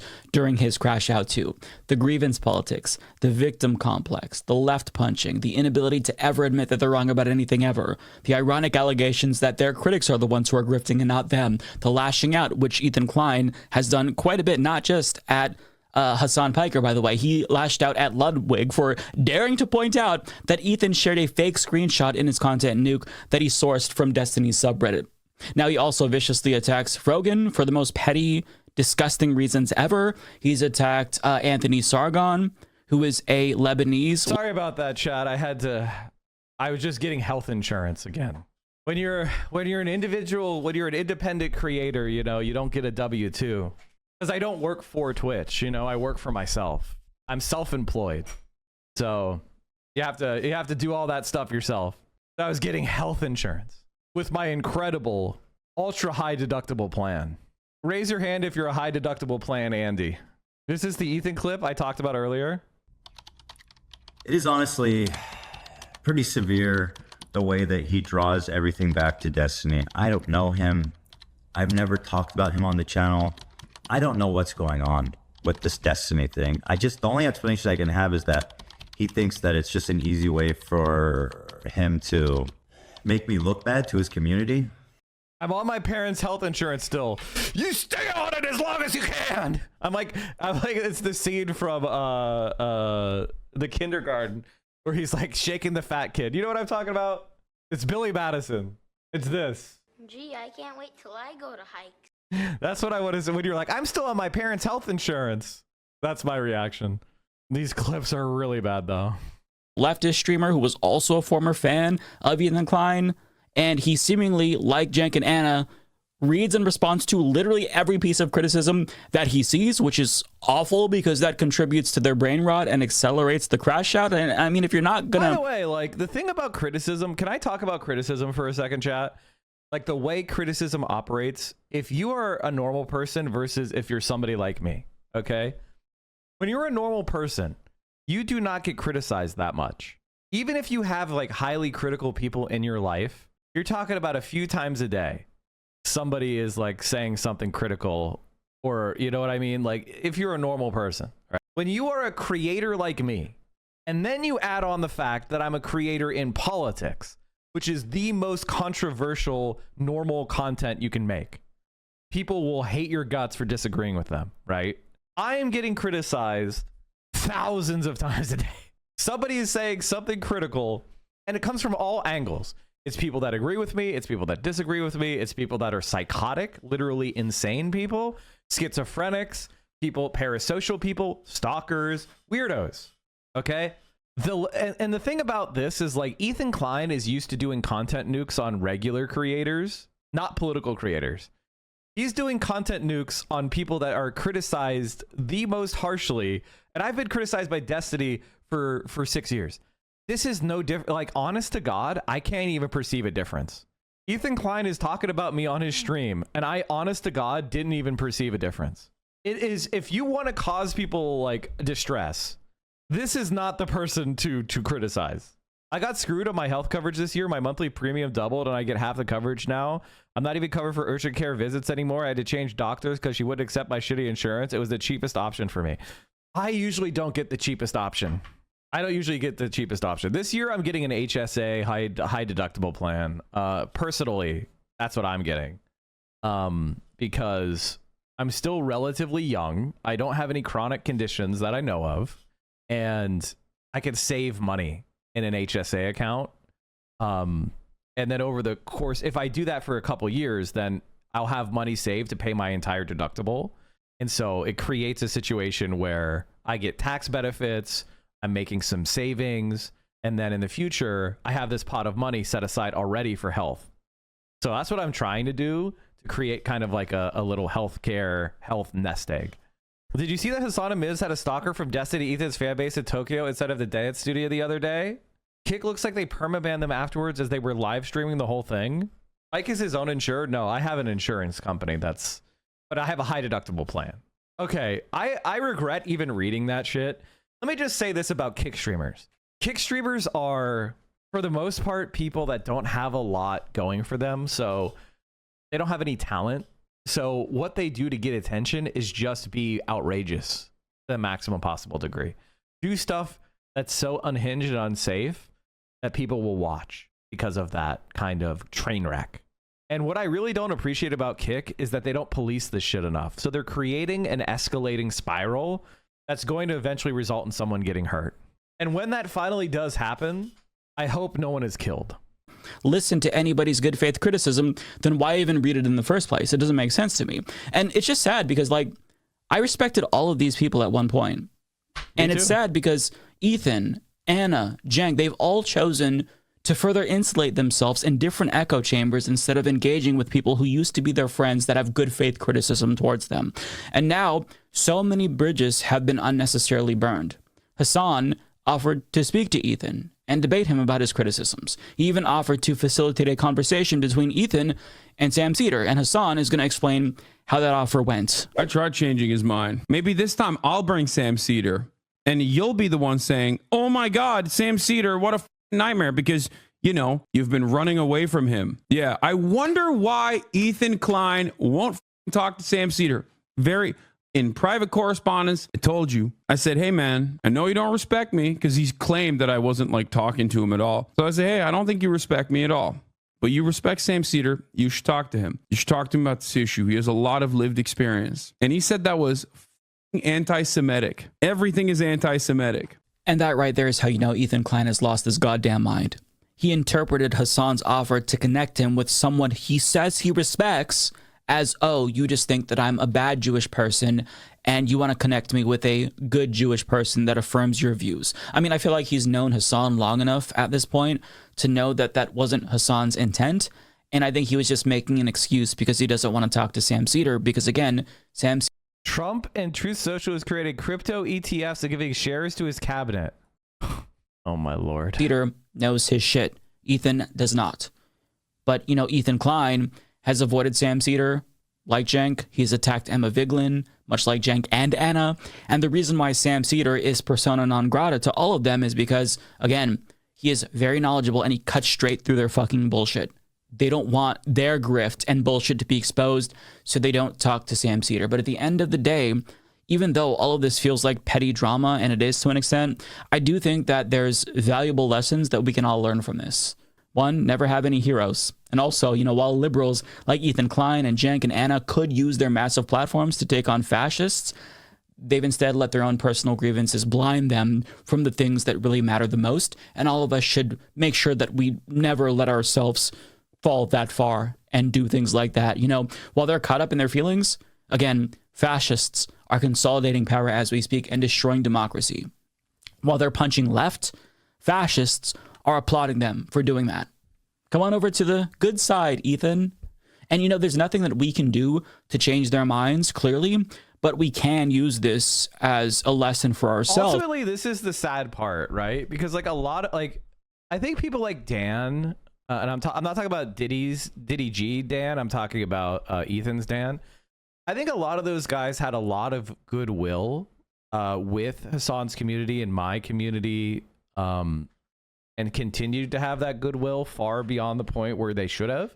And now they're kind of mortgaging it to stay in Ethan's good graces, just as Ethan kind of, you could take any eligible deduction at any point in the future from the HSA $300 doctor's bill today. You can withdraw $300 from the HSA, 10 years for it, tax free. Let it grow. Oh, very interesting. Medium rare OG. I didn't know that. And make sure that we always recenter. I just don't get it. I don't get it.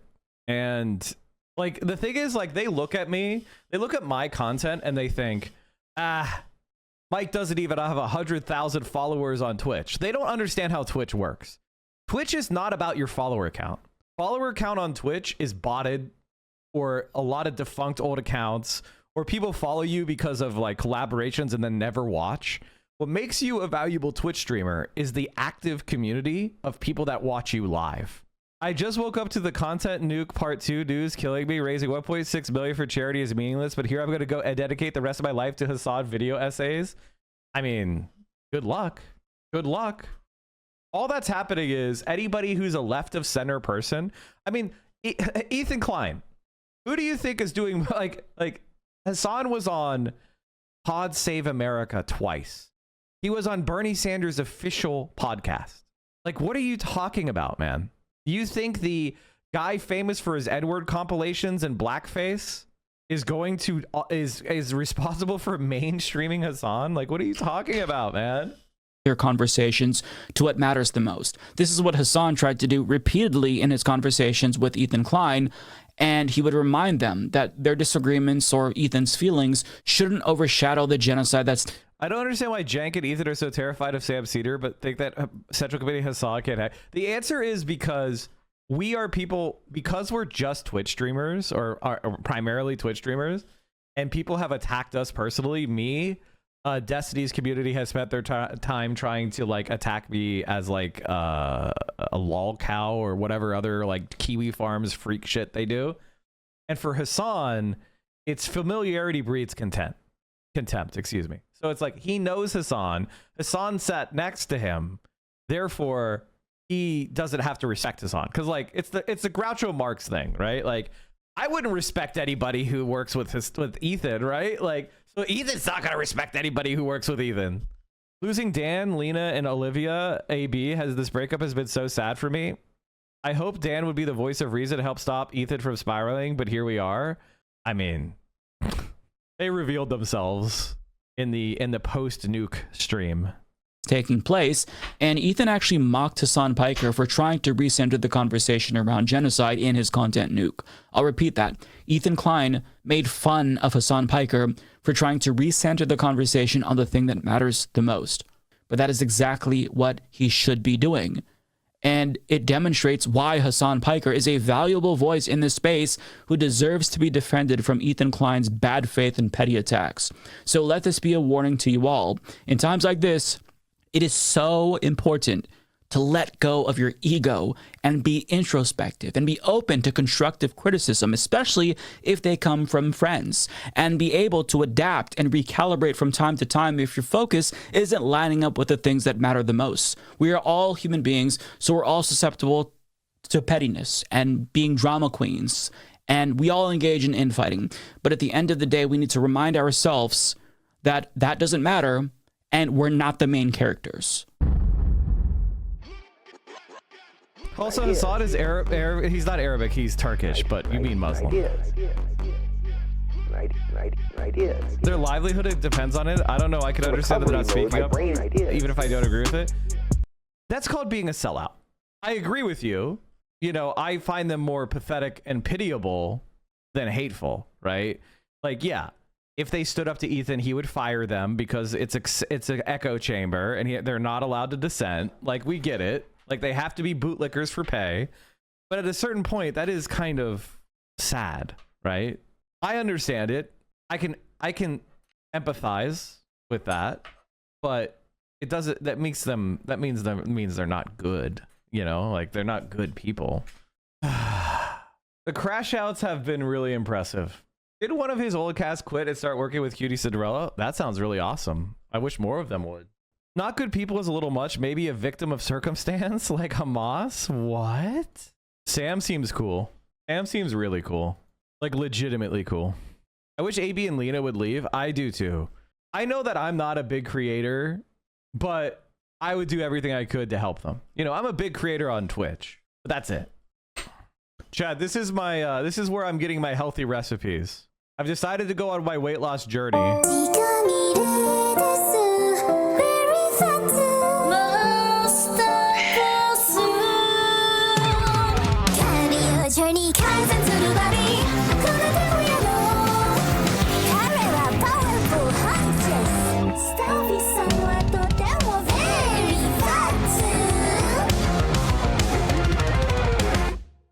Hello everyone and welcome to Stavi Gets Ripped, episode 5. Today I figure, let's show you a little bit of Stavi's nutrition. It's my absolute go-to recipe, Uncle Stavi's down-home turkey and peps. Maybe even a dessert if you're good. Power-packed protein pancakes. And of course, we'll do our way in. I should have gotten an apron that says suck the chef. So today we are doing what is my absolute favorite recipe that has fueled my little health kick. This is my favorite meal, Uncle Stavi's down home turkey and peps. And it's really helped me, and it's something I look forward to eating constantly. I was trying to figure out ways to make lean stuff tasty. I just literally went to my local grocery store and I picked out every different type of pepper they had. The most important spice of all. Funniest thing in the world is how little calories vegetables are, and the secret to losing weight is just eat more vegetables. But they taste like my dick, which actually is delicious. They taste bad. They taste like butt cheeks, which can be good too. You can see if our fucking cameraman knew what the fuck he was doing. So that sizzle ASMR mic. Look at the onions. They look so delicious. Pretend I'm a not Honestly, he's right. We eat more vegetables. That hot, but because she's whispering, it makes her way hotter girl. I mean, some of them could get it, no disrespect. And if you're an ASMR girl that would like to smash, you let me know. Oh fuck, that shit is spicy. Oh no, he inhaled spicy. That's that good shit. We're just gonna let this cook down a little longer, and then we're gonna get the meat in there because I want the meat sucking on those juices. We got a little pepper onion gang bang going on. Now, I'm not gonna lie to you guys, I've never in my life measured the spices out. I just kind of free ball it. I'm a big cumin guy. Little garlic powder. Mustard, ground mustard. Chuck D's, thank you so much for the 25. Put 20 in. Chat, we are a mere 38 subs away from 500 on the day. I mean, far be it for me to be a greedy capitalist. You know what, chat? Ethan Klein has convinced me. I'm nothing but a social democrat now. Ethan Klein has pulled me back. Ethan Klein has pulled me back. I just want to get to 500 gifted subs on the day, or 500 subs and gifted subs on the day. And then I won't be such a radical. I'll go back to supporting Israel. Time to get an entourage you pay to be your friends. Yeah. I mean, I could do everything that Ethan's doing in his little podcast for 2% of the amount of money he spends on it. Shit. Coriander. It's the same as some kind of plant. And then just a fuck ton of fuck paprika. Oh yeah. We're cracking a fresh Kirkland's. There's actually more seasoning than I've ever used. I feel like I'm in a sandbox. Time to get out. God damn! 93% lean butterball. Oh yeah, just put that fucker right in there. So I basically just stab the fuck out. God, I hate turkey. Who here hates turkey? Just like this. This is so fucked up. Yeah, he needs to cook the turkey meat first to get it all browned. Like it's gonna be like boiled. The exact arm injury that I shouldn't be doing these exact chicken motions. is okay, guys. The best meat, and this is a very controversial position, is called. It's pretty rare. You may have heard of it before. It's called beef. It's called beef. If you're talking about poultry, the best poultry is duck. Now, these are not opinions. These are facts. Okay? Duck. Everything else is below that. Everything else is below that. Delicious turkey and peps. You're gonna be like, my shoulder's not feeling good. He's gonna be like, what'd you do? Like, I operated a spatula. He's gonna be like, you did what? Okay, that was enough Stabby. I love Stabby. He's the best. Honestly, like when I'm comparing comedians like Ethan Klein, what would you guys say is your favorite Ethan Klein belly laugh joke?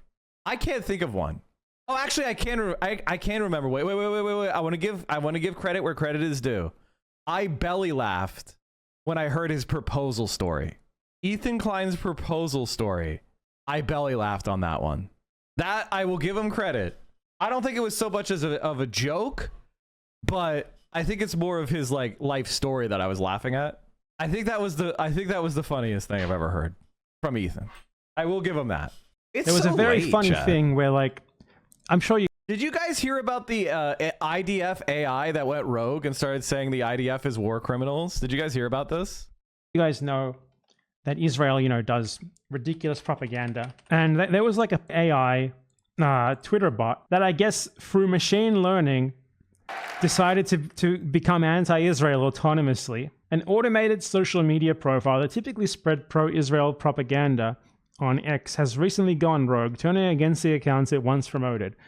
FactFinder AI, developed to harness the power of artificial intelligence to promote Israel's talking points during its war on Gaza, started criticizing pro-Israel accounts, including the Israeli government.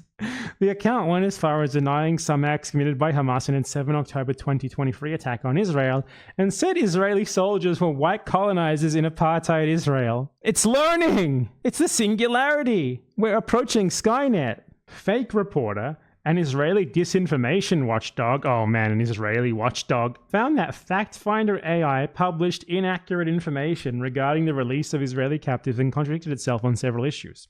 One particular case is that of UNRWA, the UN Agency for Palestinian Refugees. In the past, the automated account was a strong opponent of the organization, accusing it of having ties to Hamas and calling to defund it. But on other occasions, it praised the UN body, saying that it plays a crucial role in providing services to Palestinian refugees. It also replied to a tweet criticizing US Secretary of State Anthony Blinken, stating that he will be remembered for his actions that have caused immense suffering and devastation in Gaza. So apparently, it's not known if this is linked to the Israeli government. Okay, so we don't know if it was truly connected to the Israeli government, but FactFinder AI. But it's certainly at the very least going to be linked to like some pro-Israel organization, and those are always like linked indirectly or otherwise to the Israeli government in some form. Apparently, so this is connected to one of the founders of ACT Israel, which was an app created to like give people like gamified and monetary incentives to post pro-Israel propaganda on the internet. The Wikipedia page says it directed its users to missions like to comment on and share pro-Israel propaganda on social media and to flag, report, and respond to criticisms of Israel. Users were guided on how to respond, which might entail writing a reply using the provided talking points or sharing or upvoting an allied comment. This was a project of the US-based Israeli-American Council and the Israeli University IDC Herzliya. Incredible, right? The app was shut down in 2022, and I guess after it was shut down, its creators decided to move into AI. I guess they couldn't find enough willing Hasbaras, so they moved into AI. And this is the result. This is the result. Like, I want to see the tweet about white colonizers. That's so funny.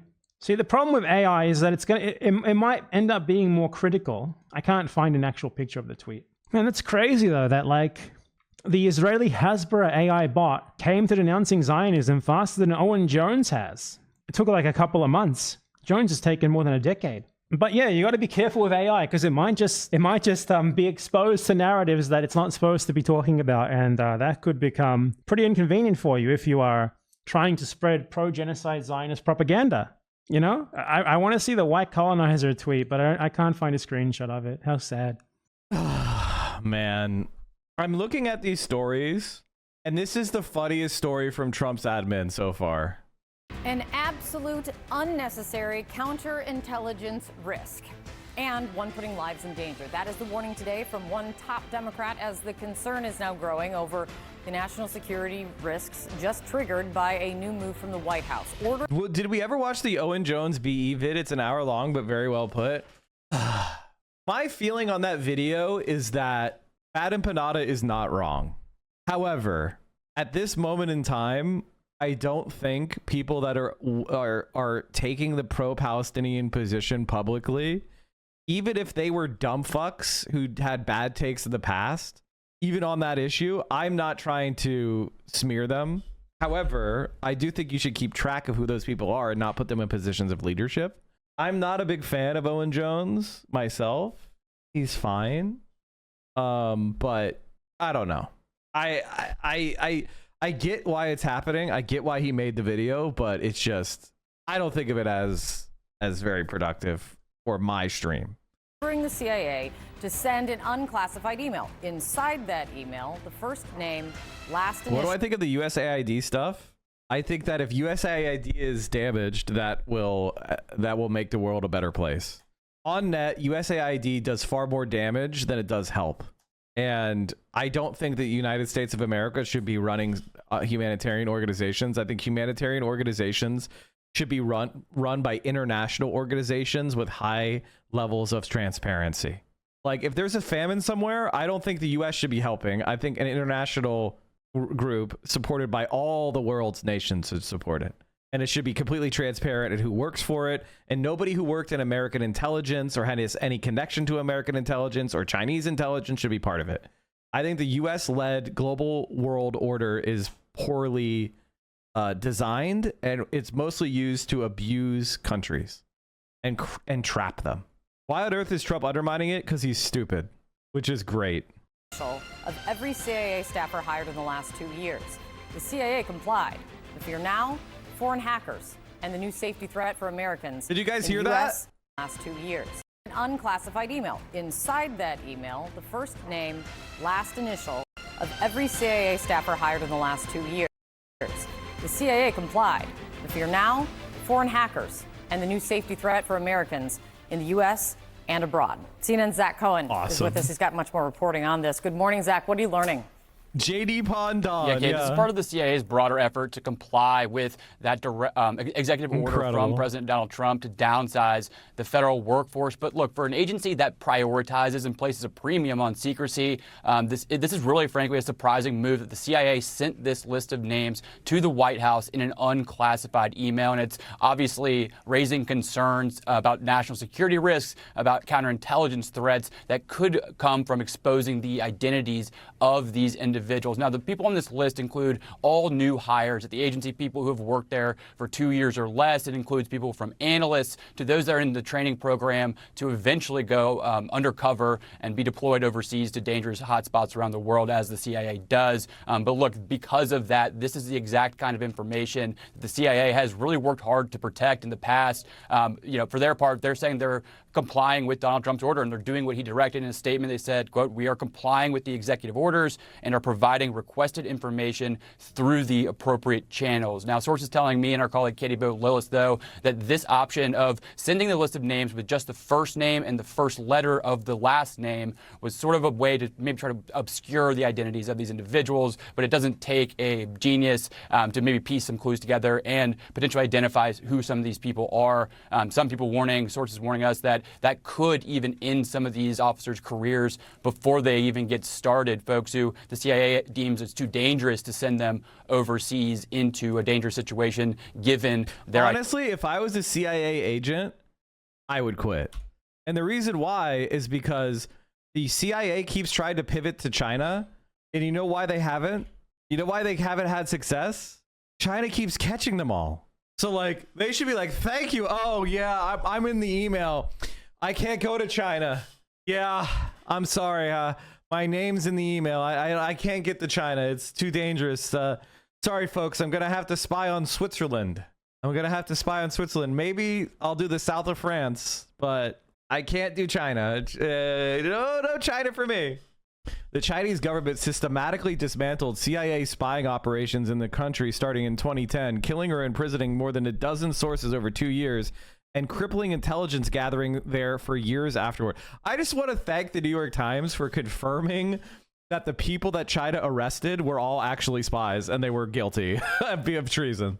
That was very kind of the New York Times to confirm for Xi Jinping that he didn't arrest anyone innocent by accident. Nope, you got him. It set off a scramble in Washington's intelligence and law enforcement agencies to contain the fallout. But investigators were bitterly divided over the cause. Some were convinced the mole within the CIA had betrayed the United States. Others believed that the Chinese had hacked the covert system the CIA used to communicate with its foreign sources. Years later, the debate remains unresolved. I want you to understand something. The Chinese intelligence services so thoroughly fucking owned the FBI and the CIA that they don't even know how. Did they kill the officers or the asset sources? The asset sources, but some people don't really understand how intelligence works. Maybe I should do a stream explaining how spying works. Would you guys be interested in that? CIA agents, like people who work for the CIA, rarely actually spend time in country. Most of what's done by the CIA is done by people that are hired by the CIA or recruited by the CIA or recruited by an agent of the CIA who recruits their own agents that have 2 layers of separation, right? It isn't just like, I'm a CIA agent, man, and I fly out of Langley and I go and I talk to the Chinese spy. It's a lot more complicated than that. And the reason why they call it Central Intelligence Agency is because they're just doing shit. CIA people and CIA agents are just doing shit all over the world. And they occasionally touch base with their CIA handler. Like that, who gets information and takes it to analysts at Langley. So what the CIA is doing is oftentimes like off the books. It's very much not like TV. Check out Curveball, basically a liar who fed the CIA bullshit to invade Iraq. Yeah, that was very funny. He thought he was going to be the president of Iraq after we invaded. What was his fucking name again? It's on the tip of my tongue. Mike, why do you engaging insightful and relevant content when you can instead make a career out of surprising people with a video of a prolapsing rectum? Oh yeah, let's watch this again. The time to beat turn of is the 211 of Sunkar. The boys in blue from the emergency service unit back again this year. There or thereabouts. Great to have them. They will top of the table at the end of day 3. Anything worse than that, and Sunkar will leapfrog them into first position. Ice bath. Ooh, one of them's, expect this to be good. Got enough 2 minutes to get 11 over. Is the time to beat. Their colleagues, Team A and Team C of China, police SWAT team went round in 2:20. Both of them went round in 2:20. So good was that. I'm still on the come down. How about you? Sniper gets his shot away under the magic minute, well under the magic minute, over 11 seconds under the magic minute. For all of you celebrating the Chinese New Year. 3 out of 3, is it 4 out of 4? So the Chinese sniper finished shooting 4 times and the American sniper hasn't even gotten down yet. Looks like it to me. The sniper is done. I doubt there'll be any targets left out there. Remember, 10 rounds of ammunition, 8 targets. They can only afford to miss twice. A little bit of an issue there. I'm not sure exactly what. Sunkar of Kazakhstan. The time to target is hit. So, no. They're going quick. 3 from 3. China, Police Team B. This year's leaders after 2 days of action. One more. Stage event. 4 from 4 provides different challenges. New York Police Department sniper. Some are more technical than others. What is this? This is the SWAT team competition. Still 155 from that China Police Team B. As we cross the 2-minute mark. 2:11. I mean, oh, this is going to be close. So many elements to this. This is going to be close. Those assaulters need to sprint for the line. To be able Can they break? Oh, it was close. It was close. There's so much DEI in the NYPD. They just keep hiring white guys in the NYPD. And they're not very fast. They're not very strong. They're not very good shooters. There's too much DEI in the NYPD. They keep hiring Italians, and everybody knows Italians, they're not even really white guys. When I was growing up, they were Irish. When did we start hiring Italians? That's when America started falling off.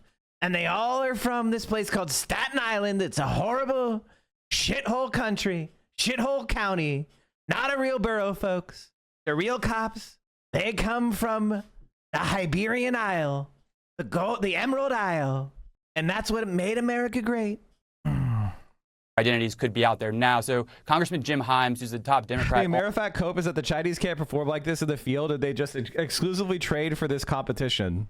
NYPD is amazing at scrolling on the sub. Oh no, are they malding? Here's the reality about China.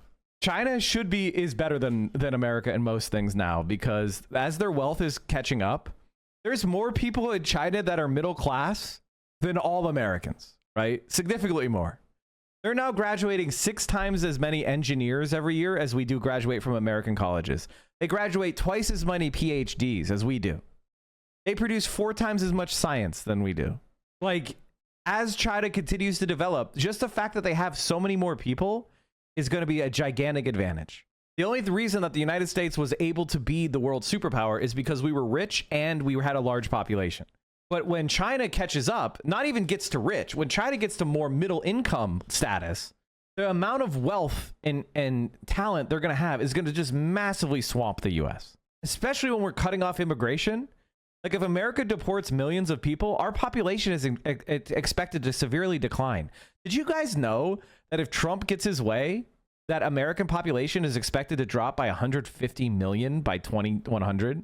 It was supposed to be 450 million, and it may end up at 200 million. Like, Donald Trump is killing America. And the funniest thing about this is, when you step back and you think about this immigration shit, who are the immigrants in America? They're Roman Catholics who speak Spanish. They like tacos instead of hamburger. You mean 300? No, I mean 200. Like, we have the best immigrants coming to this country whose cultures are the most similar to our own, and we're throwing those people out. That's insane. That is fucking insane. I mean, it'd be one thing if these were people that were like at a completely different, incomprehensible language with a totally different culture, totally different religions. The white American racists are throwing out people that are related to Spaniards. That's their intelligent move. It's almost breathtaking if you think about it. Are you a Republican yet? Me? Absolutely not. Austin Show. All I can say is L-O-fucking-L. Donald Trump is destroying America, which from my point of view has a silver lining. And you guys know what that silver lining is? I'll show you the silver lining. Hold on. We got a silver lining. Why am I taking so long to find it? Why am I taking so long to find it? This is the silver lining shot. 全世界无产者联合起来！全世界无产者。 The 21st century is China's. 新青年把我中华文化觉醒之火趁势烧起来。我们穿的衣，我们住的房，哪样不是劳动者所穿？ Austin Show, by the way, have you seen the new 6th generation Chinese fighter jets? Have you looked into those?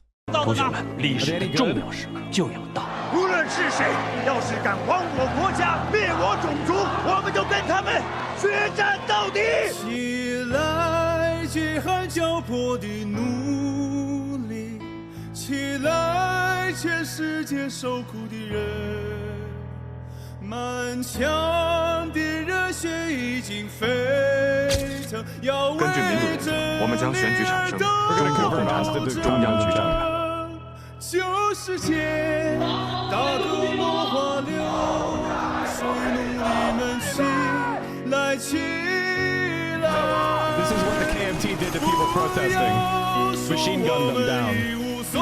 That's our allies in Taiwan. 我们去一条路可以走，武装斗争。这是最后的斗争，团结起来。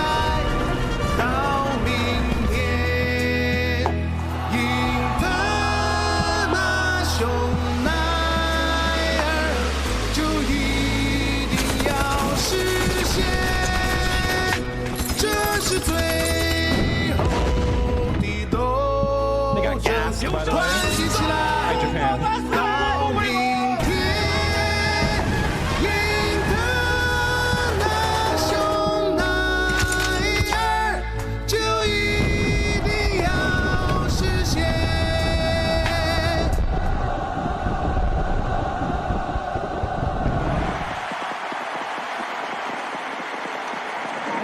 同胞们，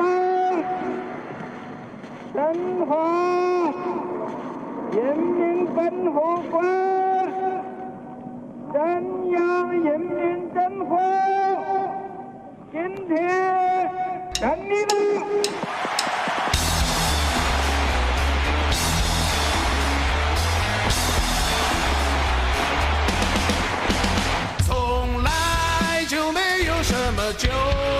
主，也不靠神仙皇帝，要创造人类的幸福，全靠我们自己。我们要夺回劳动模式，让思想冲破牢笼，快把那炉火烧得通，使人我们的目的一定要达到，我们的目的一定能够达到。团结起来，到明天。That's the truth nuke. 就一定要实现，这是最后的斗争。团结起来，到明天。平等的生活，我们赞成，就一定要实现。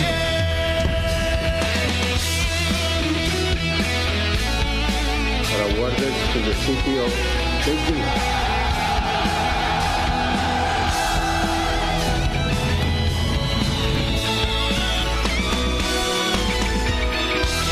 So agrees.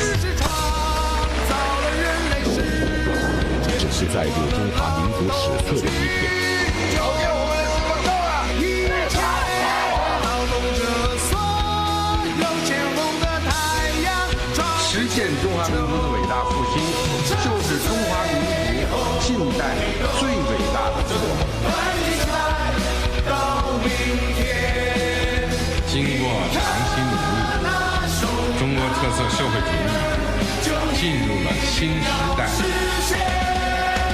这是最后的斗争，团结起来，到明天。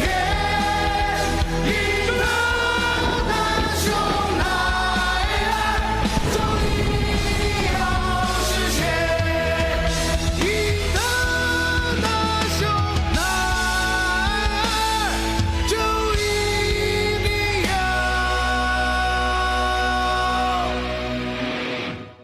实现。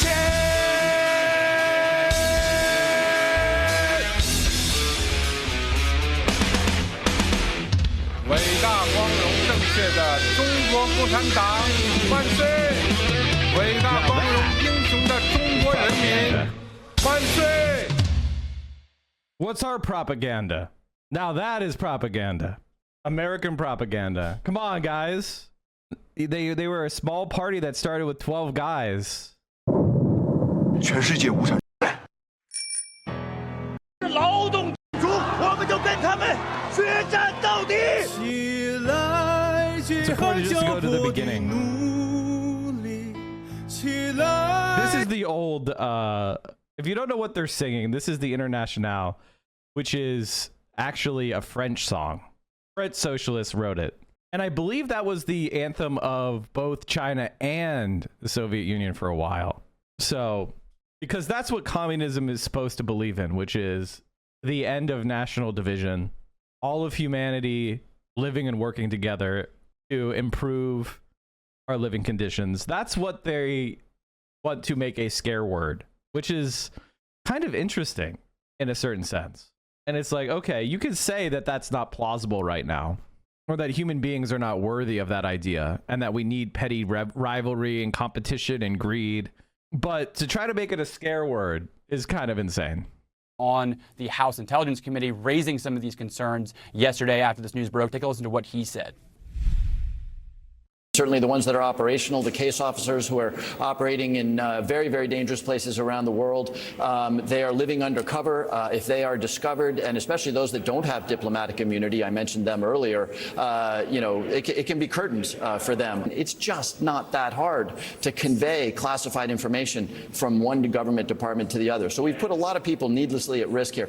So in addition to the national security concerns that Hans is raising there, he also raised concerns about sort of this happening against the backdrop of Donald Trump's sort of broader efforts to really downsize these agencies. This is something we were seeing at the CIA. They've been similarly offered by the so-called buyouts like we've seen at other agencies. So it remains to be seen, but obviously this move to send an unclassified email really raising some concerns this morning. Let's see what happens. in the next few hours and this morning. It's good to see you, Zach. Thank you for your reporting. John. All right, with us now, CNN senior law enforcement analyst, former FBI Deputy Director Andrew McCabe. Andy, nice to see you. How secure do you think this data transfer is? It's not. That's why we call it unclassified, because it's not secure. And look, John, it's not hard to remember a time when we saw OPM, which is the agency the information was passed to before going on to the White House, was the victim of a devastating hack in 2015 by the Chinese government, hackers affiliated with the Chinese government, in which the personally identifying records of over 20 million Americans who are employees of the federal government were stolen and taken to China. So the idea that this could happen again is absolutely out there. There's no reason, I'm sure OPM has improved some things in the years that follow, but this is a very juicy target for any nation state to go after. So this is just an incredibly reckless way to transfer very important information. What about the fact the names are, it's only the first name and the last initial of the last name. So you and I would be cleverly disguised as John B. and Andy M. So while that might stop you and I, John, it will not stop a determined state-sponsored adversary, particularly one like, let's stay with the China example. China has stolen so much information, such a vast volume of information on Americans from places like healthcare records or DMV records and things of that nature. The reason they have that sort of massive data lake is because they can use those different data sets to cross-correlate them to pursue issues exactly like this. Once you've got enough data points, when you line them up correctly, you can pretty easily penetrate a first name and a last initial with address and everything else you can associate with that target to understand their exact identity. So what impact do you think this will have, Andy, on intelligence work that is being done around the world right now? Well, it clearly puts these individuals at risk, and any of them who were slated for undercover work or maybe are engaged in that work already are at risk. Not just themselves physically and legally, particularly in the far off overseas locations where they work, but the people they are working with. Let's remember that one of the core responsibilities of case officers is to recruit people from foreign countries, be they politicians, military leaders, political leaders, people in the private sector, to provide information to the United States government. Those people are at great risk if it becomes known that they are associating with someone who is connected to the CIA. So you have degrees of danger here, not just for the CIA people, but for the people they're trying to recruit. And I should say that communicating in the way that we are right now, the fact that the CIA is not even going very far to protect the names of their own people sends a very chilling message to those recruitment targets who might be thinking, hey, I shouldn't work with these people because they certainly won't protect me. One former agency officer told my next guest, David Sanger of the New York Times, the unclassified reporting of the names was a, quote, counterintelligence disaster. Democrats criticizing the move. Apparently, some list, according to public reports, of officers at the CIA was sent to the White House. Scientists in China just said a new fusion email. Now, I remember a time, it seems very quaint, when Donald Trump was always Peter shit, shitty shit. Peter shifty shit, or is it Adam shit? Peter Schiff is the gold bug guy, right? I always call him Peter Schiff. talking about Hillary's Adam emails. Schiff. What about this email? Joining us now, New York Times White House He National. caught him, guys. Guys, ladies and gentlemen, NBs, everybody. He caught him being hypocritical. The Democrats caught the Republicans being hypocritical. It's fucking Jover. We got him, chat. We caught him being hypocritical. It's over. We got him. National security correspondent David Sanger, who's of course also a CNN political and national security analyst. David, good morning. How big of a screw up is this? Good morning, Casey. Well, Casey, when we wrote about this yesterday, my colleague Julian Barnes and I were quite surprised to have heard about what had transpired. I think China, they have the CIA and the FBI in China is just the Ministry of State Security, which is both, right? I think they have both under one roof. Yeah. So this is what they're scared of. The Ministry of State Security is the principal intelligence and security service of the People's Republic of China, responsible for foreign intelligence, counterintelligence, and defense of political security and honor of the Chinese Communist Party. one of the largest and most secretive intelligence organizations in the world. It maintains powerful semi-autonomous branches at provincial, city, municipality, and township levels throughout China. The origins of MSS began with the CCP's Central Special Operations Divisions, better known as the TEAC, which was replaced by the Central Social Affairs Department. The department was replaced with the Central Investigation Department, which existed in various configurations throughout the Cultural Revolution in 1983, when it was merged with the counterintelligence elements of the Ministry of Public Security to form the MSS. The MSS is an all-source intelligence organization with a broad mandate and expansive authorities to undertake global campaigns of espionage and covert action on the so-called Hidden Front. Outside the mainland, the ministry is best known for its numerous advanced persistent threat groups, some outsourced to contractors, which carry out prolific industrial and cyber espionage campaigns. The ministry has been implicated in political and transnational repression and harassment of dissidents abroad. Its influence operations, often orchestrated in collaboration with the United Front Work Department, have led national policy, including originating the phrase, China's peaceful rise. Its daily WeChat posts receive millions of views. Interesting. The U.S. Department of Justice described the agency as like being a combination of the CIA and FBI. The language Chinese intelligence uses reflects its Marxist-Leninist and revolutionary heritage. The lexicon suggests, as has been borne out in interviews with former officials who had routine contacts with their Chinese counterparts, that the intelligence services are bastions of faith in the CCP. Although they may be practical in terms of techniques and methods to acquire intelligence, this information is filtered through a Marxist-Leninist lens. The implication is that foreign targets are viewed in the worst possible light. What does that even mean? So there you go.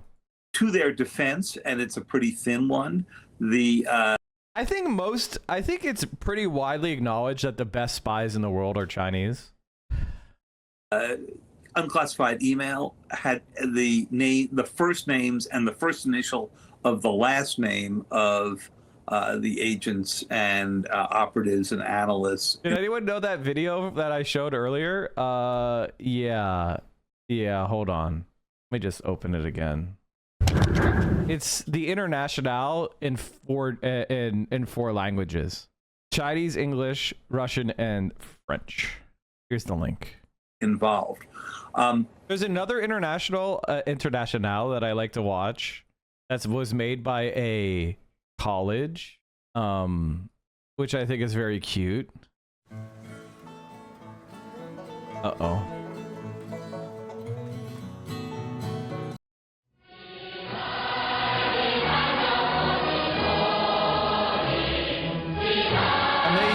The way they do this one is they sing in a bunch of different languages, different parts.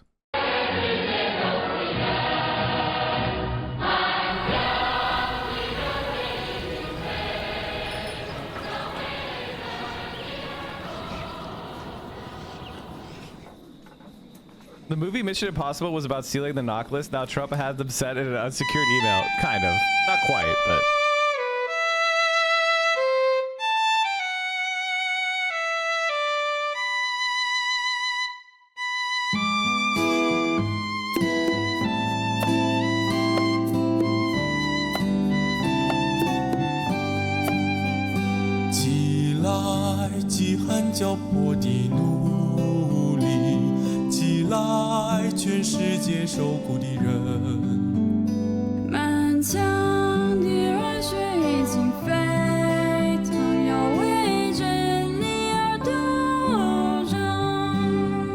Let racist ignorance be ended, for respect makes the empires fall.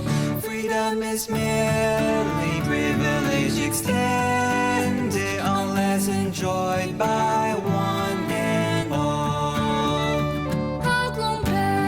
Anyway, so that's that. That's another cute one. Let's keep going.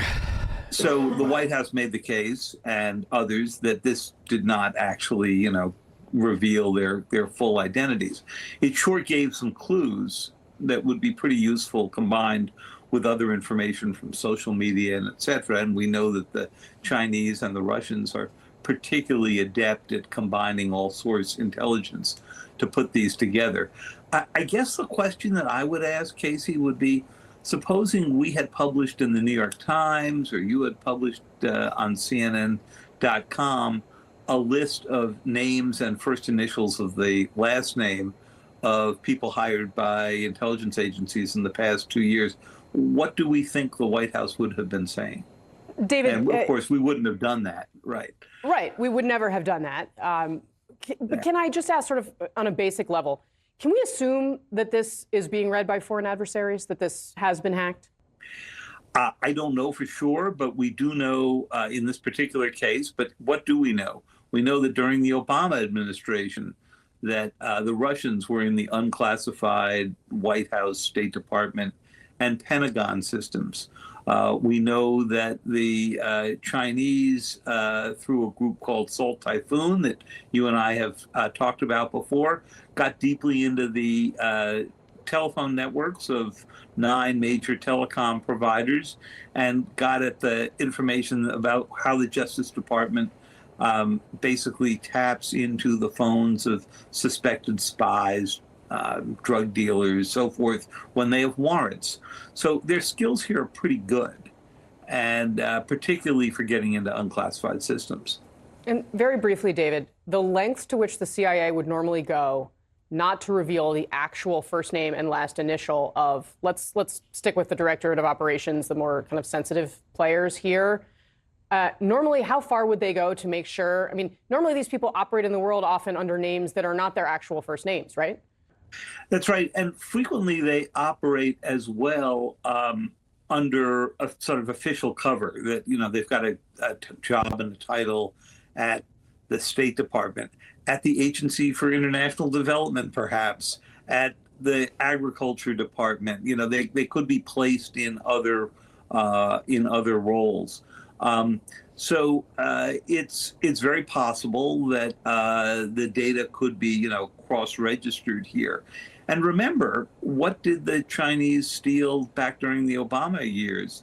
They went into the Office of Personnel Management's database and got all kinds of data about U.S. Officials who had security clearances. They did not at that time get into the intelligence agency list because the intelligence agencies kept them separate from what's in the Office of Personnel Management.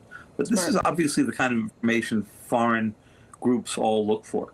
Oh my God. Okay, I wanted to watch this video just to yell at the top of the program, we laid out my overall reaction to the whole knock list thing, or the email. It goes to show that Donald Trump and this administration are doing more damage than even a dedicated leftist admin would be able to do. Like, legitimately, like if Bernie Sanders had been elected and wanted to like scale back the CIA, he would not have been as successful as in doing damage than Donald Trump has been. So all in all, that's that. Now waiting for what's to stream longer, but Daddy Hassan starts streaming. Honestly, I've been streaming for 5 hours. When you talk about politics for 5 hours, it gets pretty tiring, honestly. But we're gonna keep going. The administration's rewriting of what the president said last night about taking over Gaza and remaking it as a also, like, I don't know why people think this is a good argument. Why do you guys think this is a good argument? Why do you guys think this is a good argument? I don't understand why you think this is a good argument. Did Michael Brooks stream at the same time as Majority Report? Do television channels put every show against each other at the exact same time? Like, why do you think this is a good argument? I just, what does that even mean? Why do they think this is smart? They're low energy trolls. I know, it's like, but it doesn't even make sense as a troll. The era of the Middle East, his words. Regardless of what the people around him say he said it all on camera. Did I watch any of the Tulsi confirmation? I didn't. Saw it, including Arab Americans, many of whom voted for him. More from CNN's Jason Carroll now in Dearborn, Michigan. Days before the last presidential election, Donald Trump was the invited guest at the Great Commoner restaurant in Dearborn, Michigan. Albert Abbas says he extended that invitation, a decision he is now reflecting on, given all that has happened in the last 24 hours. Many in the community are at a loss for words. Last night was a very rough night for most of us. Abbas is Arab American and one of a number of Democrats who voted for Trump. Abbas says he hoped Trump would do more than President Joe Biden did to help Palestinians suffering in Gaza. The U.S. will take over the Gaza Strip. But after Trump said Palestinians should leave Gaza so it can be redeveloped, Abbas says not only does he feel betrayed, he's hearing from a number of people angered over his past support of Trump. People were really, really frustrated. And I don't think there's anyone to blame. At the end of the day, as Arab Americans or Muslims, we really didn't have much of a choice. That's the reality. I think voting for Trump was a mistake. I would never advocate for voting for Trump. My goal was always to try to convince the Democrats that changing on this position was a winning issue so that they would defeat Trump, and that a lot of people were not going to change. Like, a lot of people were not going to vote for them if they were doing a genocide in Gaza, right? That was always our position. That position bore out to be correct. Michigan was the state that swung the most against Kamala of the like upper Midwest, you know, the Rust Belt states. She performed the worst in Michigan. And it's like, you can see exactly why that is. Dearborn, a Detroit suburb, is home to Do you think it's the main reason she lost? The main reason that Kamala Harris lost is that Kamala Harris is a bad politician. I'm not trying to be glib, but I'm being serious. Like, Kamala Harris, a good politician, knows how to balance kind of parasocial team sports shit with concrete policy promises that feel connected to the problems that people are facing, right? Like, any political campaign has to balance these various issues. Like, how do you feel? How do you look cool? Or how do you feel authentic? How do you feel like a person would have a beer with, or at least cares about them? Like, it's these emotional vibes, but it also has to have a hardcore of actual political project, so that ideological people like me, progressive people like me, who are motivated not by you as a person, by what you will do with power, can support you. And Kamala Harris is just not a good politician. She can't do that. And so she just did what she always does, which is she made the lowest risk moves, because she's a machine politician. If you don't know what a machine politician means, basically a machine politician is somebody who works their way up in a party through connections and networking and nepotism with existing politicians. And the machine operates in a way to shut out outsiders and keep the clique in power. So Kamala Harris kind of rose in the California party machine. And she was picked by Joe Biden because she wasn't a strong politician on her own, but she had good representational biological facts about her, right? Like, she was a black woman. When Joe Biden picked her, he was facing accusations of racism. He went on to a show and said, if you didn't vote for him, you're not black. And then he went to a meeting with a bunch of kids and he said, poor kids are just as smart as white kids. And so those two back-to-back kind of racial gaffes left him really vulnerable. And so he grabbed Kamala Harris off the shelf, kind of distract from his own foibles. And the thing is, he also picked her because she wasn't much of a political threat. He, as an older man, was concerned that his VP might push him off the ballot in 2024. So he wanted to pick someone who wasn't very good at being a politician, but also check those representational boxes. Very DEI hire, very like disgusting move. And the reality is, when Joe Biden was clearly incapable of running again, they stuck with him because they were scared of an open primary. They were scared that Kamala Harris wouldn't be able to win. And that, you know, you might have like a progressive or a leftist win the primary. And, you know, they oppose what a leftist wants to do ideologically. So that's the situation we're in. Largest Arab American population in the United States. The irony was that Joe Biden wasn't that for Obama, just in the opposite way. Exactly. Which helped Trump carry the critical swing state. He won 42% of the vote in Dearborn versus Vice President Harris with 36%. And Jill Stein. I went on the H3 subreddit to see how they're handling their nuke not mattering much and no one caring. And the top post is, diehard fan, I have no idea who Destiny is. I scroll down and this is where Hassan's insecurity comes from. He's trying to explain something, but nobody understands his points. Destiny comes in and explains the same concept in 1 minute, while Hassan wasn't able to do it in 5 minutes. He has a hilarious meltdown afterwards. DGGer subreddit.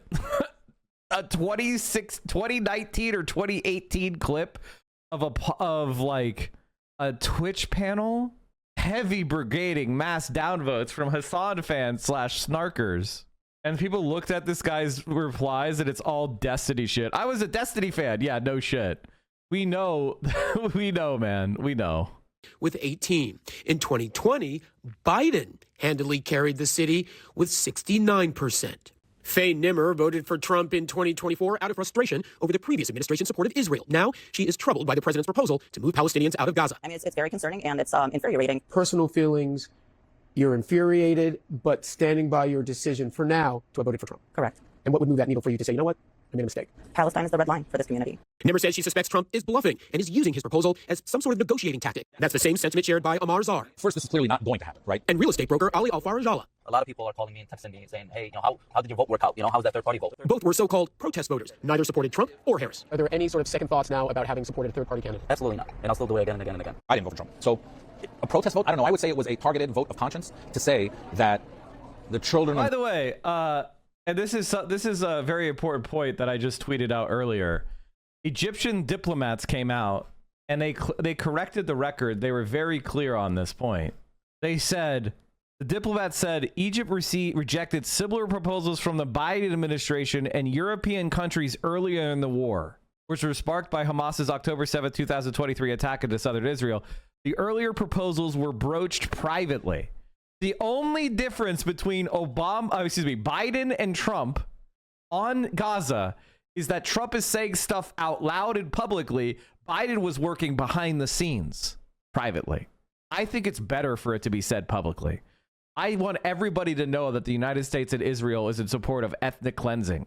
That is better for fighting it than it being pressured and pushed behind the scenes so that people don't have the chance to object and protest.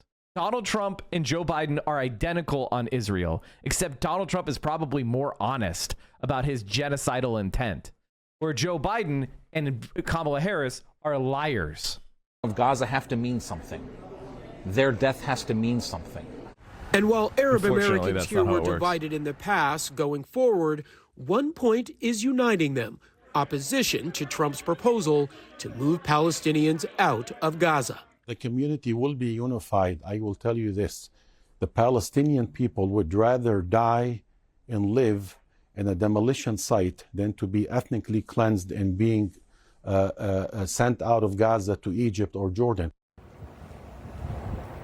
So again, Anderson, after spending some time here in the Arab American community, you really get a sense that they feel like they've been let down by both Republicans and Democrats. Certainly there's a great deal of frustration after hearing what Trump is proposing, but there's also a feeling that had Harris been elected, had it been a Harris administration, the feeling here is that Palestinians would still be suffering. Anderson? Just Carol, thanks very much. And Dearborn with me now. Put some numbers to the story. CNN senior data reporter Harry Enton. Generally speaking, has there been much an appetite in the U.S. for to get involved in rebuilding Gaza? No, there has not been. Look, we have no new polling since last night, right? Polling works fast. It doesn't work that fast. But in the polling that we had prior, that was taken towards the middle end of last year, what we saw was the overwhelming majority of Americans oppose the idea that the United States should take a lead role in reconstructing Gaza. You could see it right there, 57% opposed, just 37% support. And what I should note is the support was lowest among Trump's own base of Republicans. So the idea that this is going to sell among the American people at large or the Republican base, simply put, he definitely wasn't looking at the polls before he went out there and made a statement that was heard around the world because of how crazy it sounded to most people. How did Palestinians view President Trump during his first administration? Yeah, so we talk about Americans, right? But at the end of the day, the Gaza Strip is filled with Palestinians, right? So the question is, how did Palestinians feel about Donald Trump during his first term? And the bottom line is they absolutely... Do I know Jay Aubrey? Could you float making a TYT content nuke? It would be pretty funny. Disapproved of his leadership. I mean, you rarely see numbers like this. Look at this. 78% during his first term disapproved of his leadership. Just 10% approved of it. And I even drilled down a little bit more because I love going into those crosstabs. And what I found was approval, or at least disapproval among Gazans was even higher. The disapproval among Gazans was even higher than it was among Palestinians overall. So simply put, this would not be a popular plan either in America or in the Palestinian territories. We are finally putting America first. Our policy of never-ending war, regime change, and nation building is being replaced by the clear-eyed pursuit of American interests. We do not seek nation building. We're going to end the era of nation building, a disastrous concept, a disastrous era. Why are we nation building over there? We want a nation build over here. When President Donald Trump first entered politics nearly a decade ago, he did so with promises of putting an end to nation building and removing the U.S. Yeah, but that was before he was getting bribed by, you know, a lot of self-interested individuals. Foreign entanglements in the Middle East. But now he's, of course, said that he has a new plan to redevelop the Gaza Strip, or as his Secretary of State, Marco Rubio, put it, quote, make Gaza beautiful again. Rubio clarifying some of the details of the president's proposal yesterday. The only thing President Trump has done very generously, in my view, is offer the United States willingness to step in, clear the debris, clean the place up.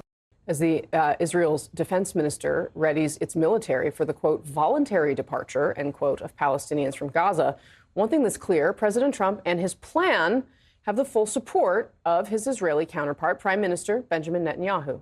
This is the first good idea that I've heard. It's a remarkable idea.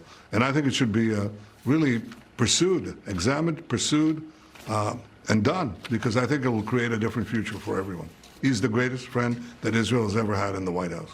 All right, joining us now, former chief of staff to Benjamin Netanyahu, George Birnbaum. By the way, Joe Biden was screaming how he was the most pro-Israel president, and then he loses the White House in shame, and then immediately Benjamin Netanyahu comes out and says Trump is the best friend we've ever had. Biden, I was the most pro-Israel president. I am a Zionist. Well, there was an interview, chat. Fuck, who was it with? Fuck, I can't remember it. Biden takes a strong pro-Israeli stand, r/destiny. Top response. That's not good. Sir, good morning. Thank you very much for spending some time with us today. Yeah, that's not good that's shown to me. That's not good. That's bad. I'm the guy that did more for the Palestinian community than anybody. I'm the guy that opened up all the assets.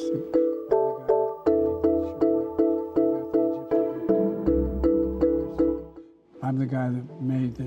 This is not what the point I was making, but thank you. Good morning, Casey. The opposite of the point I was making. I'd like to start with the meeting itself, and especially the look on the prime minister's face there, as well as... There was like an interview that Biden did, like the last interview Biden did. He talked about, I can't remember who did it, like last interview he did in office, where he talked about he was the most pro-Israel president. Reporting that he was as surprised by this as almost anyone. The New York Times wrote this, quote, it wasn't only the Americans who were scrambling after the press conference. The announcement came just as much of a surprise to Mr. Trump's Israeli visitors. Soon before they walked out for their joint news conference on Tuesday, Mr. Trump surprised Prime Minister Benjamin Netanyahu of Israel by telling him he planned to announce the Gaza ownership idea, according to two people briefed on their interactions. You've obviously worked closely with Netanyahu. What did you read into his reaction, and how surprised was he? Well, I would say this. Netanyahu is a very astute follower of political chess. And we saw a few announcements prior to the prime minister's arrival that were a little strange. One was the announcement that the King of Jordan would be coming to visit the White House in a couple of weeks. So wait a minute. They do voters who did vote for Harris, and then they immediately bring on former chief of staff to Benjamin Netanyahu? While with all respect to the King of Jordan, I could think of 24 world leaders that the president would invite to the White House prior to the King of Jordan. We also saw the announcement of a very unique arms sale to Egypt just a day prior to the prime minister arriving.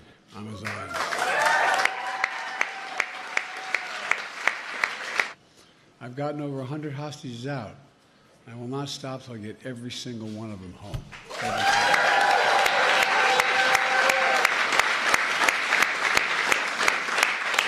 Last month, we secured a ceasefire between Israel and Lebanon so residents can safely return home. I've said many times before, my commitment to the safety of the Jewish people and security of Israel and its right to exist as an independent nation state remains ironclad. I know, not just me, I know the Jewish community is also suffering from a despicable surge of anti-Semitism in America and all around the world. It's immoral, It's wrong, and it must stop now. My final Hanukkah message to you is this. As president, this is to hold on to that hope. Shine your light. Shine the light of optimism. And above all, keep the faith. Keep the faith. May God bless you. Happy Hanukkah. That's not what I was talking about, but that Of course, summarizes Egypt and it. Jordan being two key players in President Trump's plan. So the prime minister may have been surprised that the announcement came so quickly, but I believe that he probably was reading the tea leaves a little bit, and that President Trump did have something in mind by having these two very strange events occur so early into his presidency regarding the invitation of the King of Jordan as well as the arms sale to Egypt. All right, folks, that's going to be it for me today. Thank you so much for hanging out. I'm going to send you over to, let's see here, who we sending it to. Vio is doing her birthday cake, which is apparently going to be an olive cake with blue cheese frosting. An olive cake with blue cheese frosting for her birthday. That sounds bad. I like blue cheese. I like olives. But that's too much. That's too much. I'm not live. Are you going live or not? You tweeted out that you were going live. Are you live or not? You're a sussy. Just go live. No, I am planning my birthday. So you're not streaming? You're not streaming tonight? Katie, you're welcome. Raid me offline. Are you streaming or not? I'll stream Casey Tron instead. Or no, you're right. Oh, that's a good point. I'm going to raid Sean instead. I'm going to raid Sean. Sean is doing a fundraiser. Thank you, chat. Thank you, Moz. Sean is doing a fundraiser for Palestine. Sean is doing a fundraiser for Palestine. DSA FP in the chat. Just post it one time. Don't spam, because Sean doesn't like spamming. Okay? So just post DSA FP one time. Thank you, everybody, for hanging out with me today. I'll see you all tomorrow, 10 a.m. Eastern, 7 a.m. Pacific. Hope you have a wonderful day. And Ethan Klein, you need some healing, bro. I take some time off and heal. All right, everybody. Peace out.